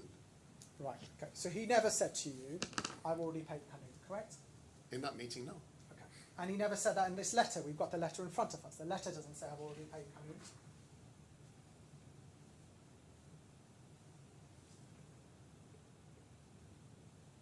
Our understanding was that these were costs already paid. I'm not interested in your understanding. The Well, letter doesn't... I'm sorry to interrupt in the middle of cross-examination, but what you said in your first reference to this meeting was he made it clear, I'm looking at the transcript, I think he tried to say, and he made it clear, again, this letter was preceded by a meeting on the 20th of November that I attended with D2. And he made it clear, as I think he tried to say in this letter, that these were costs incurred and that they were looking for 15 million to replenish their finances. Are you retreating from that evidence now? No. Well, I think that's dispositive of the point, isn't it? Well, I think, just so I'm clear that I'm understanding, he didn't say to you that he'd paid this already. He didn't itemize them in the meeting. He said he would provide it. He said he has spent much more. He spent costs, he's incurred costs, spent money from his own resources, and he wanted assistance from us to replenish that finance. Right, so there was no statement in the meeting about Canoon being paid, yes? Not Canoon, there was no mention of anyone specifically. Okay, that's useful. And then in this letter, there's no mention of Canoon being paid already. Other than that they're listed here. This letter doesn't say they've been paid. We've discussed this. It doesn't say it, correct? It says it was a cost incurred, and as I said, in the meeting on the 25th, he'd made it clear that he had paid this money. He was seeking replenishes of his finances. He would then produce a list of what this 15 million was. Let's just focus on the question, because you already told me in the meeting he didn't mention Canoon, okay? Now, this letter, I think it's quite easy for us to see, doesn't say that Canoon has been paid already, does it? If I take this letter, or what he said in the meeting of the 25th, Just this letter, please. well, I can't take them in isolation because it came the very next day and it was an action from him in the meeting to produce a list. Mr. Doyle, it seems like you've already made up your mind what you want to accuse Dr. Affan of, regardless of the facts. But I think we can agree that this letter doesn't say that Canoon has been paid, does it? I mean, it's a question of reading it. It's right in front of you. This is a list of what he said was paid. Can you agree with me that this letter doesn't say that Canoon has been paid? That Canoon hasn't been paid? It does not say that Canoon has been paid. No, it doesn't say Canoon hasn't paid. Thank you. Because they weren't paid. Right. We know they weren't. I think we've got it. So the letter doesn't say it. The next document you mentioned, if we go back to your statement at page 629, Paragraph 69. 629, page 68. Sorry, I'm no. sorry.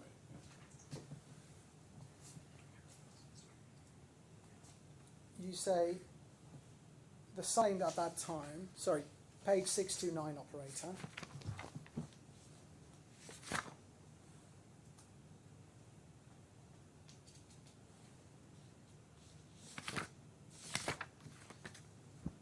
.629, operator, please. Sorry.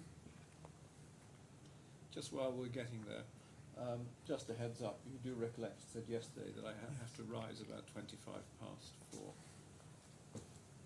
So you may not possibly finish. No, I will finish. Okay, but there may not be time for re-examination. Okay, let's see where we get to. I'm keen not to keep the witness unnecessarily, but I'll But if try it's not. unavoidable, it's unavoidable. We've had various stoppages. Apologies, Your Honour. Well, So if we scroll down to 68. You then say the sum claimed at that time, that's our letter, was AED 2.3 million, which was subsequently revised to AED 1.86 million by D1's email of 8th January. This email shown below confirms this amount was intended to cover April to July invoices. When we go to the next page, and that extracts the email, and it says, BAM paid D1 a corresponding amount for Canoon labour outsourced as confirmed in the breakdown included with BAM's payment certificate issued on 9th of February. Subsequently, in or around June 2019, BAM was approached directly by Canoon in relation to outstanding amounts owed by D1. We then learnt of the AED 1.86 paid by BAM, only 200,000 had been paid to Canoon. So if we look at this second document that you mentioned, which is at 2054 of the combined bundle.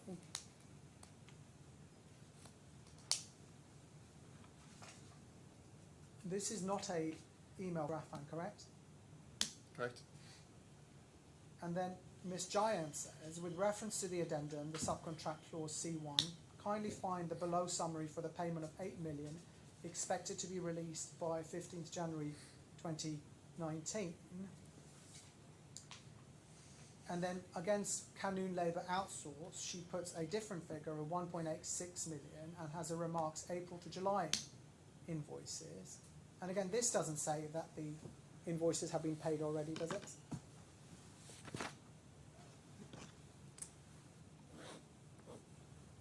I think it saying the supporting documents for the above will be ready for collection this week.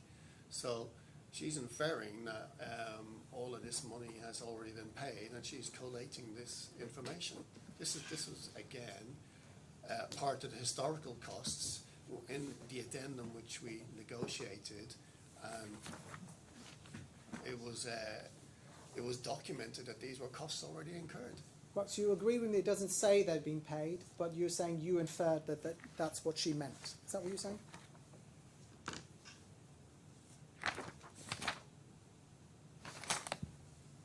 You agree with me, it doesn't say the words,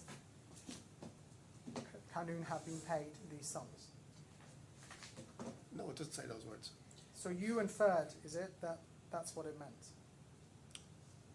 I think what she's doing, I think what she's saying here is the supporting documents will be ready for this week. So she knew this came after the 6th of January meeting. So this is the 8th of January. On the 6th of January, we had a lengthy meeting in their office. D2 attended that in part. Tanuja, their finance manager, attended it. And we set out the required substantiation that we needed for each element of payments under the addendum. And in the respect of historical costs, it was proof of payment. So this is very fresh in everyone's mind, the 6th of January, proof of payment of all sums claimed under the historical costs. She then sent this literally a day later. Right, so you're saying you are inferring that she meant to say that they've already been paid. Well, what I'm saying is the supporting documents that we had asked for in the meeting included an item called proof of payment for historical costs. That's what was Is there any listed. document where you write back to her and say, Tanuja, can you confirm, I'm very curious, it's very important to me, whether this 1.86 million has already been paid? Is there any such document? No, because it wasn't an issue at that moment. Right. So if we then go to 2097,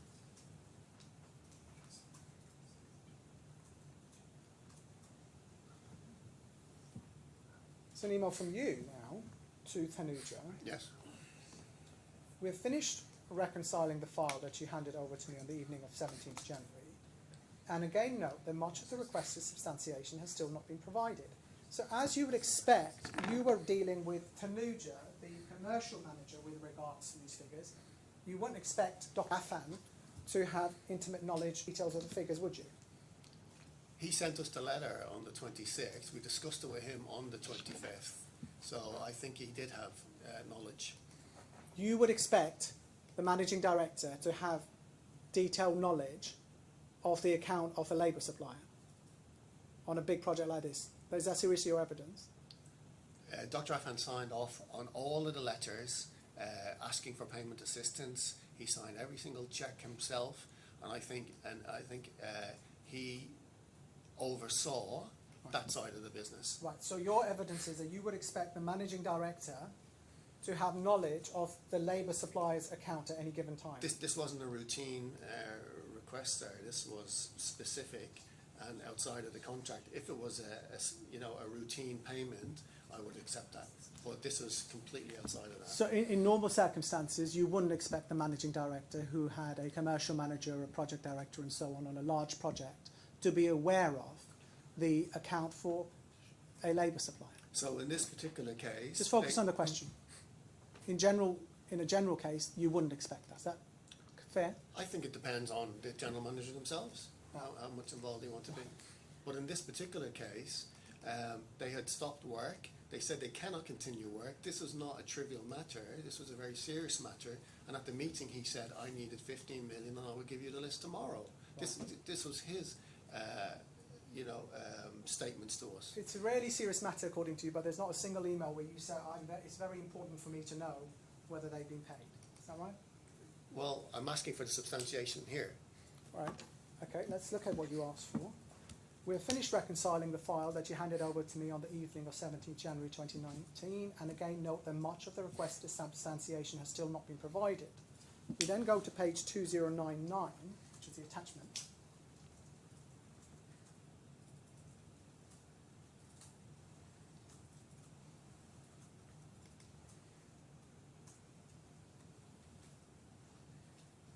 For Canoon, if you see item 10, signed, stamped, approved time cards. You don't ask for proof of payment because ultimately that's a matter between Affan and his suppliers. You wanted to know if they'd supply the labour. We'd Correct. asked for that on the 6th of January. Right. So if you asked for the signed, stamped, approved time cards in your list of substantiation, is there any document where you ask for proof of payment? On the 6th of January, Is there any document where you ask for proof of payment to Canoon? on the 6th of January, we asked for proof of payment for all of them. Right. So there's a document you're saying on the 6th of January where you ask for proof of payment for Canoon? Yes. And it's, So why it's attached to different emails and letters going forward.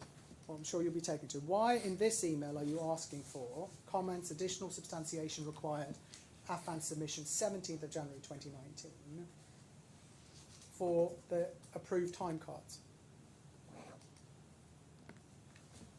Because we wanted to make sure that the labour was expended on the museum project. And you're satisfied that happened, correct? No, it didn't happen. Right, you're saying now that Canoon didn't even do the work, is it? No, what we're saying is that we didn't get the time cards. Right, okay. You wouldn't expect Dr. Affan to have oversight of the time cards for Canoon, would you? The time cards, no. Okay, thank you. Let's look at the second allegation.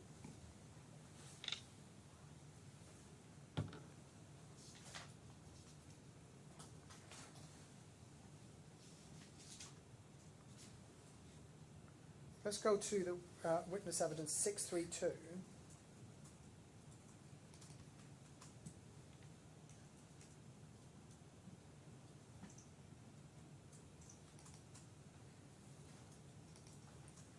Paragraph 78.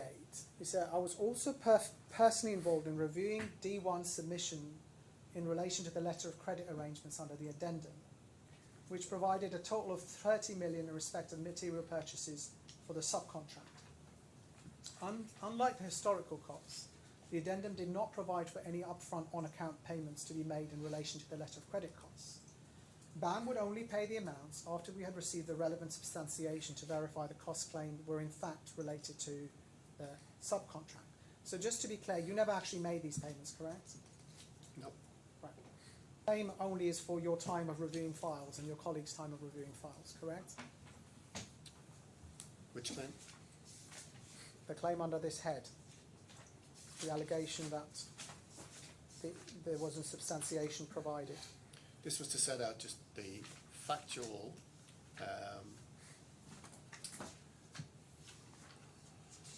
matter of dealing with the entire letter of credit costs as per the addendum.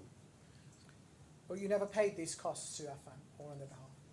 No, we didn't pay them. Right, so if we go, for example, just to assist, we go to 684.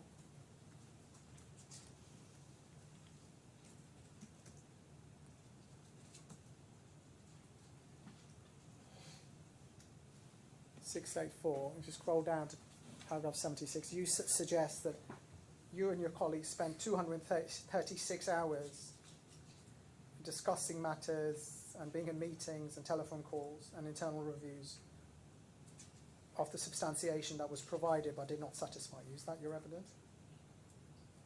Yes. Okay, so that's what is said to arise from this alleged dishonest behaviour. We then go back to what you're actually alleging, which I need some help with. We go back to page 632.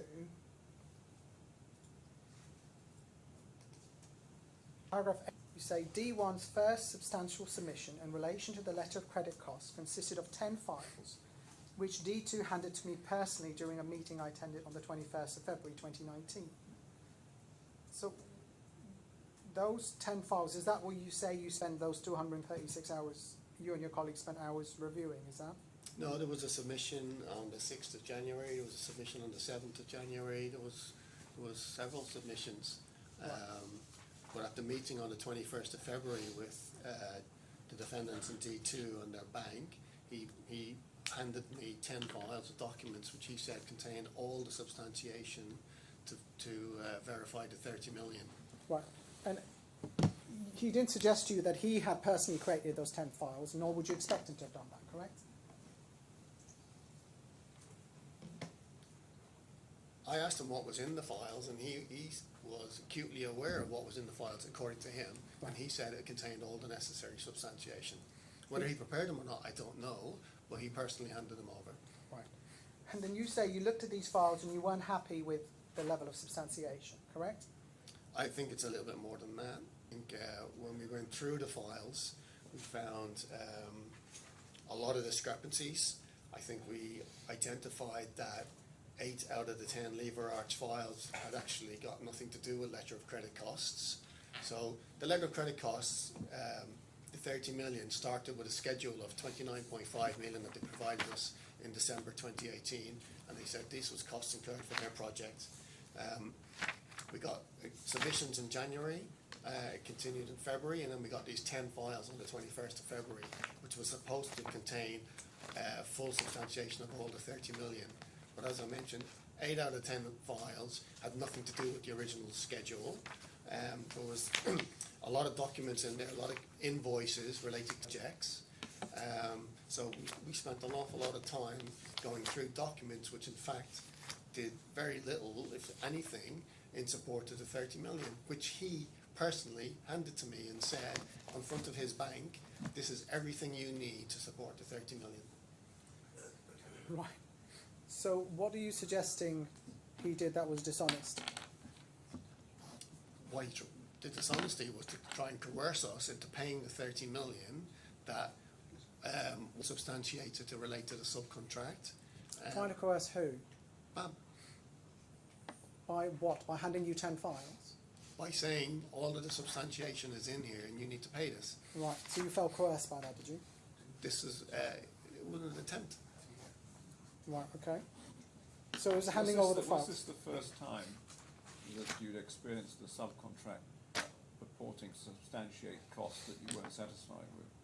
It was not the first time, No, I shouldn't think No. so. but it was serious, Your Honour, because it was in front of his bank's representatives. Right. And are you paid by the hour? No. So how do you calculate your claim that we see at page 684? I'm sorry, I'm cutting across cross-examination, forgive me. I prorated it from a monthly cost. Okay, but they're not I mean, you would be paid and your colleagues would be paid irrespective of what you were doing. If you weren't doing this, you would be doing something else and you would get your salary. Yes. So the fact that you were being paid this money by BAM was not caused by doing this. This is what you were doing in the course of your employment. Yes. Okay, thank you. If we can just look at 2121.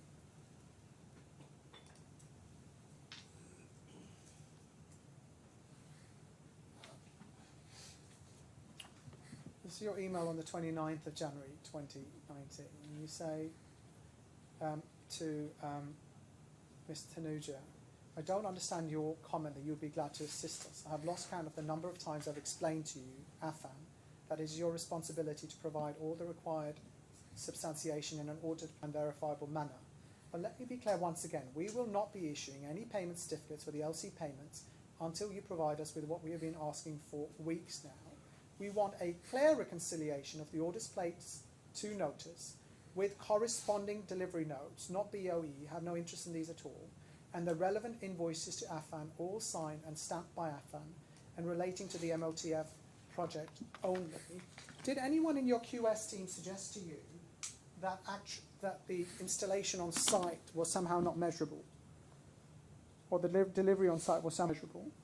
For notice materials, I don't think it's measurable that easily, no. Right. And you wanted Notice, a supplier, to provide delivery notes with specific invoices. What, naming this project? Is that what you wanted?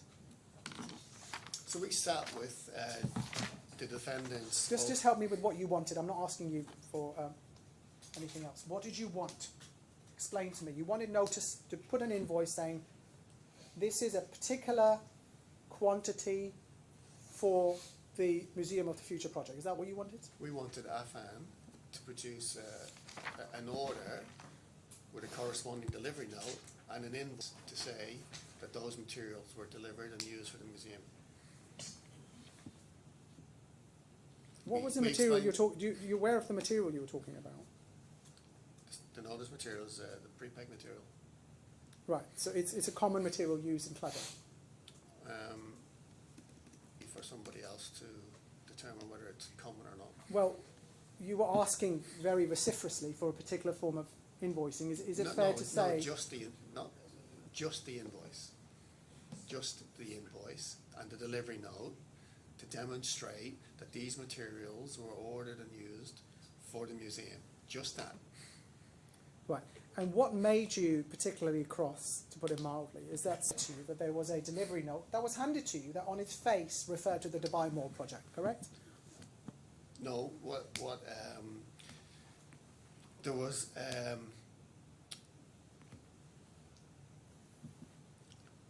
obstruction from Affan to comply with these requests, and these are very simple requests in our view. All we asked for was a purchase order, a delivery note and an invoice all tying together to show that the costs and the materials were for the museum.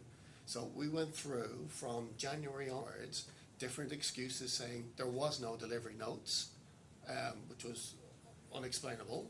We heard that they weren't going to give us any, and that came from D2 himself, basically saying, I'm not giving you any. Then they said they don't exist. And then they said they would go and fabricate them retrospectively. So we had a whole range of excuses. Sorry, why we where couldn't get these deliveries. is it suggested anywhere in writing by Dr. Affan that he is going to fabricate invoices? Can you point to that document? Because you just said that on the stand. Which document does he say that in? Help me. The Tanuja said that. Right, Canoe just said in a document, I'm going to fabricate invoices. She offered to fabricate them. Fabricate them or cross-reference them. She actually said, I am going to create a fake invoice. Is that what she said? She said, we can fabricate them, is what she said. That's the word she used, is it? I believe so. I would have to see the email. Okay. So if we look at what Dr. Affan is saying, do you have experience of working in cladding, Mr. Doyle? Only in terms of subcontract relations, yes. And you're obviously familiar with the use of generic materials and materials being used, store warehouse and being used across projects. There's nothing inherently wrong with using material purchased for one project on another project. I think in context, the way the defendants have tried to put this across, it's a rather novel explanation that came much later than at the moment in time. So when they tried to say that, first off they said that materials bought for the museum was used for other projects. They made that statement twice. They then changed that to say actually it was materials bought for other projects that were used for the museum. So they amended that story. When they said about generic materials across multiple projects and that they would place one order for all of this, from my experience, what you're asking me about is that even in a situation where with BAM on the order generic materials and negotiate discounts as he's suggesting for items such as steel reinforcement, we would still award those orders on a project by project basis for good administration reasons. And I think that will just be common practice. So the idea of producing or ordering generically, as he suggests now, I think to overcome this difficulty with the substantiation, is just a novel excuse. And there was no evidence of generic orders. They provided us with volumes of documents, purchase orders across different projects, and there was not one example of a generic purchase order anywhere within these documents. They were all project specific. Right. So if we look at where Mr. you go. Zane, I've unfortunately got a hard Yes, of stop course. in 2 minutes. Yes, so we'll resume tomorrow then. I think we should. I apologise. It's a meeting. No, that's fine. I can't get out. Apologies to you, Mr. Doyle, but I wouldn't be very long in the morning. No, If that's Mr. Doyle, as we said before, I'm afraid you're in Purdo I understand, Your Honour. overnight. I'm sure Mr. Hussain will do the best to finish tomorrow morning at 10 o'clock. I understand. Okay, I'm sorry about that. I would have continued normally, but I have a meeting that I can't get out of this evening. You're fine. Thank you very much indeed. And I'll see everybody at 10 o'clock tomorrow morning, mate.